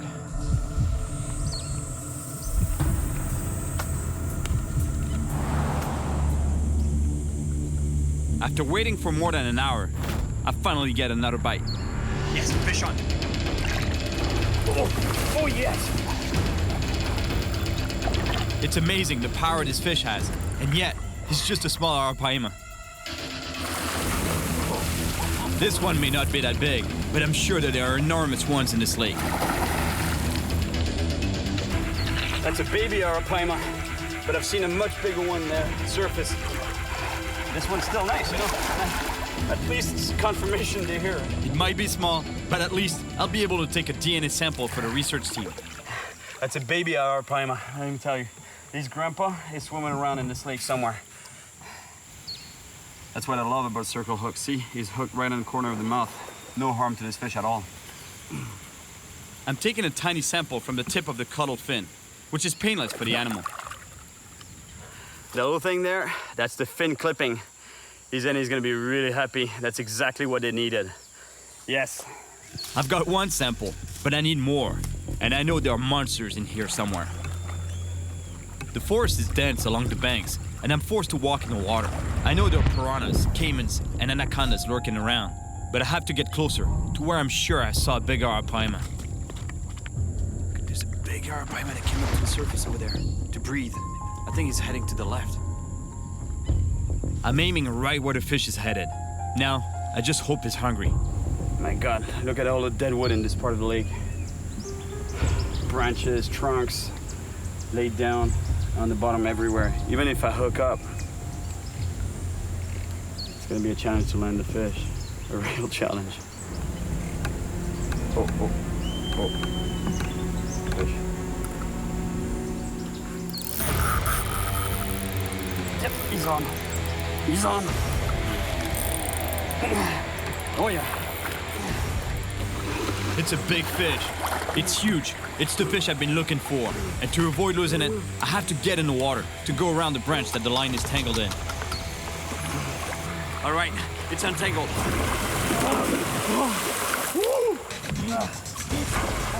Now, I can't give this fish any room to maneuver, or it could get wrapped around a branch again. But the problem is, it's super powerful and pulls me in with it. Oh yeah.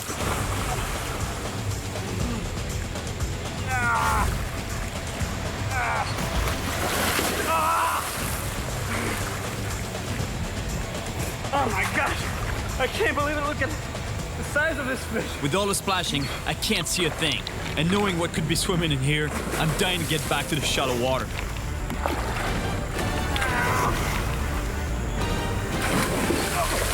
I can't believe it! Look at the size of that thing! That's what I've been chasing.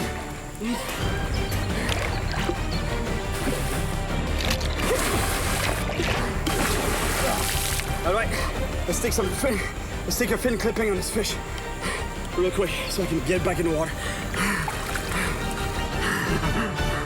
Beautiful, beautiful.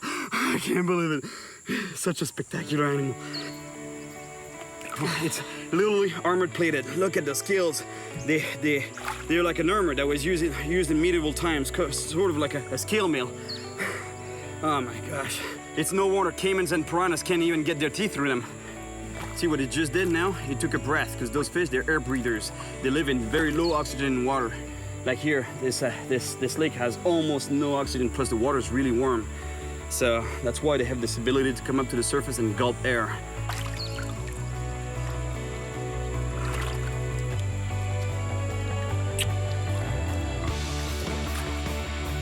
All right.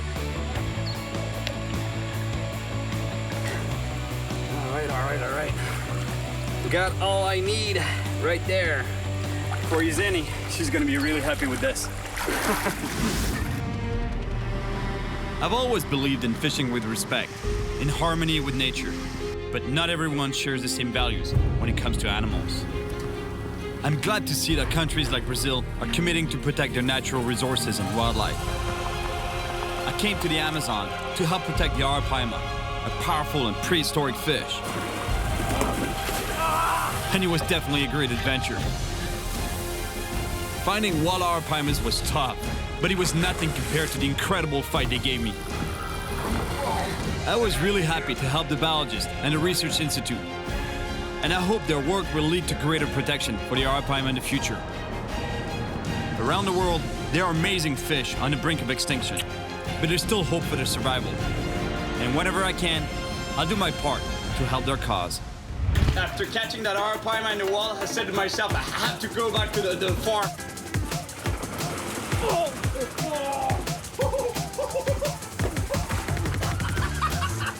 Man, that Piroku just came ballistic right for my face.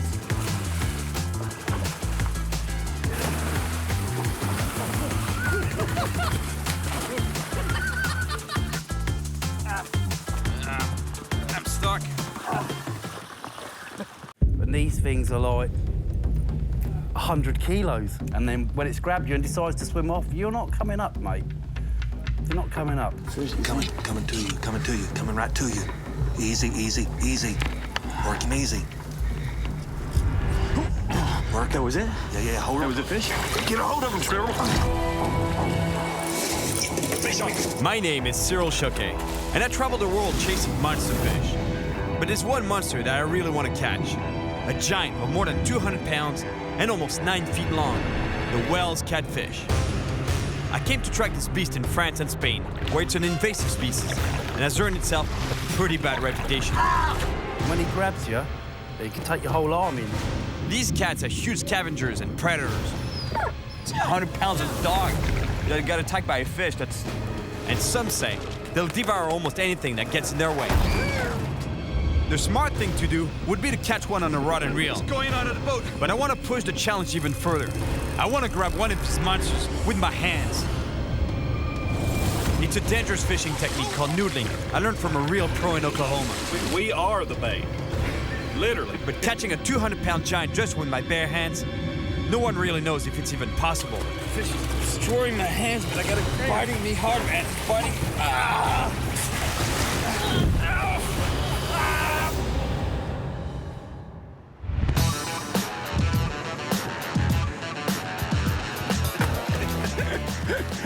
Paris might seem like a pretty bizarre place to fish, but I've heard that in the Seine River, right downtown Paris, there's monster-sized whales catfish, fish that can be over 8 feet long and close to 300 pounds. And that's exactly why I'm here in Paris, to try to catch one of those, the biggest one possible. Yep, that's right. I'm in downtown Paris, in search of the biggest freshwater fish in Europe, the whale's catfish. Originally, whale's catfish didn't come from France, but from nearby eastern countries. It's an invasive species that was introduced into the Seine River in the 1970s. My first goal is to catch one on a rod in Paris. But since I caught catfish by hand in Oklahoma, I definitely want to try to get one of these monsters with just my bare hands. Oh, excuse me. But for that, I'm gonna need my buddy Skipper. He's a pro at bare hand fishing. Woo! Well, he's gonna run up, bite you on the foot, latch on, shake maybe.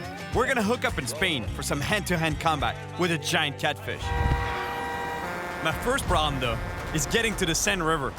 Parisian traffic is pure chaos. I tell you, this is worse than crossing a river infested with piranhas in the Amazon.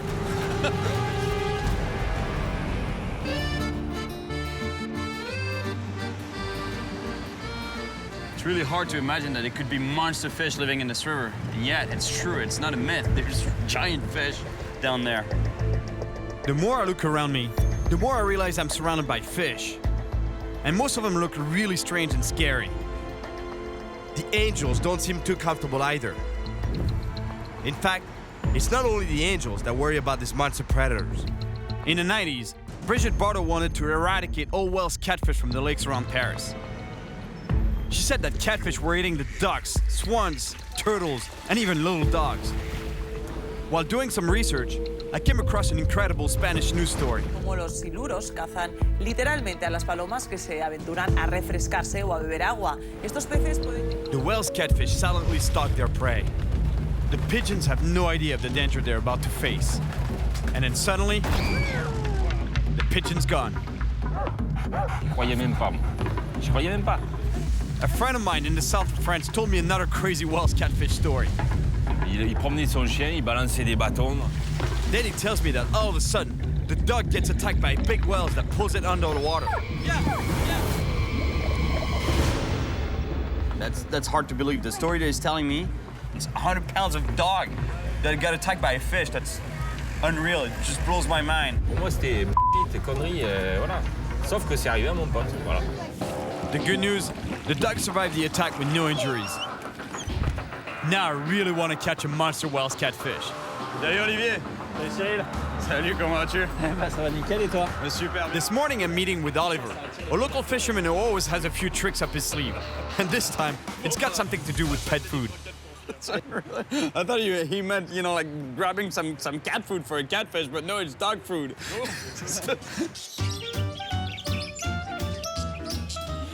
C'est lesquelles les meilleures? Celles pour Chihuahua? Ouais, Chihuahua, je sais pas, en tout cas, ce qu'il faut, c'est celles qui sentent le plus fort, quoi. That is great. It doesn't matter which kind, you know, as long as they stink. The more they stink, the better. 36 euros? That's $50.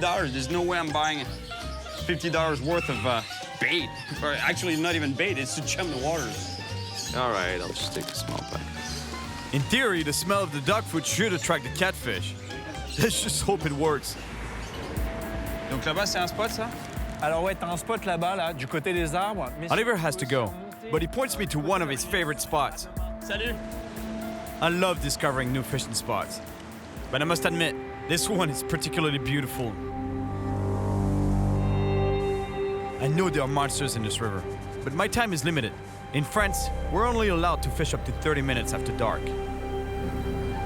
I really hope this is gonna catch their attention. Dog food, I mean.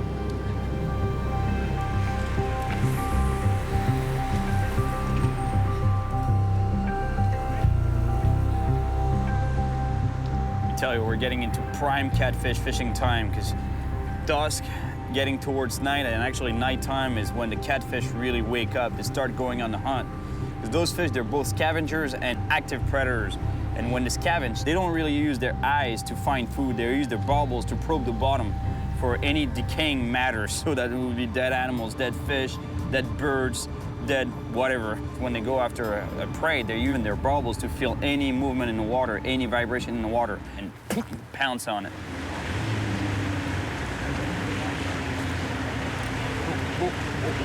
Fish on, fish on, fish on, fish on, fish on. Come on, come on.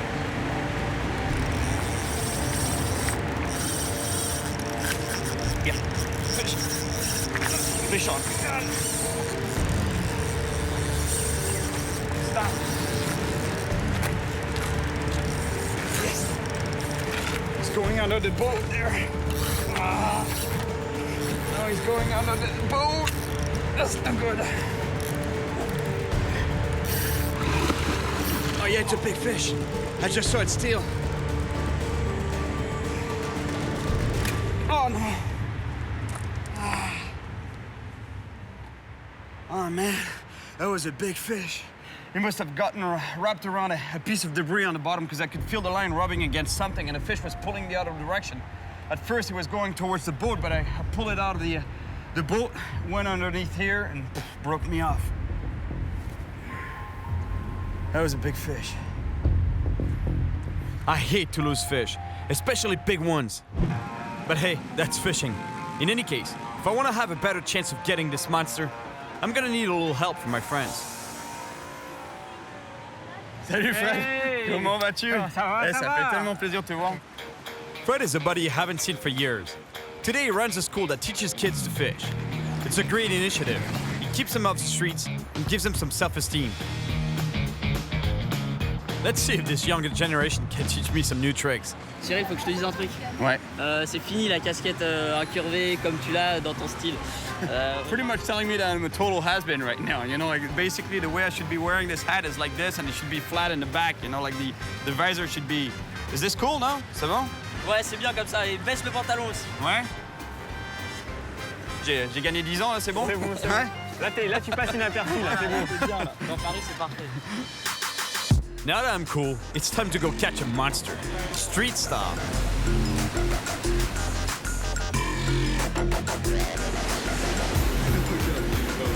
Eh ben c'est pas des poissons que vous allez pêcher ici, mais c'est des cadavres. On n'a pas ici. We make a few casts, but no luck. Plus, there's so much debris on the bottom that my line keeps getting snagged. I was sure I had a fish on for a while. That's a chain, bicycle chain. All this debris on the bottom is starting to really intrigue me. In an old city like Paris, there must be thousands of weird objects at the bottom of the river. And those best placed to find them are the police divers of the River Patrol. I've also been told they've seen monster whales catfish during their dives. And they might even show me where they hang out. Alors regardez, on trouve toutes sortes d'objets insolites en scène. Wow. Le bateau nou.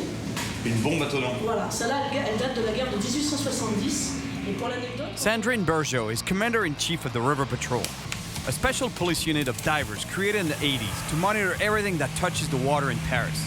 That means they have hundreds of miles of shoreline and waterways to patrol. But the role of this patrol is not just enforcing the law. They also save more than 200 people from drowning each year. And they bring up some pretty mind-blowing stuff from the bottom of the river. Interesting.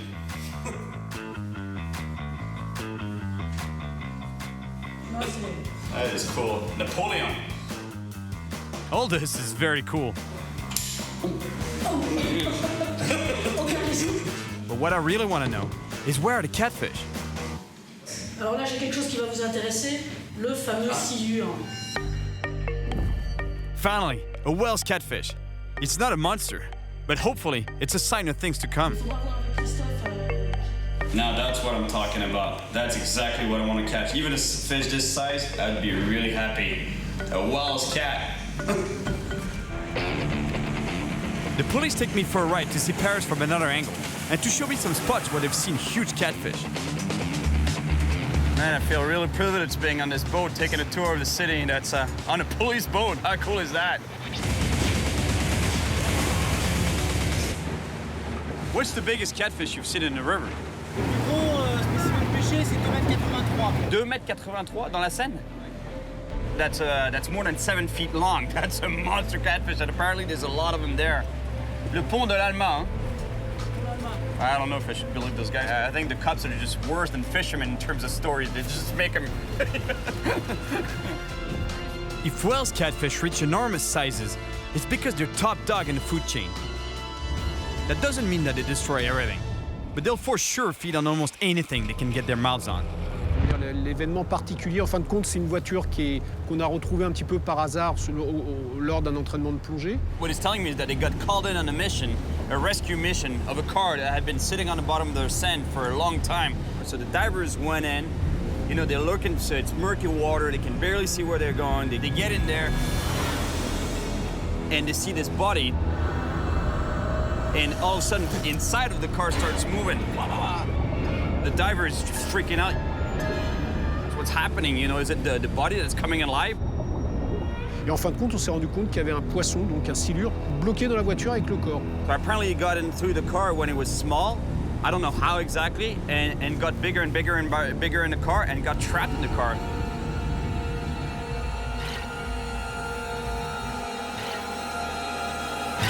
The suspicion is, how did the fish get bigger?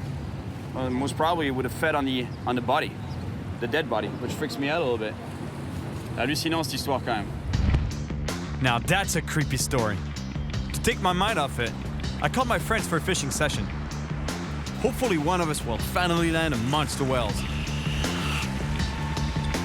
We returned to a spot across from Notre Dame. It's late afternoon and the catfish should be getting more active. Et Olivier, elle est vraiment sale la Seine, non? Ouais, elle est super sale en fait. Et elle est haute, non? Elle est très haute. En fait, ce qui s'est passé, c'est que la semaine dernière, il y a eu des orages très violents en France. He's telling me that last week, you know, there was some major flooding in France, all over France, and especially around Paris.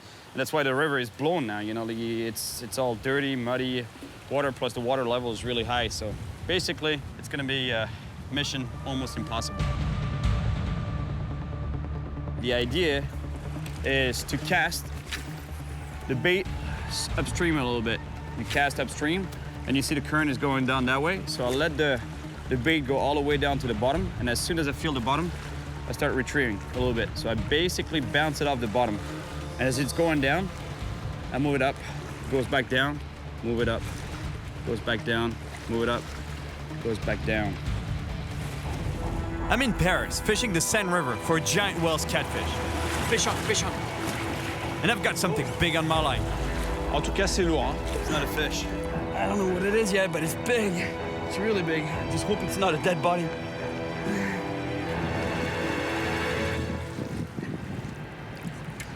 Oh, yes! Woohoo! Woo! Yes! Fish on!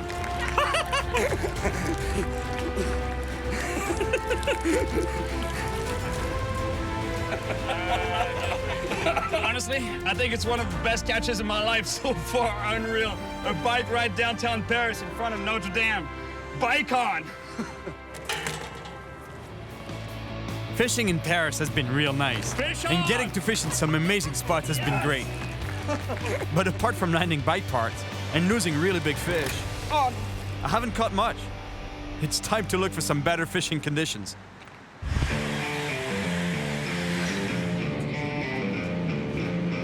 Let me tell you, fishing in Paris, that was hard.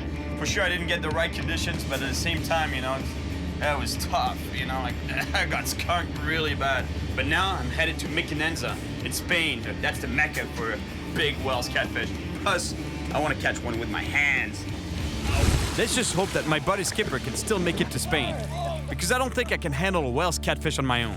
We could barely hold a catfish in Oklahoma. You almost broke my wrist, man. And those only weighed about 40 pounds.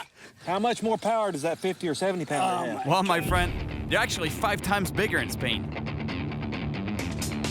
Man, it's so nice to be in Spain. The heat, the sun. I just hope the catfish will be more cooperative than the ones in France. I'm off to Mequinenza, a small village in Aragon, in the north of Spain, just a little west of the city of Barcelona. Mequinenza is a small village of 2,500 people.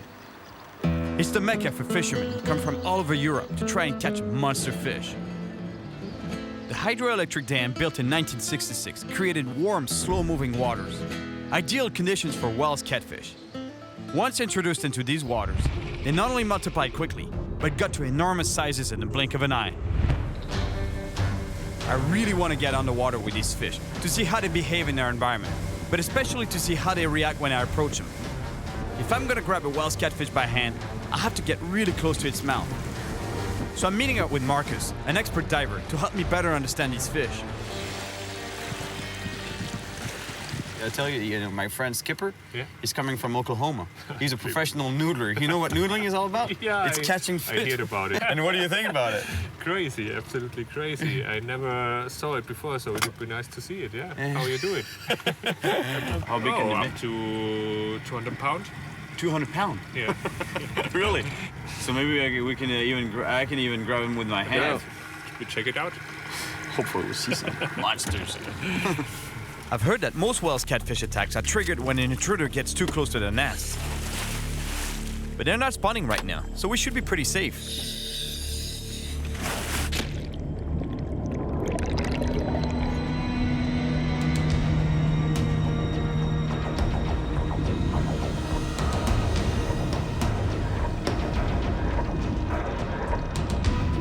It's amazing how clear the water is. If there are any catfish here, we'll see them for sure.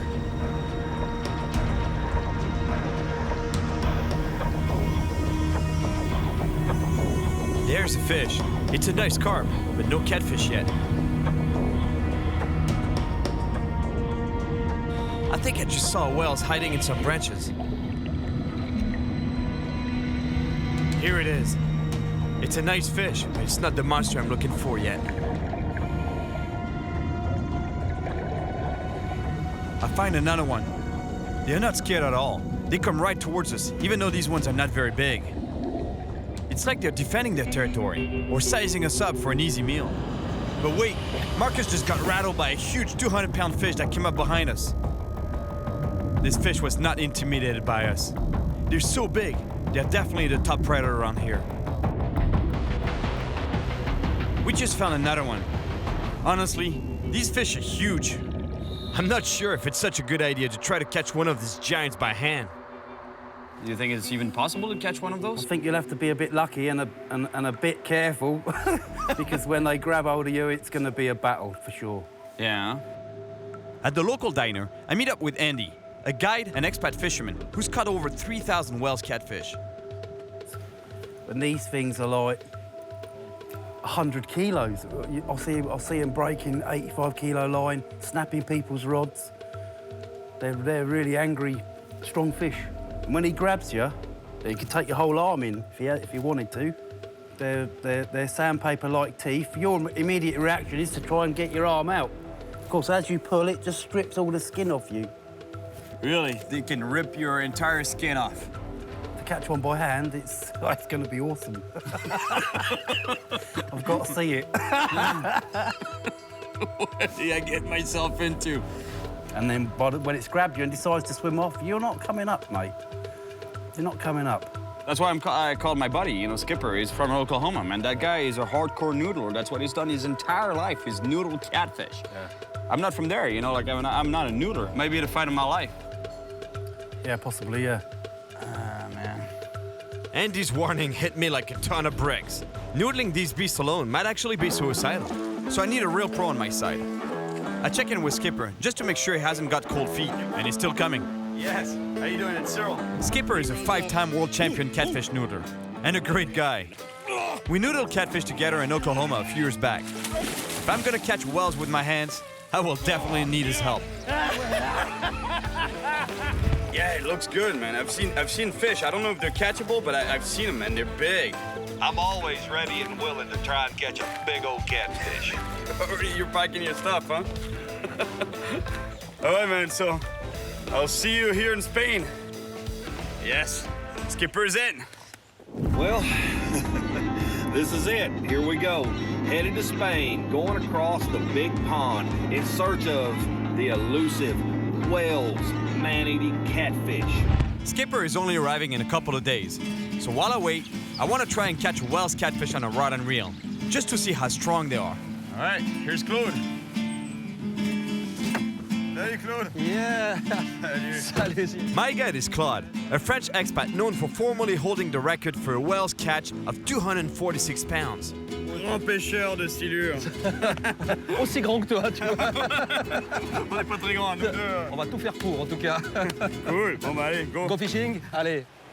Claude has been fishing Mequinenza for many years, and he knows a lot about the whales and their habitat. So to start, he thinks it would be a good idea to do some sight fishing along the banks of the reservoir, where you can actually see the fish. There's only one problem, though. Can you seriously believe that, I left the cold of France to actually find out that they had a major cold snap here, too?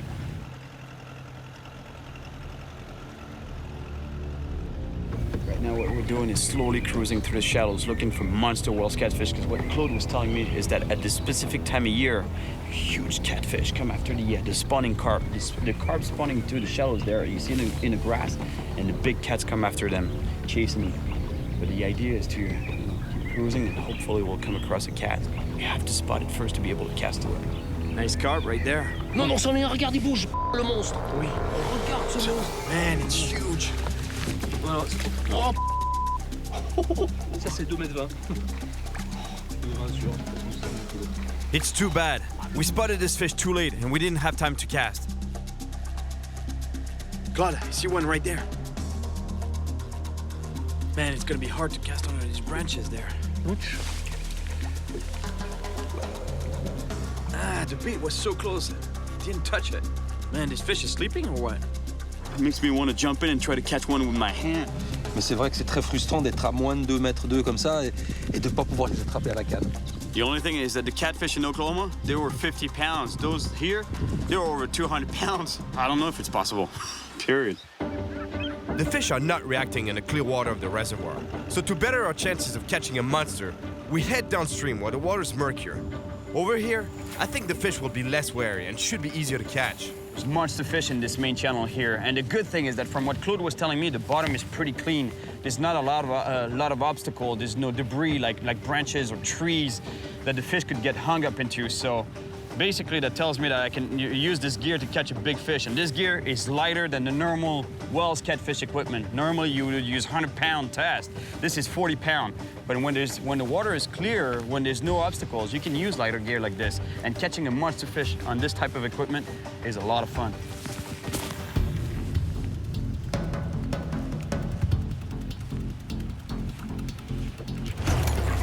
Fish up. I think it's a big fish. My God, what a hit that was. Look at the power of this fish. It's unreal. Il a mordu tout au fond de la rivière, 9,50 m là. 9,50 m de fond. Là, je le vois à l'écho. Oh, he's going out of the boat.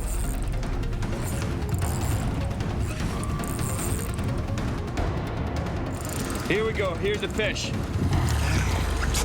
Oh yeah. Oh, it's a good fish, man. It's fish. Now, Claude, don't do that. Don't grab it. Lâche-le. Ah non, j'ai pas voulu mettre de gants, c'est bien fait pour moi. Have you seen Claude's hand? I don't think we're gonna try to bring that fish up on the boat again. Plus, it's not really good for the fish anyway. So what we're gonna try is bring that fish to shore, because we're really close to shore, and release it right in the water, right in its element, so that we don't risk hurting the fish nor Claude's hand. Fais attention, Cyril, bride-le. C'est plein d'obstacles au fond.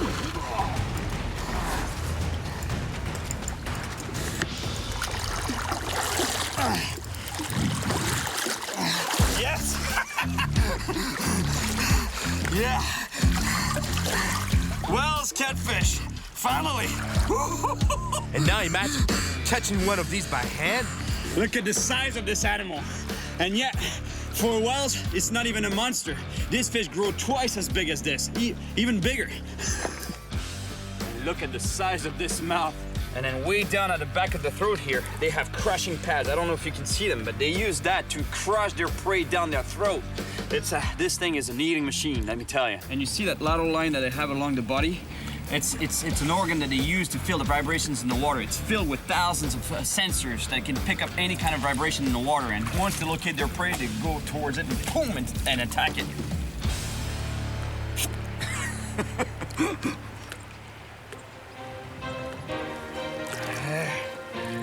Yeah, merci beaucoup. Merci beaucoup. Finalement, on l'a eu. Ça fait un petit moment que je cours après.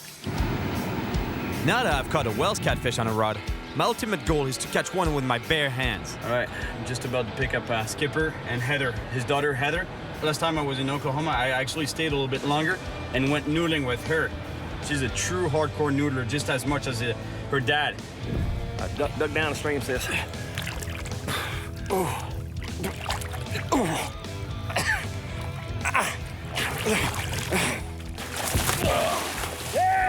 Here we are walking the streets of Mequinenza, Spain, making it happen, American style. Oh man. ¿Cómo está usted? ¿Habla inglés? Hey! There we go. Hey, man. Good to see you, my friend. Yeah.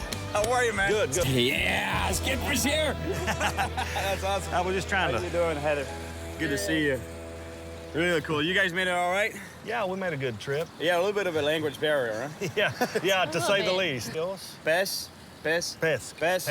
Oh, fish. Yeah. That's all you need to know, man. Catch pes. They'll get it. There we go. Hey, man, I got to show you something. You got to see this thing. All right, let's check it out.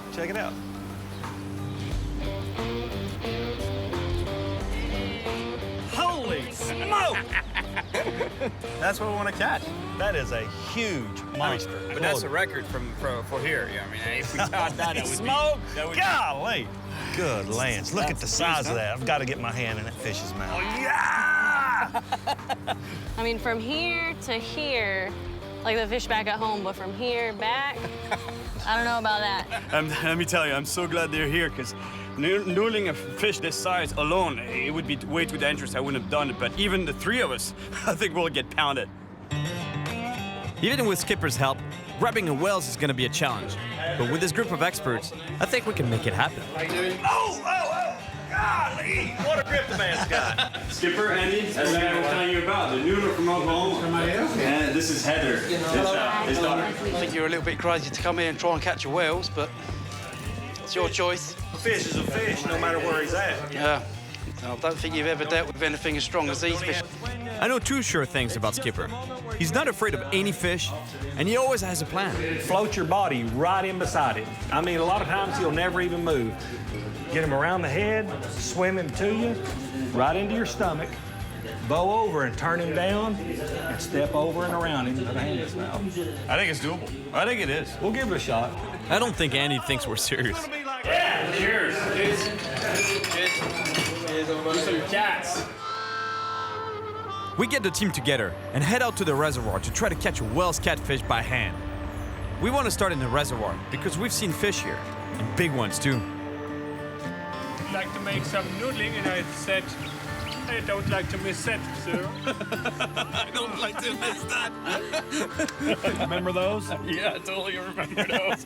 Nice for bringing them those are your dirty. You never even washed them. Those are your good luck socks. Those socks have never failed me. I'm going to let you wear a pair of mine. That's cool. Now we're going to catch a monster fish with that. Never washed socks. Is that water cold? That water's cool, man. It is cold. It's a good thing I brought my fur coat with me. Oh, you're not going to be cold with that, man. I remember the fur there. It's deer fur. Claude, elle fait combien? 20 degrés à peu près?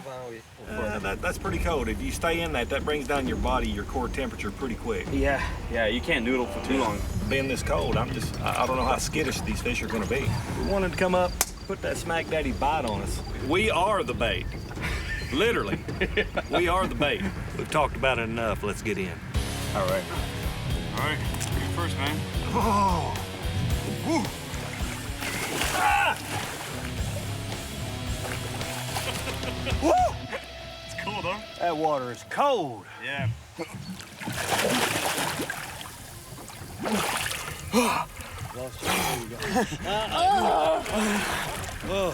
Yeah, thanks for calling me in.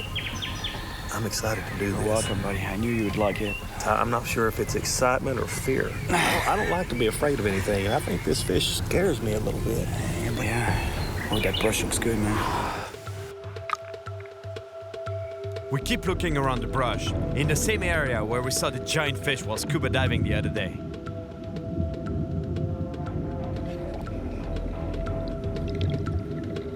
Here, we might come face to face with the monster whales.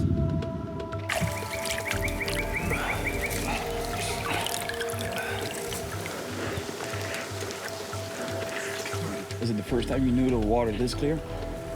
Yeah, I've never been in water this clear before in my life. No. Back home, our water's brackish, dirty colored everywhere you go. Here, the whales seem to prefer to remain in sheltered locations like brush and branches.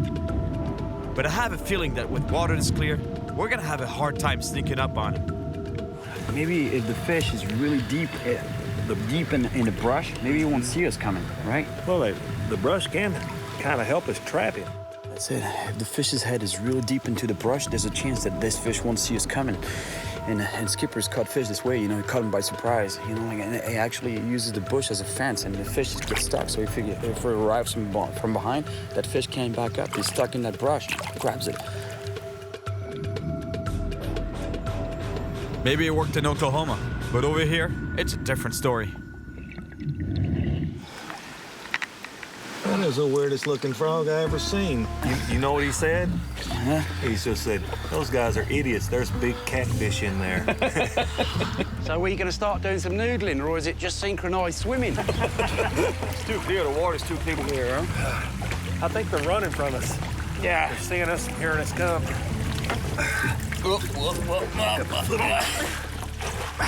You guys didn't have to pretend to be noodlers. You could have come to Spain for a holiday anyway. The problem here is that the water is too clear, you know. If we see the fish, they must see us. They must see us first, and then take off. Oh, we got to change clothes. Let's get somewhere, get dry, change clothes, and we'll make another go at it. It was great to finally get out and noodle for Wells catfish, but the clear and frigid water isn't helping our cause. So we're back in town to regroup. Most of the big fish get caught right in front of Mequinenza, right here, right actually in this channel. C'est ça, hein, Claude? Ça, elle est amenée par l'affluent, déjà par le Cinca, l'affluent du sec, et depuis ici, tous les sédiments sont encore en suspension et l'eau est vraiment très boueuse. My gut instinct tells me we should try here. These smaller rivers that are feeding in. Yeah. These fish should go upstream, and maybe we can get a better chance of getting on a fish in a smaller area. That'd be good. Sort of like, it's gonna look more like back home, I think, around there for you, right? Yeah, I crossed the bridge and it looked really, really good right up in here somewhere. Oh, you already spotted the area, huh? That noodler's instinct kicked in. On the way in, I crossed that bridge and I thought, that's the spot. All right, man. I like this idea a lot. That sounds good. It's big fish. They seem to love that muddy water. Plus, here we're gonna be able to use the muddy water to our advantage. That means that the fish is not gonna see us that much getting close to it. So hopefully we're gonna be able to get close to it and grab it with our hands. Yes. Let's do this, guys. Hey. Hola. Buenas. Ya. Buenas. Hey. ¿Sabes lo que quieren hacer esta gente? Americanos. Quieren sacar siluros a mano. A mano. A mano. Catch a noodle. Kiro, noodle, catfish. No, siluro no. Hombre, show him what you got, man. He thinks we're joking here. Il propose un bras de fer avec lui. Oh, yeah? Un bras de fer? C'est vrai? Oh, yeah, now we're talking. Dile que tenga conocimiento, que no me rompa el brazo. He says he's gonna break your arm. No, he's a professional. He's a pro.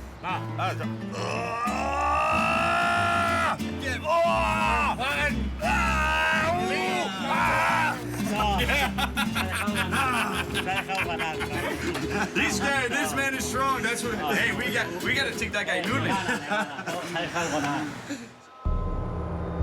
It was pretty obvious that Skipper let the old man win. But when it comes to catfish, he doesn't mess around. So we pull up our socks and head to another part of the river. Time is running out before we have to head back home. This is a last shot.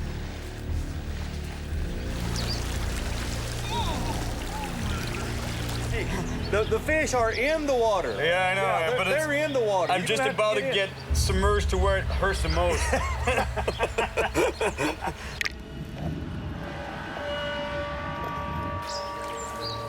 You feel all the way down? Yeah, I come under it.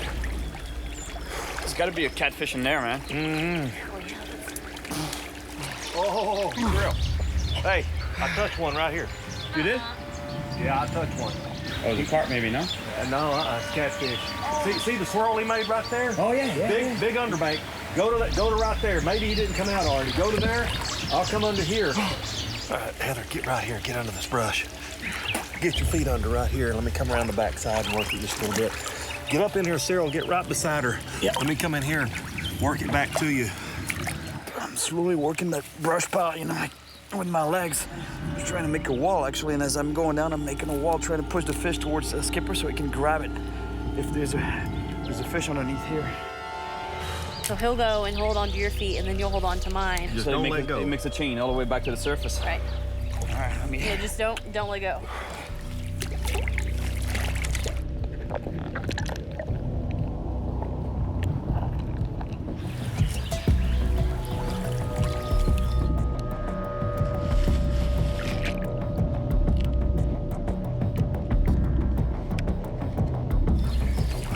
If a big fish catches our legs now, I really don't know how we'll get back to the surface.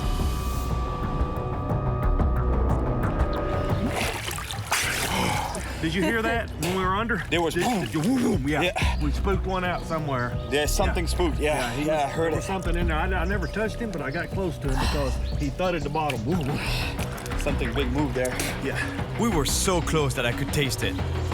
We must have spooked that big guy, though, and he won't be coming back. So we moved further downstream. These waters are full of whales, and we're pretty close back there. Now we feel that catching one by hand is actually possible. As long as we move slowly, the murky water should hide us from the catfish. I told you I like noodling. Man, that's a perfect spot.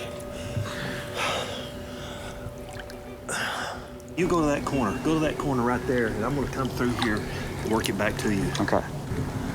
Y'all set? Anything? Oh, yeah. Oh. Don't move. Come out easy. Big fish laying right there. Big fish. Yeah. He moved just gently, but he's not moving out of this brush pile. We need to figure out how we're gonna come in on him. What do you think is it still in there? Yeah, he's gonna stay right here under this heavy brush. He's not gonna leave, man. I'm telling you, if we get a shot at this fish, he's a giant. Let me move in behind him and send him right into you, okay? Why don't you come over to this side? Where was he when you felt it? He's facing this direction.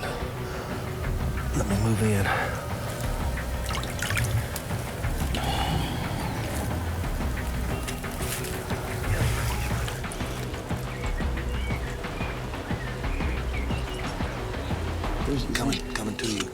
Coming right to you. Easy. Work him easy. Work him. That was it? Yeah, hold on. That was a fish? Yeah, hold on. Get a hold of him, Cyril.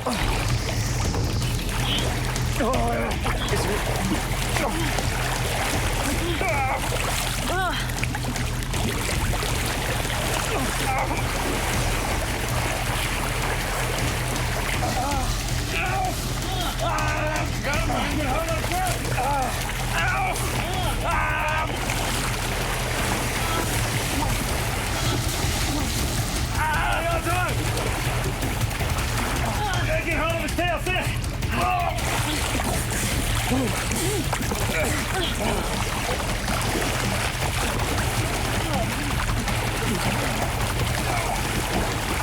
Watch out, my head!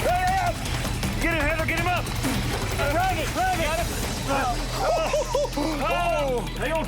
Hang on to him. He's still fighting good. He is. Hold it. I've got to reach my stringer. He's biting me hard, man. He's biting. He's putting the stringer through its mouth.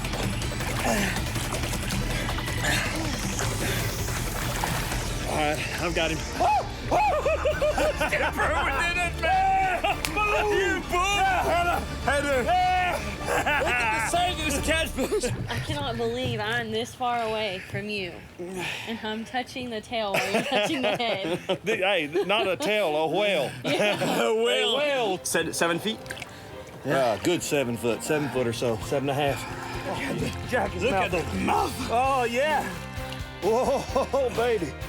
Whoa. It's like a snake. He's so strong. Unbelievable, the strength of that thing. I mean, I'm telling you, this fish is unreal. You could be holding the head here and getting slapped in the head by the tail. They can twist around like 180 degrees, like a snake. Only handhold you got's in the mouth. You can't hold on to him. It's all tail. Yeah, it's all. He's feeling good. He's feeling good. So long, pussycat. Yeah, there he goes. There he goes. Yeah, there he goes. All right. Yeah, man. Ooh, we did it. Yeah, Heather. Frozen Heather. Oh my God. That's the coldest fishing trip I've ever been on, Cyril. It was not supposed to be that cold, man. I'm telling you. What's up, vato?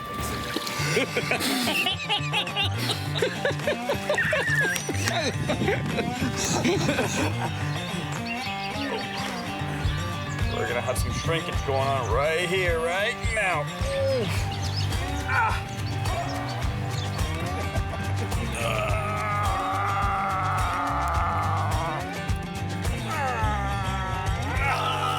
This guy's strong, man. My name is Cyril Chauquet, and I spend my life traveling the world, chasing monster fish. Now I should let it go before a bull shark takes my leg off. Very strong animal, as you can see. Look at the size of this piranha. And that's exactly what I'm doing here in Cuba. I came on a double mission to catch one of the most feared predator fish in the ocean. Lightning quick. Something, man. And with a mouthful of razor-sharp teeth, the barracuda is definitely one of the deadliest killing machines in the water, and can cause some serious injuries. I've seen monster barracudas before. You guys want to see a big cuda? But they're true giants here in Cuba too, and I want to catch the biggest one possible. The second part of my mission is to catch another predator fish known for reaching gigantic sizes and giving an incredible fight, the tarpon.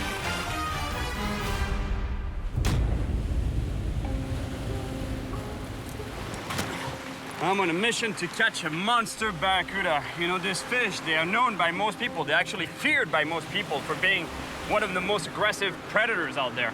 And in a way, you know, their reputation is justified because those things, they have nasty teeth on them, about this long. They can be almost as tall as me, really, like really, really big. And at the end of a run like this, let me tell you, it's the fight of your life. And also, while I'm here, I'd love to catch myself a monster tarpon. You know, those things also, they get really, really big.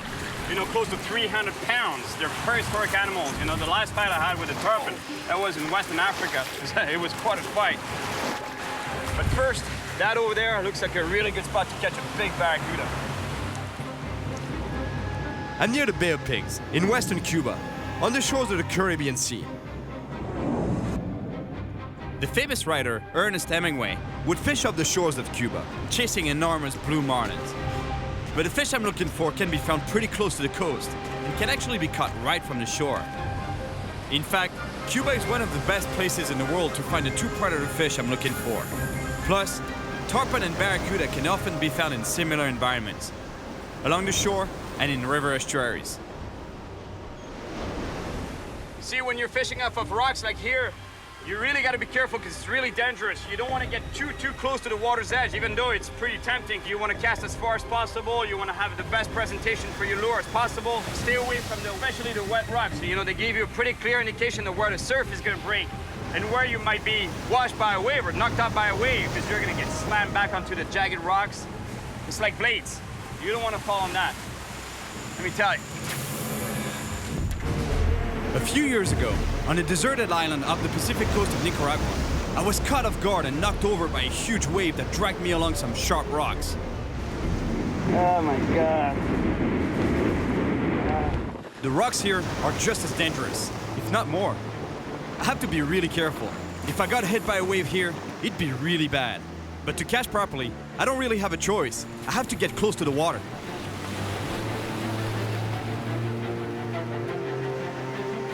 Honestly, where does this wind come from? It came out of nowhere. You know, it was a little windy, but nothing like now. Now it just picked up like crazy. The wind is whipping around me, making it even harder to stand on these jagged rocks. I'm casting my lure parallel to the shoreline and close to the breaking swell, because barracuda and other predator fish will hunt the easy prey that are disoriented by the crashing waves. Yep, fish on.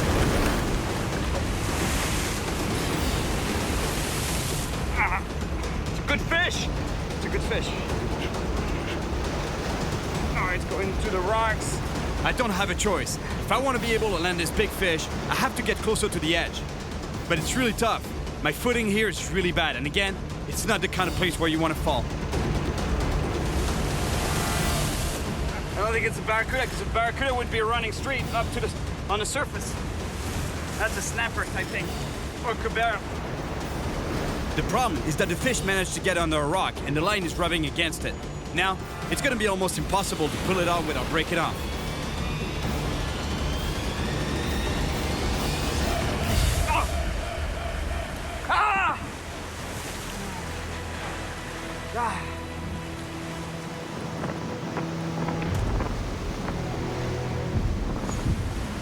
It was not a barracuda, because a barracuda would have been running straight. You know, they're not a dog fighter. They don't go down. You know, they don't bully down. They try to look for open water. They swim straight, stay on top, stay on surface. This guy was going down, but I was either a big snapper or a big cabera, which is still a snapper, but it's another type of snapper. Big cabera snapper. I think that's what he was. Even if it was not a barracuda, I would have loved to catch this fish. I have another 5 days in Cuba, and I'll definitely get another shot at the barracuda. But I'm on a double mission, and today I'm going for big tarpon on the Hatiguanico River, which is really close to a famous historical site. So I gotta make a quick stop. Those are old tanks from the famous invasion, the Bay of Pigs, that took place in '61. Exactly where it took place here in Playa Huron, and this whole area. The Bay of Pigs is right there, and that's where the battle took place. But it's also famous for big tarpon right around here, you know, in the Ciénaga de Zapata and Rio Hatiguanico. I've been there before, but apparently there's monster tarpon, so that's exactly where I'm headed. I've fished this river before and caught a few tarpon, but they were just small ones. But when I recently spoke to my buddy Felipe, he told me he'd finally found a spot where the really big fish are. Oh, Cyril. ¿Cómo estás? ¿Cómo cuentas, hermano? Muy bien. Mucho tiempo, ¿eh? Y ahora entonces entra grande, Ahora ¿no? han entrado grandes, ¿sabes? Cuando la otra vez eran sábalos pequeños. Sí. Ahora son sábalos Sí, de los 50, que escuche. 60, 80 libras, sábalos mucho más grandes. Entonces lo vamos a buscar. Vamos, vamos.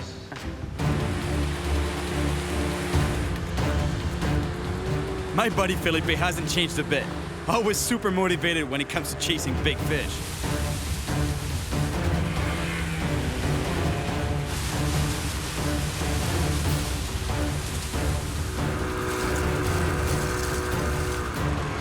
The Hatiguanico River runs through one of the wildest areas of Cuba. And here we are, right in the heart of crocodile country. I'm gonna try to catch a tarpon with a bucktail jig, tied onto an 80-pound leader. Sábalo allá, que están roleando. This is it. This is the spot where they've been seeing and actually catching some pretty big tarpon. I always heard that this river was known for, it's actually always been known for smaller sized tarpon, baby tarpon we call them, but apparently there's monster ones as well.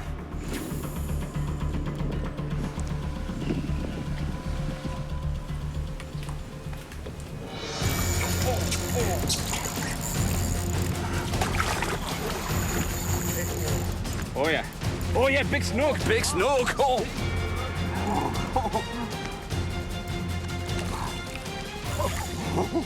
Huge snook. Man, I'm chasing tarpon, but let me tell you, when I catch a snook this size, I'm a happy camper right there. Look at that. Grande, grande. I think it's a snook, yeah. Oh, yeah, yeah. But it's a nice fish. Oh, yeah, this is a nice one. That's a big fish. Cuidado, Cyril. Okay. Yes. Oh, you got it, man. Size of this snook. Oh, man. Look at the size of this snook. It's the record of the river. It's the record of the river. Really? You think so? Sure. 100% sure. That's a really big snook. That's a huge snook. My friend Felipe, I love you, man. Right there, check this out. I was chasing a monster tarpon. Felipe says, you know, it's a good spot here for tarpon usually. Make a cast there, make one cast, and this massive thing, this massive snook comes out of underneath the mangrove trees and bang, hits my jig. It's a monster snook. It's a big snook. Let me tell you, it's my biggest snook, and it's actually Felipe's biggest snook on the river here. That's right. That's right. Normally 3-4 kilos, but this is 6-7 kilos. 6-7 kilos, huh? Yeah. Close to 15 pounds, I would say, Yeah. right? 14-15 pounds, yeah. 15 pounds, yeah, for sure. I'm gonna let that fish breathe a little bit because I want to pull it out again and show you something about it. You know, there's one thing that you really have to be careful about when you handle snook, and especially big ones like that, you know?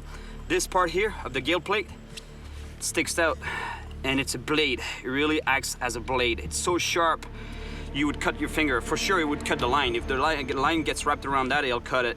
Trying to grab the fish, you could put your fingers in underneath the gill cover here, like you can do for certain fish, but those fish especially, it's really dangerous because of that blade here. And here underneath the fish, that fin here, it's a needle.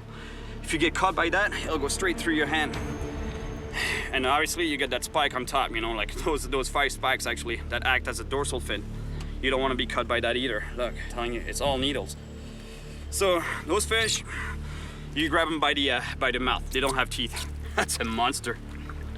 All right, buddy, I'll let you go back in there, right? Back underneath your mangrove tree.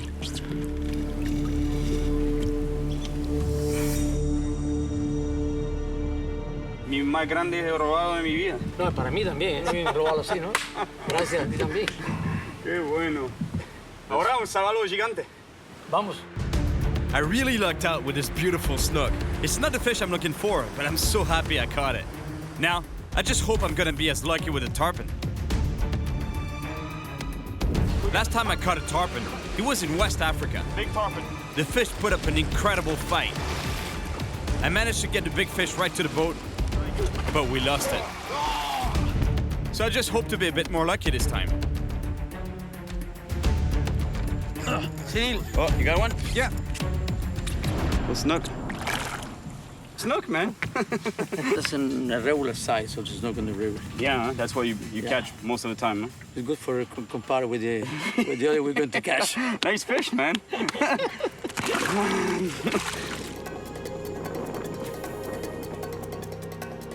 And there's not a lot of tarpon activity today on the surface because those fish, they can breathe underwater just like any fish, but they can also come up to the surface and breathe normal, regular air. They have this ability to do that, and especially when there's really low oxygen levels in the water, they have to come up to the surface. But today, you know, like there's not much happening. And the good thing is when they come to the surface to gulp air, that shows you where they are, you know, so you can lead the cast, you know, you can see where they come up to the surface, make a cast in front of them, and hopefully, you know, hook into a monster fish. So what we have to do is cast, blind cast we call that, and just cover some water. And hopefully, you know, we'll... You got it? Oh, Yep. It's a tarpon? Yeah, tarpon, yeah. It's a baby one. Okay. All right, tarpon. Okay. Right. Woohoo!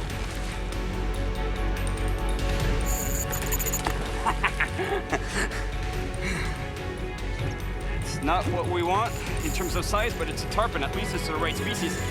Baby tarpon. There you go. Ready? Woo. All right. Baby tarpon. My God. It's unbelievable, the power of this fish. I grabbed this fish by the mouth, you know, and the mouth is pretty much the only place you can grab this fish. You know, I don't really like grabbing them by the gill plate, but the inside of the mouth, look, it's like a fowl, you know. It's they don't have teeth per se, but it's so rough. When the fish shook its head, it got me in the knuckles here. Look, it's not the fish's blood. It's mine. So imagine this fish in 150 pounds on the boat. You know. We got a tarpon. You know, you don't want to bring them on the boat, actually. That's why, you know, we release them boat side. If we get a big fish like that, you don't want to bring it on boat because they'll destroy everything, including us. Man, they're powerful.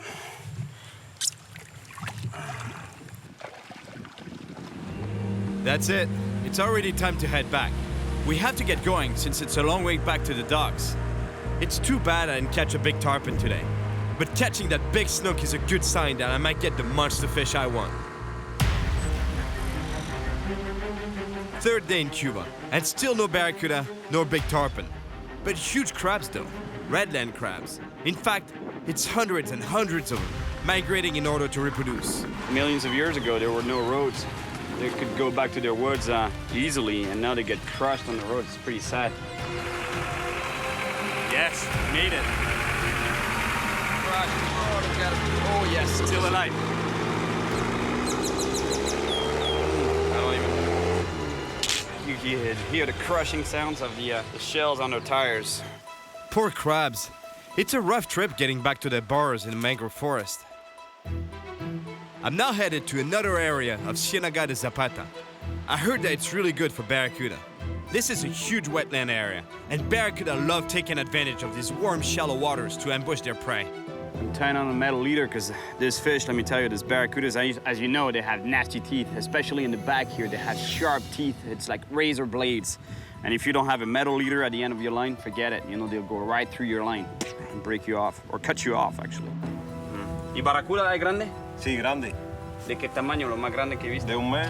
Pequeño eso. Sí. Quiero así, ¿no? Sí. ¿Se busca? Sí. A ver si quiere picar. Grandes las hay, pero son más malas para picar. Son difíciles. Sí. Porque ya fueron picados, ¿no? Sí.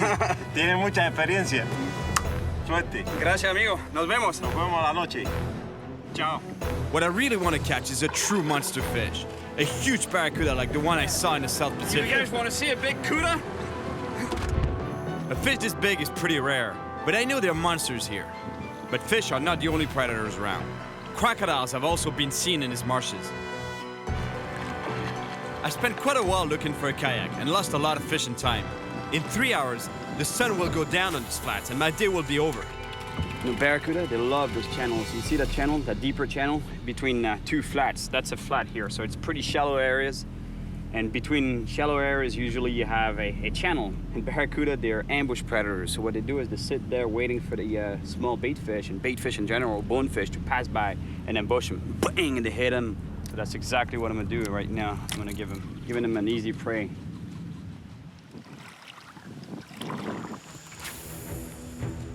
Barracuda love to chase prey that move fast. So to fish in these shallow waters, I'm using a topwater bait that mimics the erratic movement of an injured bait fish fleeing on the surface.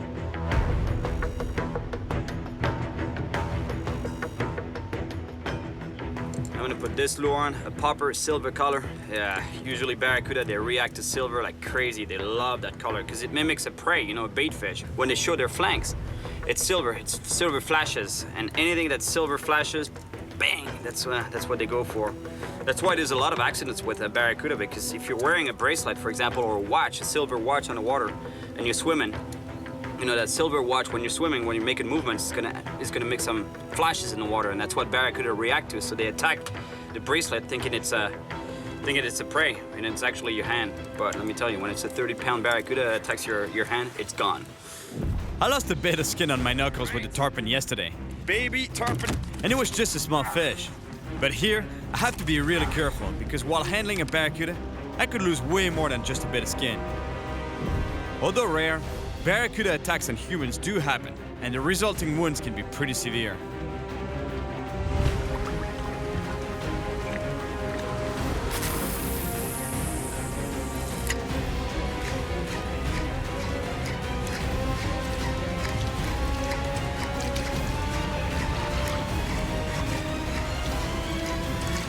Here we go. Fish on. That's a good fish. That's not a big one yet. That is not quite what we want.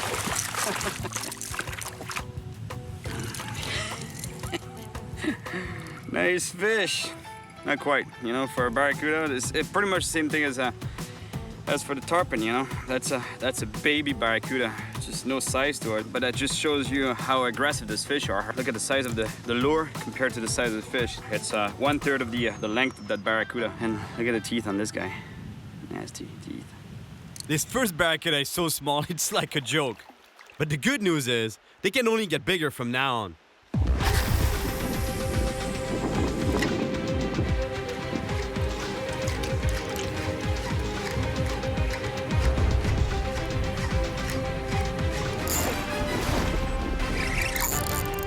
Fish on. That's a good fish.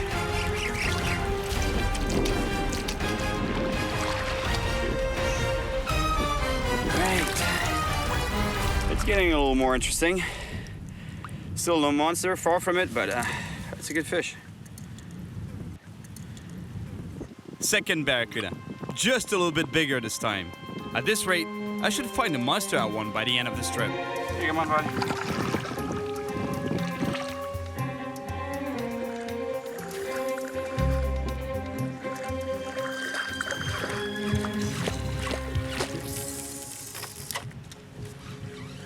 Well, I don't think I'll catch that monster barracuda today. It's too bad because they are out here for sure. It's got to be monsters here. You know, fish like this long, like 3-4 feet long. Teeth on them, like this. Although that's not the end of the trip, you know. I'm here for a few more days, so I might still get a shot at a monster barracuda. Although now I'd better rush back with that kayak. The sun is setting fast. Fourth day in Cuba, and I'm still chasing a monster barracuda and a big tarpon. Well, it was cool catching this barracuda and the baby tarpon, although, you know, they were not really big, you know, that's why they're called baby tarpon in a way. You know, I want size now. I want a big monster barracuda and a big tarpon. Honestly, it's doable, you know, I still have a few more days in Cuba. Should be doable, catching monster fish now. This morning, I'm headed to the Zaza River, which is known for its strong population of big tarpon. There, I'll meet up with Louis, who I've fished with before. It's pretty exciting to be back fishing on the Zaza River, especially since Louis was telling me that he's been seeing really big tarpons in the last few weeks. Hola, Luis. ¿Cómo está, amigo? Tranquilo? See, the way we're fishing right now is we're trolling along these mangrove trees, and the way those trees are made is that underneath the surface, you can't really see it from here, but there's a lot of roots, and fish love that. They hide in there, it provides shelter, there's a lot of food too. So when you troll parallel to the trees, fish, what they do is they see these lures, bang, they come out, ambush them, take them, and go right back to where they belong, right to where they live, underneath the trees. So if you're not fast enough, if the captain is not fast enough steering the boat away from the structure, away from these trees, they get tangled up, and most likely you lose the fish. ¿Es bueno para pesca aquí? Sí, aquí es muy bueno. Aquí se ha aprendido tarpon de 170 libras. 170. Y cubera de 70 libras. 70? Sí. Cubera? Cubera, sí. Fishing stories or fisherman stories. It's always the same thing, you know. He's telling me about a 170-pound tarpon that was caught here. Monster cubera snappers, 70-pound actually. And a 50-pound barracuda. That's huge fish. You have no idea. That's monsters. But obviously all that stuff happens when you're not here.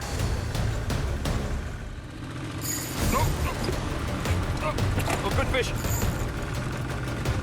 Stop. Incredible. Fish on. Just to contradict me, I just got a huge hit. It's a good fish. It's not a tarpon because he would have jumped already, but I don't know what it is. It's really, really good fish.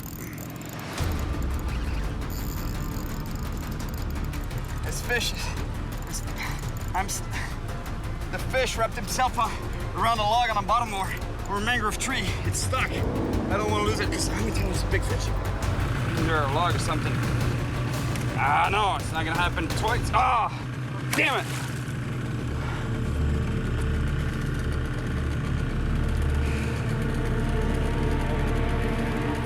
no, aquí está, aquí está, aquí está.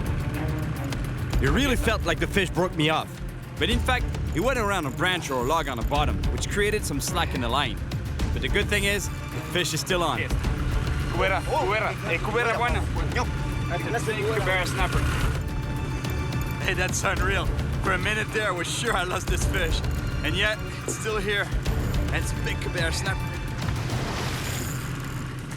Sí, coño, es buena. Es buena, amigo. Si dio la vuelta. Es por eso que piensa que había cortado de ahí. Look at the size of this cubera snapper. Beautiful fish. Man, I was sure I was gonna lose this fish because he got wrapped up on some mangrove trees on the bottom. Finally managed to get it out of the tree it was hung up into. Beautiful cubera snapper. See, now I have a fishing story for myself. Look at the fangs on that thing. Oye, qué clase de cubera. Bueno. Muy bueno. Gracias, amigo. It's unbelievable. I caught some beautiful fish like that huge snook and that nice cubera snapper. But no big tarpon, no barracuda yet. And I only have 2 days left in Cuba. Anyway, my buddy Luis has an idea. He knows a guy who knows another guy who apparently can take me to some really good spots. ¿Son dos pescadores? Sí, pescadores nativos de Casilda. Para agarrar algo grande, ¿no? Sí, exactamente. Está bien, amigo. Bueno, salud, salud. All right, I have a couple of names of guys to go fishing with. The plan is to go out for tarpon later today with a guy named Nino. And tomorrow, I'm supposed to hook up with another guy, Guillermo.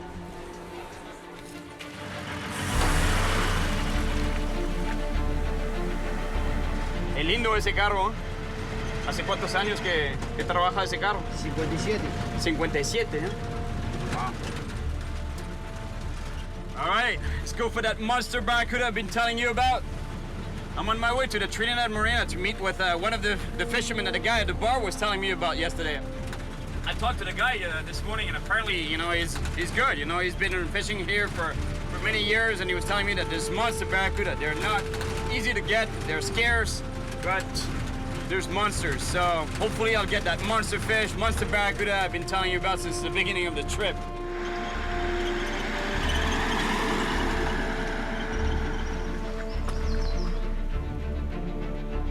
Hola, amigos. Hola, ¿cómo está la cosa? Hola. ¿Cómo está? ¿Cómo está el sabalo? Siempre está, se puede probar. Se puede probar, a ver si está, ¿no? Looks like the tarpon is going to be a tough one here again, you know. From what he was telling me, it rained a lot last week, and what happens when it rains is that all the dirt gets washed down to the main rivers by the smaller streams, smaller rivers and stuff. And what happens is that the main rivers, they're all dirty.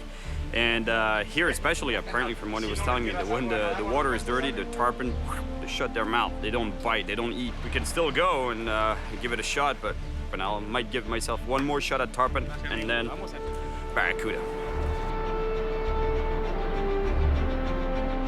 Apparently they've been spotting some really big tarpon rolling up to the surface. That's what I was telling you the other day. They've been spotting them, not catching so many, but looks like they're here. Nino has taken me on the Agabama River to try and catch a tarpon. The conditions are not ideal as it's rain and the water is kind of murky, but it could be one of my last chances to catch a tarpon on this trip. Eso le gusta aquí, ¿eh? ¿Es bueno eso? A ver.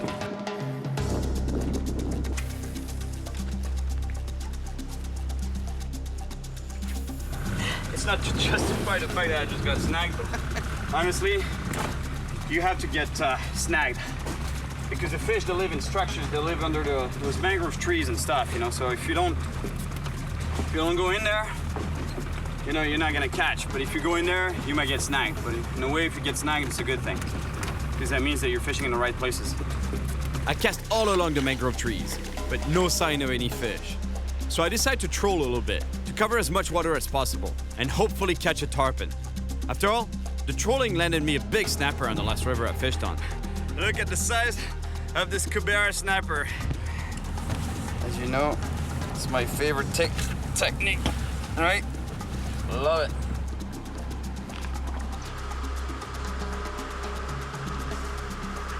I just want to be woken up.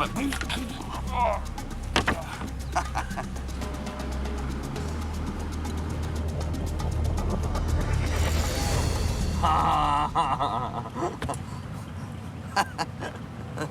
trying to stay positive and keep thinking I'm gonna catch a tarpon. But I gotta say, I'm kind of losing hope here.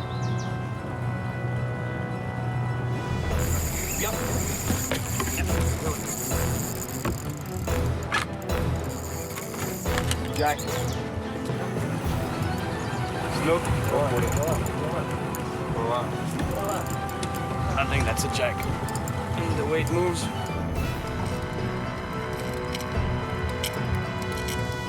You know, a tarpon I would know right away. Was a tarpon?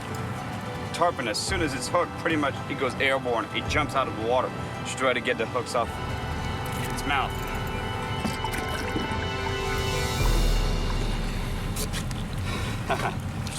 Jack Crevalle. See the grunting sound? This grunting noise that they make? It's actually a distress or warning signal that they emit to the rest of the school because they live in schools. But I'll let you go, buddy. There's no distress here. You're going right back to your buddies.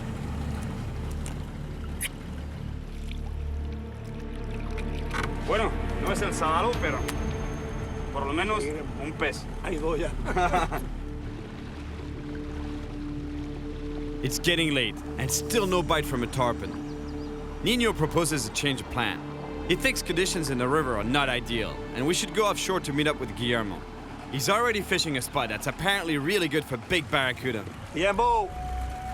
Oh, ahí, mira, ponte a dar la vuelta por ahí, mira cómo está ahí la... The day's coming to an end, so I make the most of it. I keep trolling while we look for Guillermo.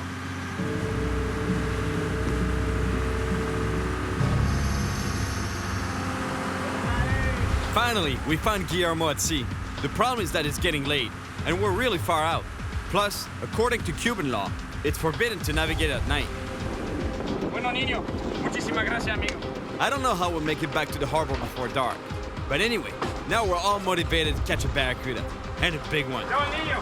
Bueno, buena cosa. ¿Cómo te fue? Bien. Bueno, a mí muy bien. Ya, grande, seguro. Mentiroso.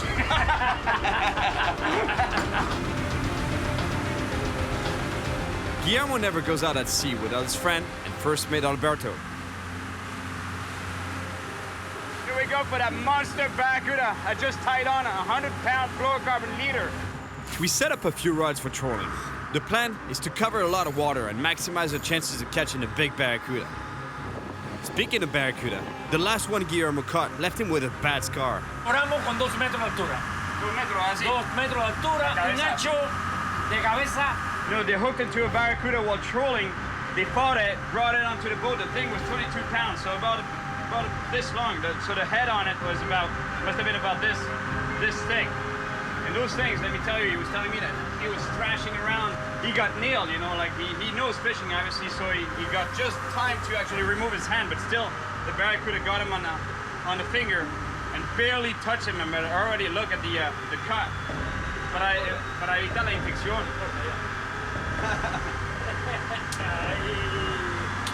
Ahora a pescar. A pescar ahora, eh. The last barracuda that Guillermo caught almost took his finger off. And now, he's very nervous at the idea of bringing one on board. Oye, ¡Dale! Yeah, ¡Pronto! Fish on. No necesito, está ahí. Es pequeño.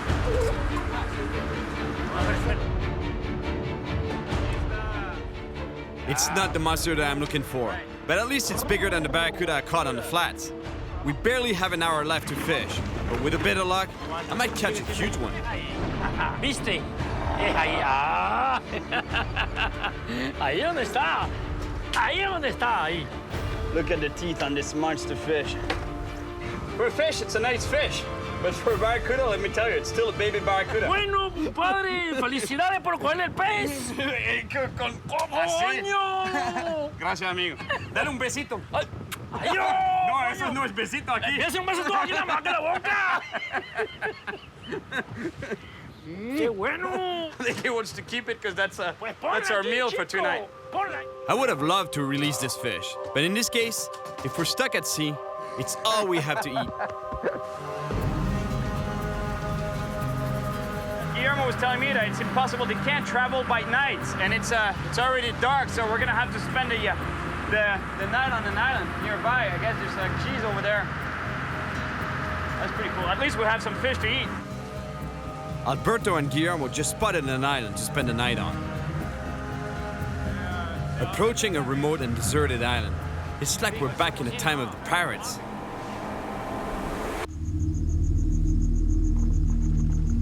Guillermo and I decide to go explore this island to see if we can find something to eat. And more importantly, to see if we can actually sleep on it somewhere.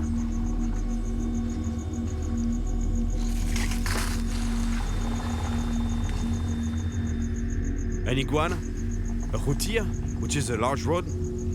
What other creatures are we gonna find on this mysterious island? This mangrove island is full of life. It's not very reassuring to know that we might sleep among it all. At the least, I need to make sure there are no crocodiles or scorpions here. Look at the size of this crab. Unbelievable. Look at the size of that thing, that claw. Unbelievable. I don't want any of these guys crawling up into my bed. Actually, this is not even a bed, you know. I barely have a blanket to sleep on the ground. In many areas of the world, eating barracuda can give you a severe illness called ciguatera poisoning. But in this region of Cuba, the guys guarantee that the fish are safe to eat. A la manera cubana.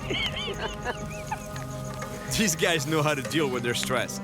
What started as a tense situation turned out to be a fun dinner. Honestly, I had no idea that this fish would taste so good out of a can. The fish is so good, it's so tasty, they actually cooked it with rum.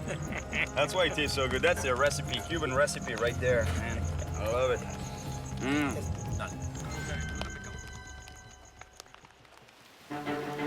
Waking up on a deserted island is pretty cool. But last night, when it came down to choosing between adventure or safety, we chose to sleep on the boat. Sleeping on the ground of a mangrove island where you're not sure what kind of creatures are around is not the smartest thing to do. You really thought I was gonna sleep on the island? With the crabs and whatever other animals live on there? Iguanas and stuff? Nah, I mind it, but come on. Much better off on the boat here. Guillermo! Talking about a prehistoric animal, we got one right there. The iguana. Man, these things have been around millions of years. I don't know how old exactly, but I'm pretty sure it's not far from the tarpon. It's my last day in Cuba, and I have yet to see a monster barracuda. It's really time my luck changes. Brand new, just out of the box. I just tied on an artificial lure that mimics the movement of a bait fish swimming just below the surface, where barracuda love to hunt. All right, let's go find that big barracuda.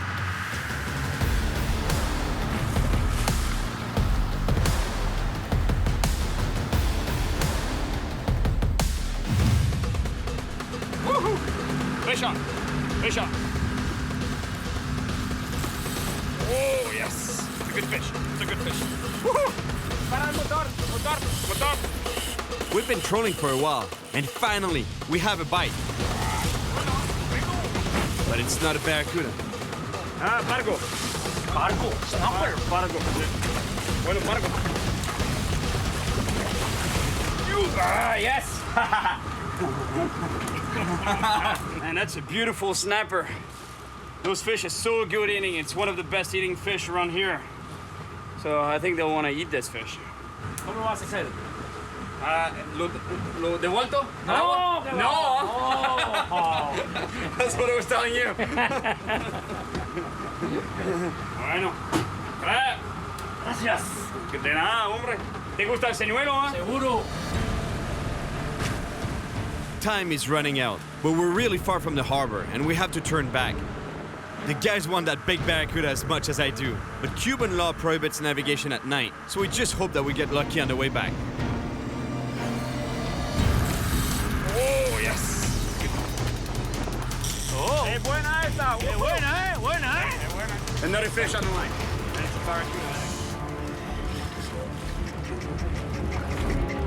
Un poco más grande, ¿no? Yes. Similar. Con la ola, con la ola.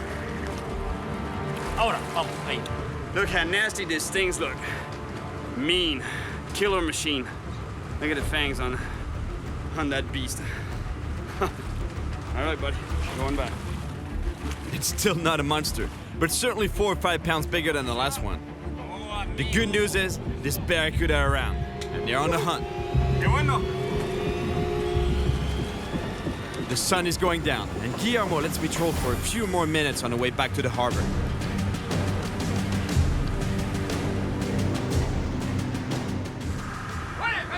Ok, otro! Otro, sí. Oh, despacio, relate, despacio. Fish, fish, fish. Fish on. That's a big fish. That's a big fish. That's the big barracuda we wanted. Right there. I think we got it. I hope. I get a little bit of line back, but I can tell this fish is heavy and powerful. And the fight is not over yet.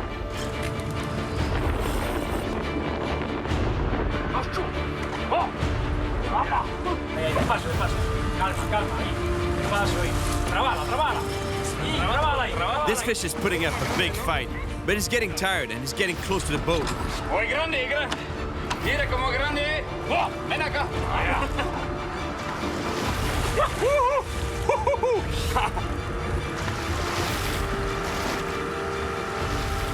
That is one big barracuda right there. Es grande, ¿eh? Oh. No, tú toma la caña, lo tomo. Dale, vamos, arriba, vamos. Yes! Now we're talking. That's a big cuda. That's the monster I was talking about. Look at the teeth. Look at the fangs on that thing. They got hit by something, huh? Otro, huh? Yes. Otro que lo atacó, ¿no? Atacó, Aquí. Now imagine this thing going for your bracelet or your watch. When I was telling you that you'd lose a hand, now you know what I'm talking about, right? These fish are lightning fast and they usually strike at full speed with that mouth full of teeth. So imagine, their prey don't stand a chance. 24. Oh, es bueno, huh? 24 pounds. Look how nasty it is down there. This is a bite mark. This thing got attacked either by a barracuda, another barracuda, or a shark. But it should be fine. It's not a deep one. Bye-bye, my friend. Unreal. The teeth marks on the lure. The tooth there, the fang, right through the plastic. And check this out. Look at the hook. Totally bent it open. That's a strong hook. Normally I change the hooks to even stronger hooks than that, but I didn't have time. ¿Ahora lo quieres? Muchas gracias. Te lo regalo, Sí. ¿lo querías, no? Claro que sí. Está muerto, disculpa. No importa. No tengo otro. No importa, pero que buen saco de buen pez. Qué grande ese barracuda. Qué grande barracuda. Es bueno. Te felicito. Gracias, amigo. No hice nada, solo puse el señuelo en el agua. No importa, y pusiste el amor del corazón. El amor del corazón. I came to Cuba to catch a big tarpon and a monster barracuda.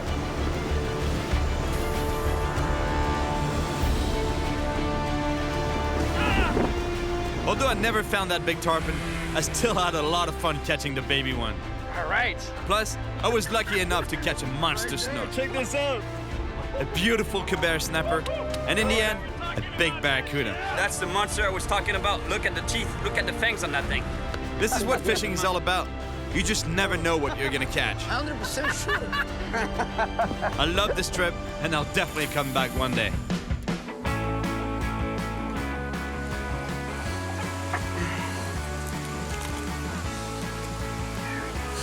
The way to hold these things, you know, you have to grab the claws first, obviously, otherwise you get nailed. Yes, made it. Oh, yes, it's still alive.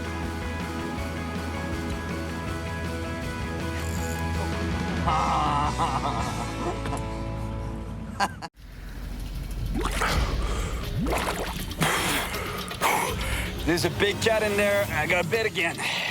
I ran out of there on the first pass. I'm gonna go down again. No! He's going out. Go get him. I'm Cyril Chauquet, and I spend my life traveling the world chasing big fish. And that passion has brought me here, to Oklahoma, USA, on a risky mission. Oklahoma's waters are home to the muddy monster fish I'm after. Yeah! A slippery and powerful animal that nests in dark holes in the murky rivers and lakes here. The catfish. I want to catch a spiky and slimy beast in their lairs in a very traditional way. With my hands. In the best case, I get bitten by an angry catfish. Stay in there. In the worst case, by something even more dangerous. My goal is to catch a 50-pound monster. This is without a doubt one of my most extreme adventures yet. Is there a shark down there, man? You see this hand here? Well, for the next few days, this will be the bait. That's the only kind of bait I'll be using to catch a fish. The idea is that I will be feeling around on the bottom of rivers and lakes, trying to find a catfish hole. And if I do find a hole, that's good news. That means that I have now to put my hand in that hole, trying to provoke the fish into attacking my hand or my feet. I can then grab that fish by the mouth and pull it out of its hole. And that's how you catch catfish here in Oklahoma. It's called noodling. It's pretty dangerous because there could be other creatures living in those holes. They could be snapping turtle, beavers, or even worse, cottonmouth snake. And let me tell you don't want to get bit by any of those. I'm in Oklahoma, where Native Americans were the first to practice the art of noodling thousands of years ago. There are still a few purists out there practicing this extreme way of fishing, and I'm leaving my comfort zone of rods and reels behind to give noodling my best shot. But first, I'm going to meet Bob Clark, one of the top snake specialists in the world, to learn more about the dangerous reptiles I might encounter while noodling. Bob? Hi, sir. Hi, how you doing? Great. How was your trip? Pretty good. Good to meet you. Come on in. I'll show you some snakes. Oh my God. You got a lot of snakes here. I do. I think I have more than anybody. I want python, man. I'm gonna give you a call and order a couple pythons. It's what I do. I'm sure my girlfriend would love that. That's huge. That's a reticulated python. You won't find this guy in Oklahoma, no? Not unless you're here. And how much does he weigh, you think? About 180 pounds. Really, huh? Yeah. 180 pounds? Yeah, you can lift him up if you like. I'd love to. It's pretty long still and heavy. South of where you are. Why, imagine when I was fishing in the Amazon and I grabbed that anaconda. You know, had it been an anaconda the size of this python, that would have been it. Oh, anaconda! Pega fogueira, pega fogueira.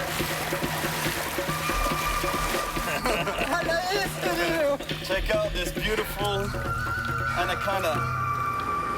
Well, luckily the snakes I might come across, you know, while noodling are not as big, you know, here for sure, but they're pretty dangerous. They're just as dangerous as this guy, just in a different way. This guy is a constrictor. The ones that I might be facing are venomous, highly venomous, actually. What kind of snakes can I run into though while noodling? I think around the water it's likely to find some water snakes or maybe a cottonmouth. The cottonmouth, yeah, that's the one I've heard of. It's bad. Do you have any of those here? I don't keep any of the native species here, but I think if you want to go out in the field, I'm pretty sure we can find some. Really? I want to see that. I want to see the expert in action. The rivers of Oklahoma are filled with a lot of different snakes. Hopefully, an expert like Bob will help me understand the difference between a venomous snake and a less dangerous one. And what do they look like? Cottonmouth. Stocky, not too long, dark color. Dark color. Okay, see? Can you see them there coming off? Yeah. See the weight in the water? Watch out, you can get bit, don't get bit. I don't care. Oh, it's a water snake. It's not. Yeah, that's a water snake. Okay. It's not a cottonmouth? I can tell. Ah! You got bit there. I didn't get me yet. You got up his head. Okay, watch the sharp end. Oh! He got me. Okay. You grab him good. Here, grab this part. You don't want to grab the sharp end. Trying to grab it behind him. This part here? Yeah. Wait, this guy is so fast, you know, I was gonna do the snake master thing, but I completely missed my shot, you know? Gonna reach behind the neck, but he got me before I even got close with snack. You smell that musk? Yeah. It's supposed to deter predators that stink. Really? Yeah. It'll stick with you a little bit. Really? Mm-hmm. It's good before going on a date, right? Oh, absolutely. So that's what I can run into while noodling, right? I think it's almost certain that you will see water snake. snakes while you're noodling. Cottonmouth? A little less likely, but also possible. Yeah, but that's way more dangerous though, right? It is much more. So don't be doing this when you find a cottonmouth. Stay away from it, right? I'd let him go his own way. All right, buddy. You're going back. Luckily, this is a non-venomous water snake, and I'll just have to clean my wound to avoid infection. But a cottonmouth bite can cause tissue damage and hemorrhaging. and if left untreated, can be fatal. Before putting my hand in an aggressive catfish's mouth, I want to learn a little bit more about him. So my next stop is the Fisheries Center, where I'm meeting a catfish expert. Two main species of catfish can be noodled, the blue and the flathead. Noodlers usually target the flathead, since it is more common, and the biggest can get over 120 pounds. But if I noodle a 50-pounder, that would already be a true trophy. Hey, Dan. Hey, Cyril. This is an awesome spot, man. Oh, thank you. Really? Come see some catfish? Oh, for sure. That's what I'm here for. There they are. My gosh, you were not kidding about catfish. You got a lot of catfish. You got to be really careful when you're fishing for these guys, especially hand fishing, and you're sticking your hands in their mouths. They can be really tough to deal with, especially as the fish get bigger. Check this out. It's in these mouths that I'll be putting my hands or my feet. Avoid holes or sticking your hand in any kind of hole that has access to air, because those snapping turtles will sometimes get in cavities that have an air pocket up top, like the alligator snapper can just rip limbs off, and fingers especially. So. These catfish definitely look like they're ready to rip something apart. It's feeding time.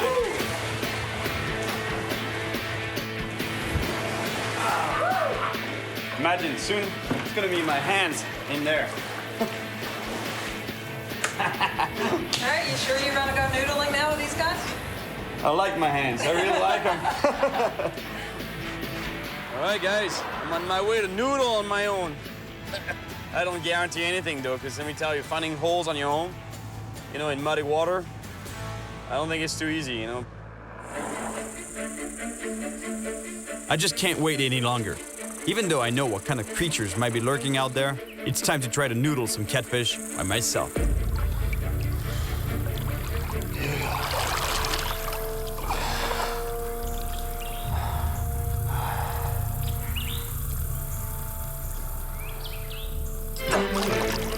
Whoa, just hit something right there. I'm feeling a little reluctant right now to put my foot against that wall there, or that ledge, and feel for any hole I could find. It's where the catfish would be hiding, in a hole. Let me tell you, as I'm feeling along the river bottom, I can't stop thinking about the warnings I've heard from the local wildlife experts.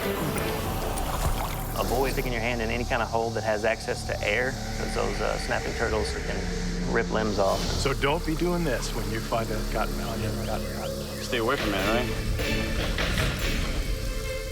During the breeding season, the catfish seek holes along the edges of riverbeds. These cavities are usually dug by beavers and muskrats and can be pretty big. This is exactly the type of feature that I was looking for along the bank, A cliff like this, and then a hole, So basically, think about it, this is underwater, right? So I'm feeling with my foot here, and all of a sudden I find this hole here. When you're halfway there, you're not gonna get bit, so you really gotta go way in and feel all the way into the hole there. Because otherwise you're not gonna get that reaction strike from the catfish. That's the scary part, because your brain tells you, don't go in there, don't put your foot there, don't put your hand there. How stupid is that? Try to get bit.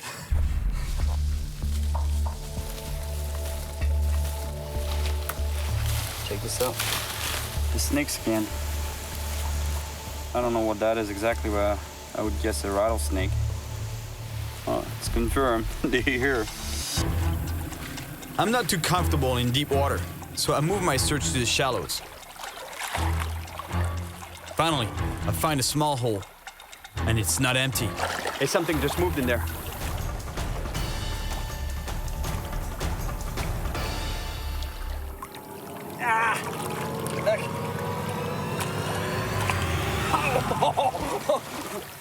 That's a common snapping turtle, but let me tell you, you gotta stay really far from that mouth, because it can reach out pretty far and bite you.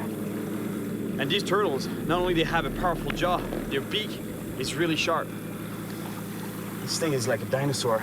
So if you reach into a hole, let me tell you, you better grab it by the back like this, because otherwise, if you get the front end, you get bit, you lose a finger for sure. Or a hand, because these guys can grow to over 70 pounds. All right, buddy.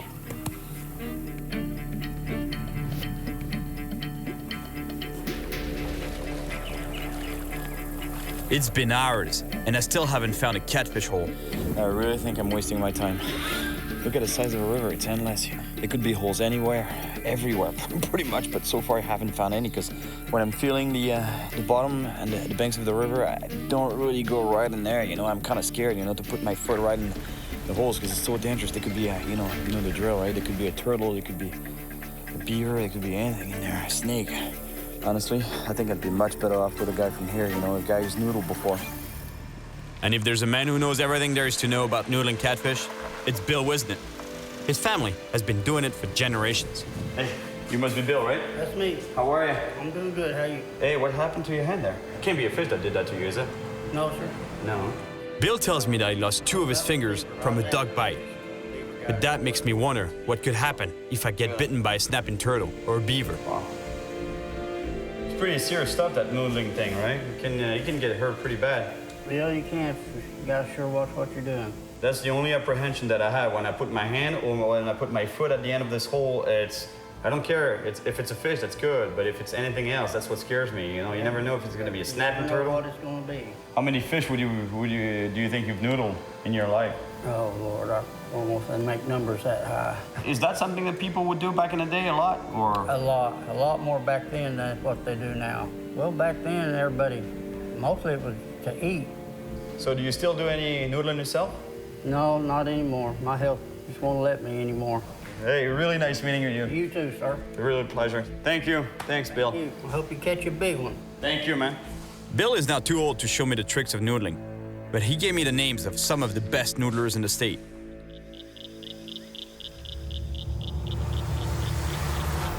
I didn't get much sleep last night. Today, I'm meeting the first noodler on Bill's list, and I'm starting to feel the pressure here. I realize I'm gonna have to put my hand in an underwater hole and get bitten by catfish. So I just wanted to get a little mental training for what it's gonna be like fishing with those guys, noodling with those guys. And that's what I did, you know, I found a hole and I put a little surprise in it. Not a good surprise. Imagine this is underwater. It's all murky water, so you can't see anything underwater. Feeling around using your feet or your hands, and you're like, oh, there's a hole here.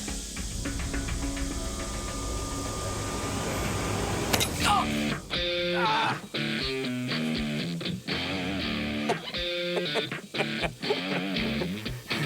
Let me tell you, that stings, that hurts. But I'm pretty sure that a catfish, if I wanted to mimic an angry catfish, it would take a rat trap, not a mouse trap. All right, let's go noodling.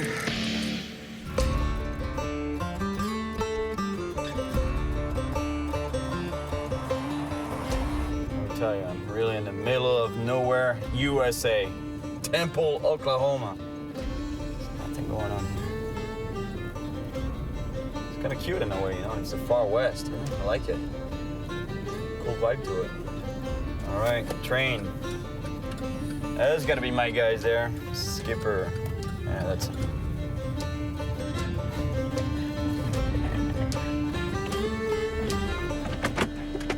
You're Skipper, right? Yeah, I know. I told Joanne, I said, that's got to be him. He looks like he's lost in the big city of Temple, Oklahoma. Man, it's huge. This is like the heartland of America. Joanne? My daughter, Heather. Heather, Cyril. Nice to meet you guys. I've caught so many fish with a rod and reel in my life. You know, there's nothing, you know, like I want to get that direct contact with the fish with putting my hand in its mouth. Right. Well, you know, there's a big difference between standing there on your boat and threading a worm on a hook. You're going to be the bait. Yeah. That's what I wanted. Hey, dude, see that train? It's going to be a train wreck of emotions, I promise you. You're going to tremble, you're going to laugh, and you may cry, and there's going to be some blood. It's definitely going to be blood, really? Train wreck of emotions. So it's real important that you do this and do it right, because we lose a noodler every year somewhere in the state. Really? Due to drowning, getting bit, or doing it the wrong way. We're going to start you out doing it the right way. You're going to get in with a pair of socks on. That way you still have a sense of touch. You won't be kicking around on a turtle or a beaver. That way if you feel one, immediately you're going to know what it is and be able to get out of there. I put a mouse trap in a hole, you know, and I try to put my hand in there, you know, try to get a feel for what it was going to be. Bing! You know, I got snapped on the... But that hurts, man. That hurts. That would definitely hurt, but that's nothing. That is nothing. Oh, Think more like pit bull. Woo! He's going to run up, bite you on the foot, latch on, Shake, maybe? All right, I'm out of here, guys. Hey, no, you didn't come all this way to back out now. I'm gonna do some rod and reel fishing. That's what we call sissy fishing, man. No, hey, definitely come to a point or a junction in your life that self-preservation is going to kick in. You're going to have some scars before this thing's all done, but one thing about it, chicks dig them, man. Let's go do it, man. Let's go.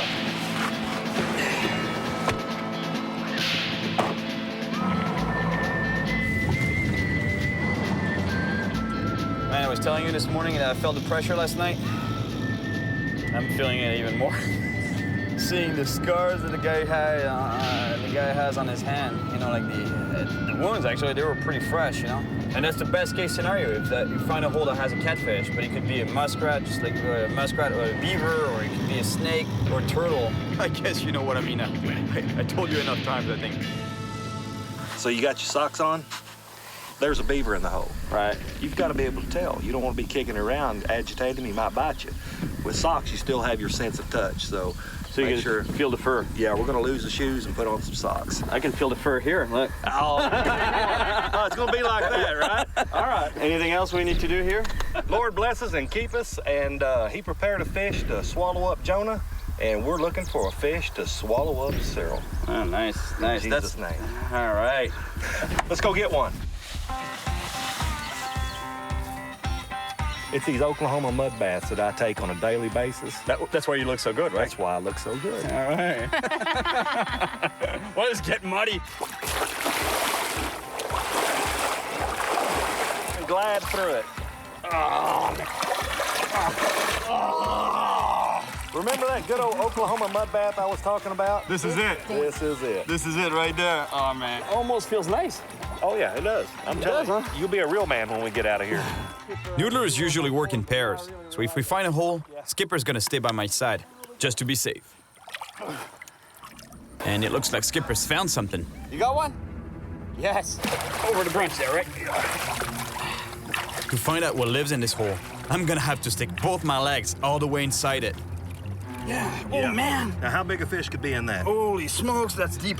Now, I haven't been in it yet. Feel to the left, feel to the right, feel up and down. Don't kick it, could be a turtle. You've got your first taste of a sure enough fish den. Yeah. All right, that's an empty one. Let's go find one. All right, let's go find some real fish, man. There was nothing in this first hole, but Skipper just found another one farther downriver. And I think it's up to me to find out what's in it. This is a little bit different kind of a hole. It's a little tight. It's a one-leg hole. It's a one-leg one? One leg. This hole is really deep, and the entry is pretty small. It's scary, because I still don't know what kind of animal might be living down there. And in order to find out, I'm gonna have to put my whole leg inside it and get bitten. Nope, nothing's coming this way. Stay in there. Oh, oh, oh! Stay in there. Stay, Oh. Stay in there. That's a cat, you think? I got bit, man. Did he bite you? Yeah, I got bit. Like that? Yeah, bang, bang, bang. Oh, that's probably a turtle. Catfish would have hung on. Oh, I know, so I'm not pulling out of there. Stay in there till we know for sure. No, put your foot in there if it's a turtle. We gotta know for sure. That's why you took those shoes off. Push on in a little deeper. No, if it's a turtle, man. I don't want to get bit by a turtle. The catfish, I don't care. All I can think about is a snapping turtle ready to bite. But there's no backing out now.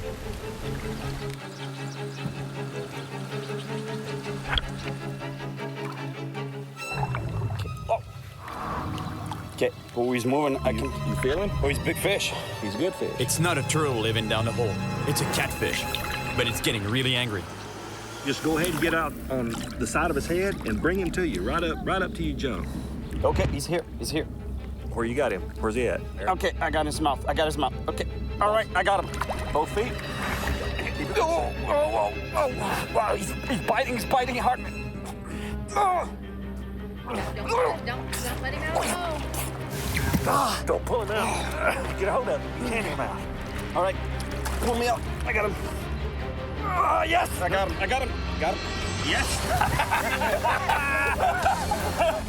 Oh, man. Yeah. There you go. First cat. We're looking for his daddy's what we're looking for, his grandpa. Can you believe that little guy would bite? Yeah. Man, I can't believe it. Small.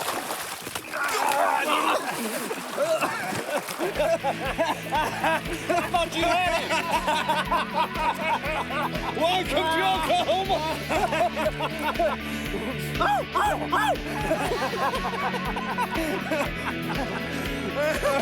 That's awesome.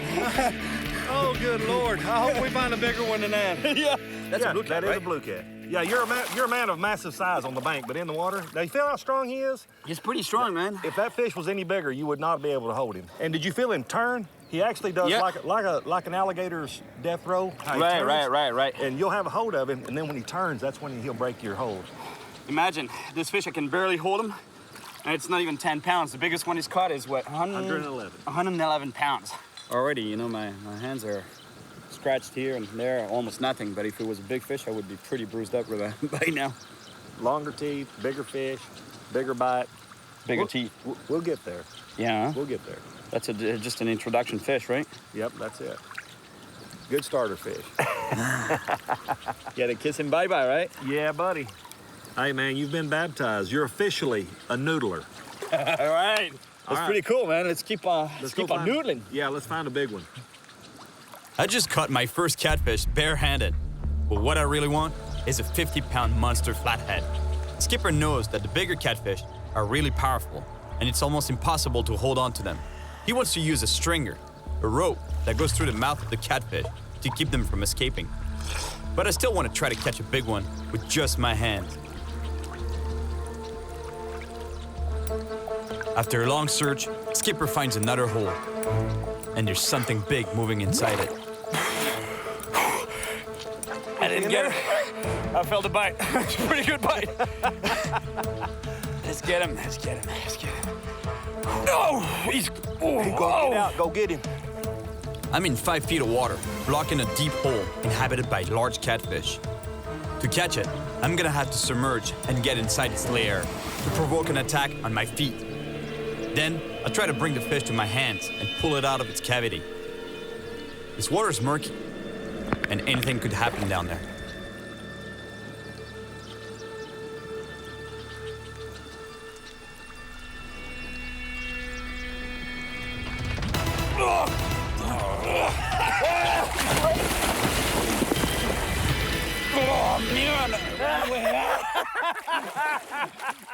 This fish was pretty big, but even though it's not the monster I'm looking for, I wasn't able to hold on to it when I brought it up to the surface. I wonder what's gonna happen if I found a really big one. How much more power does that 50 or 70 pounder have? Oh my God, look at my hands. The adrenaline rush. When he runs up, boom, boom. There's nothing like it. I mean, you just feel it all come up into your neck. Yeah, I know, it's great. Like a noodle. Look at my thumb, it's totally destroyed. The catfish's powerful jaws are armed with tons of small teeth, kind of like coarse sandpaper. And it can really mess you up if they get hold of you. This is for real, let me tell you. Those fish, when they clamp on your thumb, you really feel it. Look, there's almost no skin left on my thumb here. It's blood, you know, like I can't even imagine if it's a huge fish that bites on my thumb. What happens next, you know, I lose my thumb or... Man, I'm tired of losing fish. I mean, you did catch them. Yeah, no, for sure, I don't want to... But you can only hold them that long because they're so strong. The big ones, you can't hold on to them, right? Yeah, they're too strong. When you had to hold them by the mouth, slid it right through his bottom lip, pulled it, run it through the end of the slot right there. If we have to do that, let's do it. You bet. The stringer's fine, but to be able to put it to use, I still have to get bitten by an aggressive catfish and pull it out of its hole. In other words, I'm still in for a beating. Look at this landscape. Pretty eerie, huh? It's beautiful, but at the same time, it's like you think that the end of the world happened already. In a way, it's pretty sad, you know? 'Cause maybe that's what the world would look like one day. If we're not careful. Check this out. Another danger of noodling right there. That's an old trot line. So basically what it is a rope, and every 20 inches or so, you know, there's another piece of line with a hook attached to it, and normally there would be a bait on it. And you just set this line fishing on its own, basically. And they mainly target catfish. And this one got lost, you know? So imagine when you're feeling on the bottom, if you get snagged in one of the hooks, pretty intense. You don't want to get caught in one of those. After 2 hours searching for a catfish hole, Skipper finds one with a much bigger fish inside it. This hole goes in there really deep, too. Hopefully he'll run up and bite you. We can do everything the same that we done, but we've got to keep him in the hole. If he ever gets his nose this much out of that hole, he's gone. He's going to blow you out of there. Really? Yeah. He's that big? He's 40 plus, 50 maybe. 50 pounds? Yeah. Yeah, he's good fish. So I'm definitely I'm keeping the gloves on that one. Well, what's the best strategy? Stick my foot in there? We want to try. Feet? Yeah, we're going to try to catch him with your foot, if at all possible. Now, my friends, let me tell you, there's a big fish apparently there. You say 40, 50 pounds? I think so. He's trying to make the fish move, you know, so that the fish... He's trying to get the fish to actually bite my foot by moving around there. Oh, shit. Yeah, big bite. You know what makes this catch really hard? That the hole is really deep. I have to get this fish to bite my foot. And if it does bite my foot, then I can try to stick my other foot in his mouth and hold it open, and then reach with my hand and hopefully get a good grab on the fish's jaw. Oh, he's there. Oh! Yeah, I felt that. Is there a shark down there, man? He's pretty strong. He's super strong. I'm gonna get a good breather here. I'm gonna go down, and he's gonna push on my shoulders to shove me in that hole, right? Yeah, wiggle in there, wiggle in. Yeah, wiggle in. Okay, let's go. Let's get this fish. All right, trying.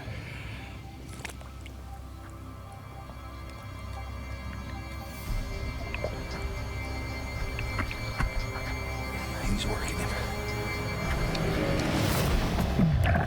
Yeah. Oh, he's thumping.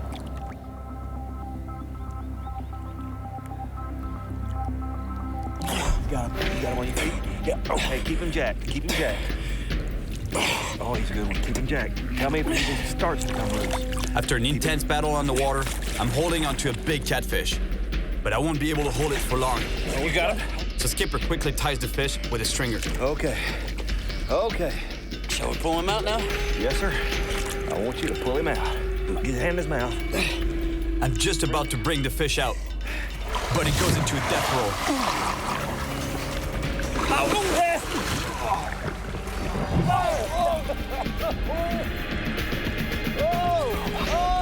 He's twisting up. He almost broke my wrist, man. Yeah. Big old flathead. Oh, aren't they strong, though? Do you feel him when he cranked with you, when he rolled you almost over? broke my wrist. I'm telling you, like, I had to go with him, otherwise it was breaking my wrist. Right. This thing was going... Oh, man, these things are hosses now. He's just one solid muscle. Beautiful. That way you Good job, buddy. Hey, man. It's all you. Awesome. Yeah. Good fish. I'm glad I didn't have to come in there after. I'm proud of you, you know. Hey, hold that dude up. Hey, that's a big fish. That's what we're talking about right there. That's a good 40-pound fish. Oh, 40, 45. You're right. Big Oklahoma catfish. All right, buddy. Going back.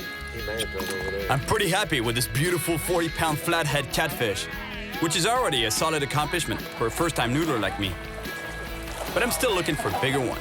And next time, I want to try to catch a monster catfish without a stringer. He rolled good right there. He's Yeah, I felt that twist, man. Well, you got to watch that stuff. It'll get infected really, really bad. So Really? When you get home, get a pan of salt water, just as hot as you can possibly stand it, and put about a handful of salt in it. I think I need a little break from the noodling. My hands can't take it anymore.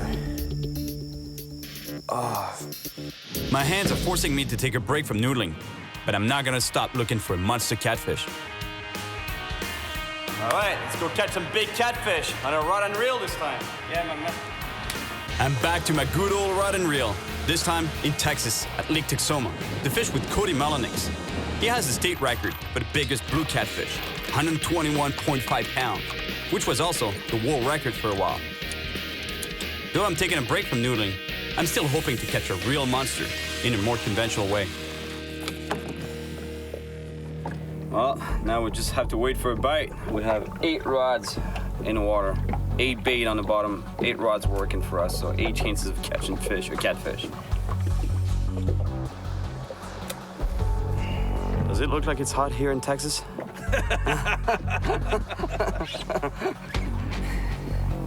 There's some days I sit out here and it's just unbearable. I mean, it's everything you got just to stay out here, and then all of a sudden, you know, one of them rods just go crushing down. You might get one, Yeah, monster fish. You may get one, you may get two, maybe get three. Oh, just get me one, man. That's all I need. One big monster blue. That's what I want to see. Patience is the game. All right. At least it'll give my hands a little rest from all that noodling. After waiting for hours on Lake Texoma, we finally get a hit. There, he's there. Yeah, there's a fish after that bait.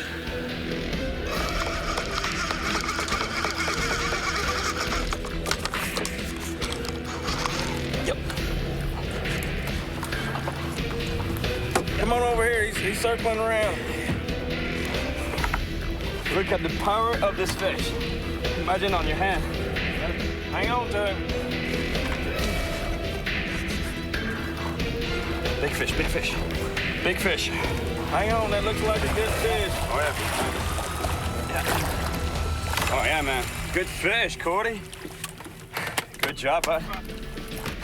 Yeah. Big cat. Yeah. That's why 50 pounds easy, no? Yeah, it's a good fish. Like that. Oh, my gosh. Healthy fish up there. Oh, yeah. Look at the size of this blue catfish. That's a beautiful animal. That's a monster, actually. That's exactly the size of fish I'd like to be able to noodle. You know, so basically fight it with my hands. No stringer, no line, no rope, nothing. Imagine diving down, getting bit by this fish, and bringing it up to the surface. Fish like that's gonna bring blood. Yeah, well, he's gonna mangle my hands for sure, right? I feel for your hands, brother. They're gonna be mincemeat. I guess so, but it would be cool, you know. I really want to catch one, yeah. Well, thank you again. Power to you. Thank you, man. That was a beautiful 45-pound blue catfish. Noodling a fish this size would be great, and I feel I can do even bigger. My hands are still hurting, but I think I'm ready to go back to noodling. And it was really cool catching that big blue catfish with Cody. So now I want to catch a fish this size with my bare hands. No stringer, nothing. Just going down into the fish's hole, grabbing onto this fish's mouth and pulling it up to the surface. That'll be pretty intense. This is my last day in Oklahoma. I'm going to meet Nate and Levi, two pro noodlers that might be able to help me catch the monster fish I'm looking for. Hey, here's our guy right here. Hey, Nate. Hey, man. How you doing? Ooh. Nate Williams. You're hurting there? Yeah. Levi Key. Levi? Cyril. Yeah. Cyril. Nice to meet you guys. That's some serious noodler's hands there. You ready to catch some big catfish? I think so, man. You can hop in with us. It's about 10 minutes. All right, let's do that then. And that's gonna be good. These guys are pretty hardcore. You know, I've seen some scars before on hands, wrists, and stuff, but these guys, they have scars up to their elbows all the way here.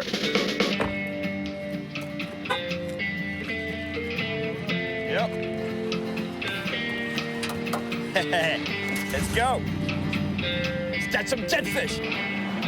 Nate and Levi are taking me to a secret spot far down the river, where they've seen really big fish before.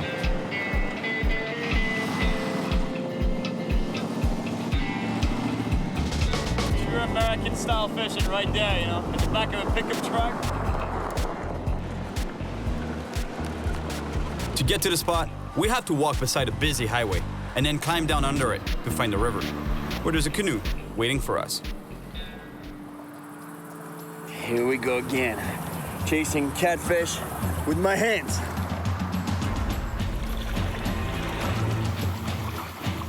This is my last chance to catch a monster catfish without a stringer. This time, it's gonna be even harder because the river's current is pretty strong. We find a beaver dam right away. There might be some catfish living in here. Beaver in there. I saw the tail splashing on the surface. It's typically the kind of environment where you could have beavers and snakes and stuff. But no catfish here. We're just gonna have to keep looking. All right, let's keep cruising. Noodling is definitely extreme. Once again, I'm gonna have to feel inside every hole in order to find out if they're occupied by a wild animal. And the rivers of Oklahoma are full of surprises. Be a big hole here, Seth? Yeah, this is actually one of my favorite little stretches of river right here. When I pull fish over here, over 50 pounds all the time. Over 50 pounds? It's a really, really good spot. How does the hole feel? Big? No. Yeah, it's an old beaver den. Can't feel anything. No, you got to run this clay little shelf down here. Yeah, with my feet in it. Oh my! Look! Right there. Look! Whoa! You see that? That's a snake. That's a rattlesnake right there. Yeah. Oh my goodness. That's a big boy too. That's a big one. They don't ever get in the water, but sometimes they come close to get a drink or to try to ambush small predators. How much time do you get if you get bit by a rattlesnake like that? You can have it's anybody's guess, 15 minutes to 2 hours. At any point, you could become unconscious. Really? So basically, we're cooked. If we get bit here, by the time we get back upstream? Yeah, because it's a good 45 minutes back to the vehicles, and then it's a 45-minute drive to the hospital. So we're done, man. Hey, Levi, watch around here. There's a snake, man. This river is definitely full of surprises, but I really want to find a big catfish. And it looks like Nate just found a hole with something moving inside. Are you guys blocking the hole right now? Yeah, his feet are in it. So you basically put your hand through the mouth, out of the gill, right? Yeah. All right. So I just go down, follow your foot with my hand, and go down as you exit, right? This is it. I'm diving down. I need to fight the current and reach inside a hole just beneath Levi.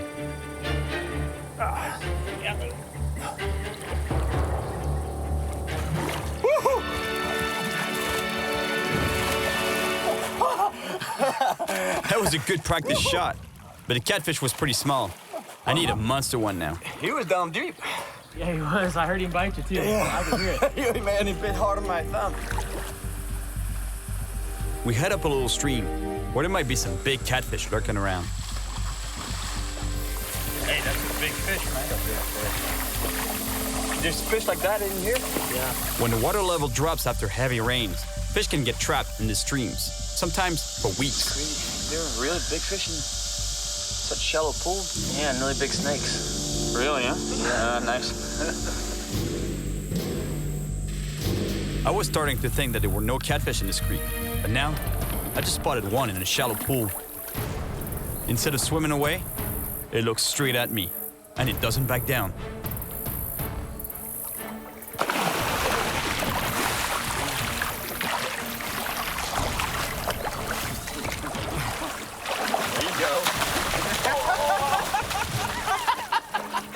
They're hard to hang on to, man. Strong, man. You gotta get a hold of him.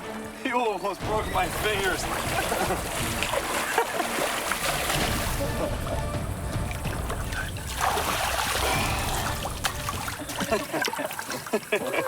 Caught with my hands, no stringer, but it's not quite the size we want. All right, buddy. We head back to the river. I managed to catch 2 small catfish, but I still haven't found a huge one. And if I do, I really wonder if I'll be able to hold on to it. The day's almost over.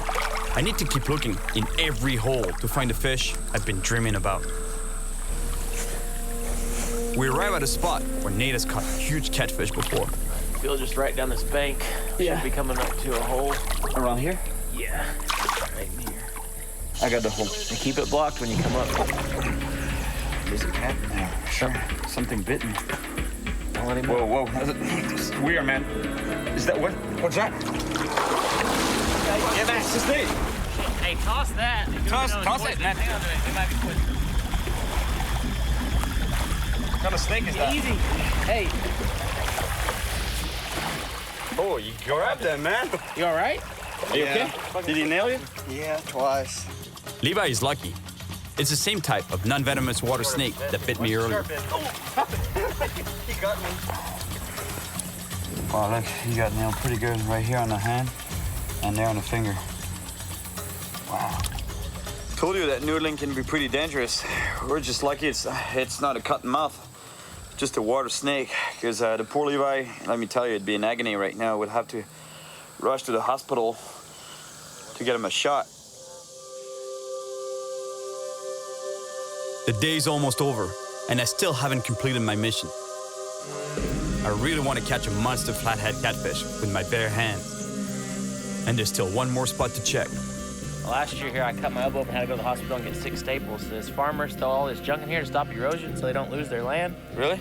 Yeah, but it's really, there's stuff all through here. Car bodies, tin horns, barn metal, sheet metal. It's all through here. You can hit your feet on it and get cut up pretty bad, so be careful. It's good for fish though, right? Good for fish. There's lots of places for them to hide. There's a fish in here. There's a fish there? Yeah. All right. How is it set up here? Like it's We just found an unusual hole. It's a jagged, rusty pipe. Inside it is a huge catfish, and it can escape through 3 exits. Nate and Levi block both ends of the rusty pipe, and hopefully, this will allow me to get the fish out through the jagged hole in the middle. This is it. This is the monster I've been looking for. This fish is all the way in the back of this hole. And basically, we're trying to get it to come close to the entrance of the hole so that we can pin him down. Like I got his tail pinned down. Oh, the tail is there? Yeah, That's it. That thing is big. I'm gonna try to get my... right there. There you go. Now you got a good hold of him. Yeah. Now, you think we should string him or what? I can try pulling him out. Let's have some fun. It's up to you, man. Are you sure you want to grab him on your own? Yeah. He's gonna be all you can handle. You gotta be ready. I think so. Okay, you can do it. Don't lose him. Yeah, that's it. Ease him out. Ease him out. Oh, yeah.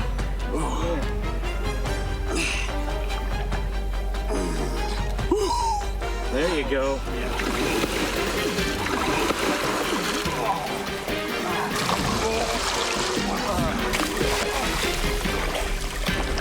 Get it.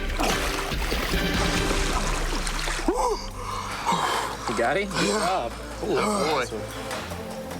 It's a big fish. It's a monster.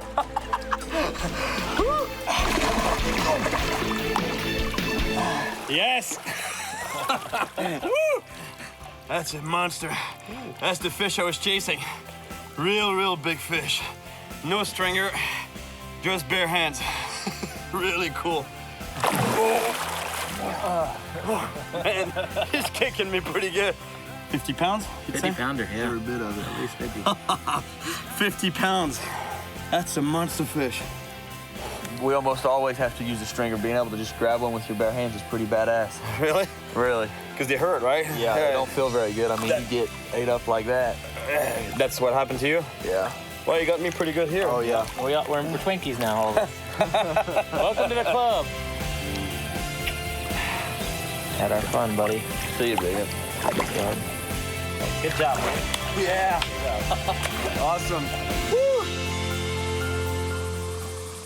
I came to Oklahoma to catch a flathead catfish with my bare hands, one of the biggest fish in the state. I wanted to find them in their own domain. Put my hands in their holes and in their mouths. No more rods or hooks or even bait. This time, the bait was me. Awesome. Thanks to my friends that share their knowledge and passion with me, I now have the greatest respect for this raw style of fishing that is noodling. I love that one. In the end, it was just like Skipper told me. You're going to tremble, you're going to laugh, and you may cry, and there's going to be some blood. But you're going to make a memory that's going to last a lifetime, I promise you that. And now that I've been through it, That's hardcore noodling right there. I loved it so much that I'm definitely coming back. You got your big girl panties on? It's a frog, man. Oh! Ah, don't pull it out. Oh. Stay in there.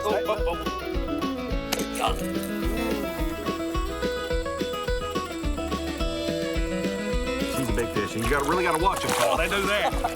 Watch him now.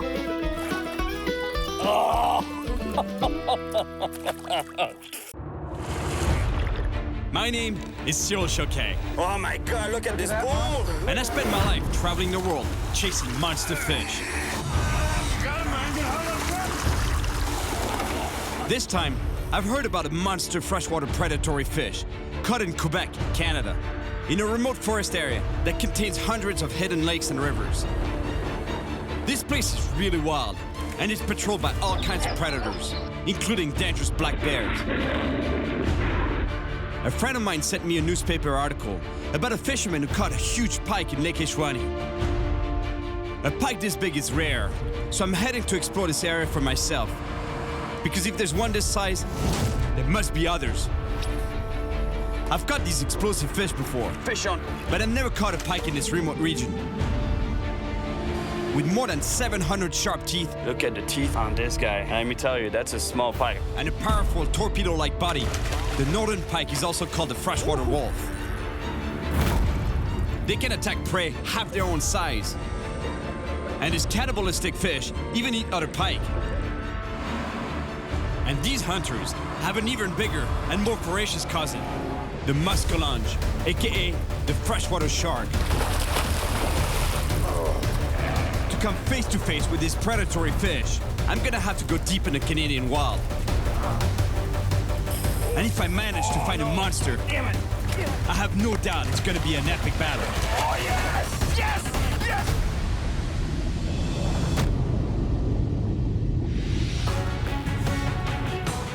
I'm heading to a remote fishing camp, located 6 hours northwest of Montreal, Quebec, Canada.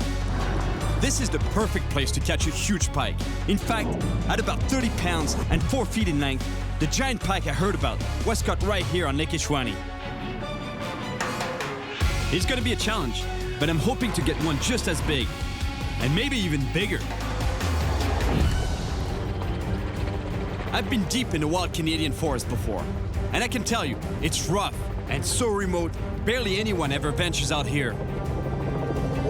And that makes it ideal for monster pike. Fish on, yes. Check out the size of this pike. And the pike I want to catch this time is much bigger than that. It was a long drive, but I'm finally here. This place is wild and pretty far from civilization. It has to be a good spot to find huge fish. Hey, salut! Ça va bien? Ça va et vous? Bienvenue au pavillon Le Chèque. Jessica, Farid, and Eric run the camp here. And Farid explains to me that the local pike specialist, Nicholas, will only arrive tomorrow. So in the meantime, he's got a plan for me, if I'm up for it. There's a distant lake where few people have ever been before, and there might be some massive fish in it. But I'm gonna need precise directions, because this forest is huge and filled with wild animals. Cet après-midi, si tu veux, c'est de prendre le side-by-side. Farid shows me how to access the remote lake. A road goes partway there, but then I'm gonna have to walk through the woods and find my own way, because almost no one ever travels there. J'ai aucune idée, ça fait combien d'années qu'il n'a pas été pêché.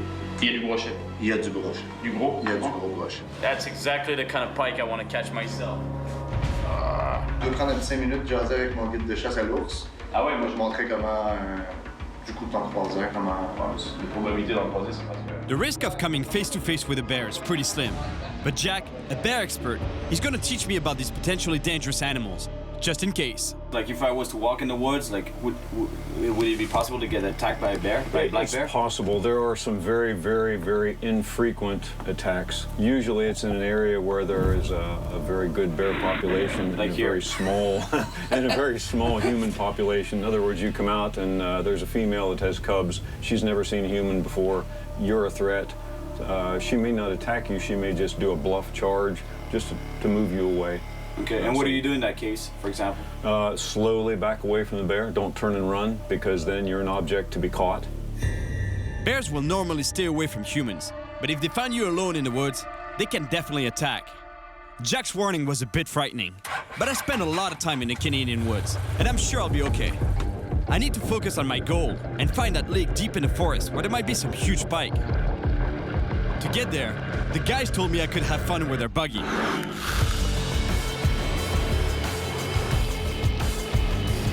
But I have to be careful not to have too much fun. These machines can go pretty fast, and these dirt roads have some tight corners.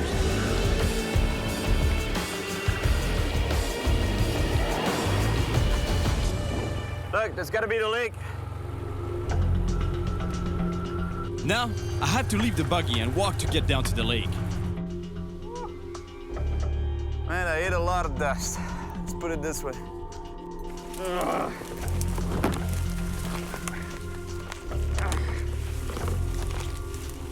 That's it. That's the lake there.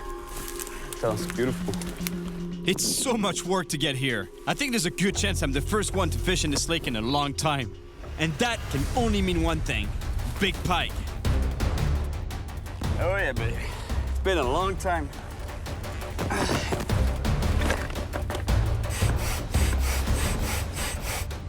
Oh man, that looks pretty good. Because let me tell you, last time I inflated this guy, it didn't look so good at all. I was actually in New York City.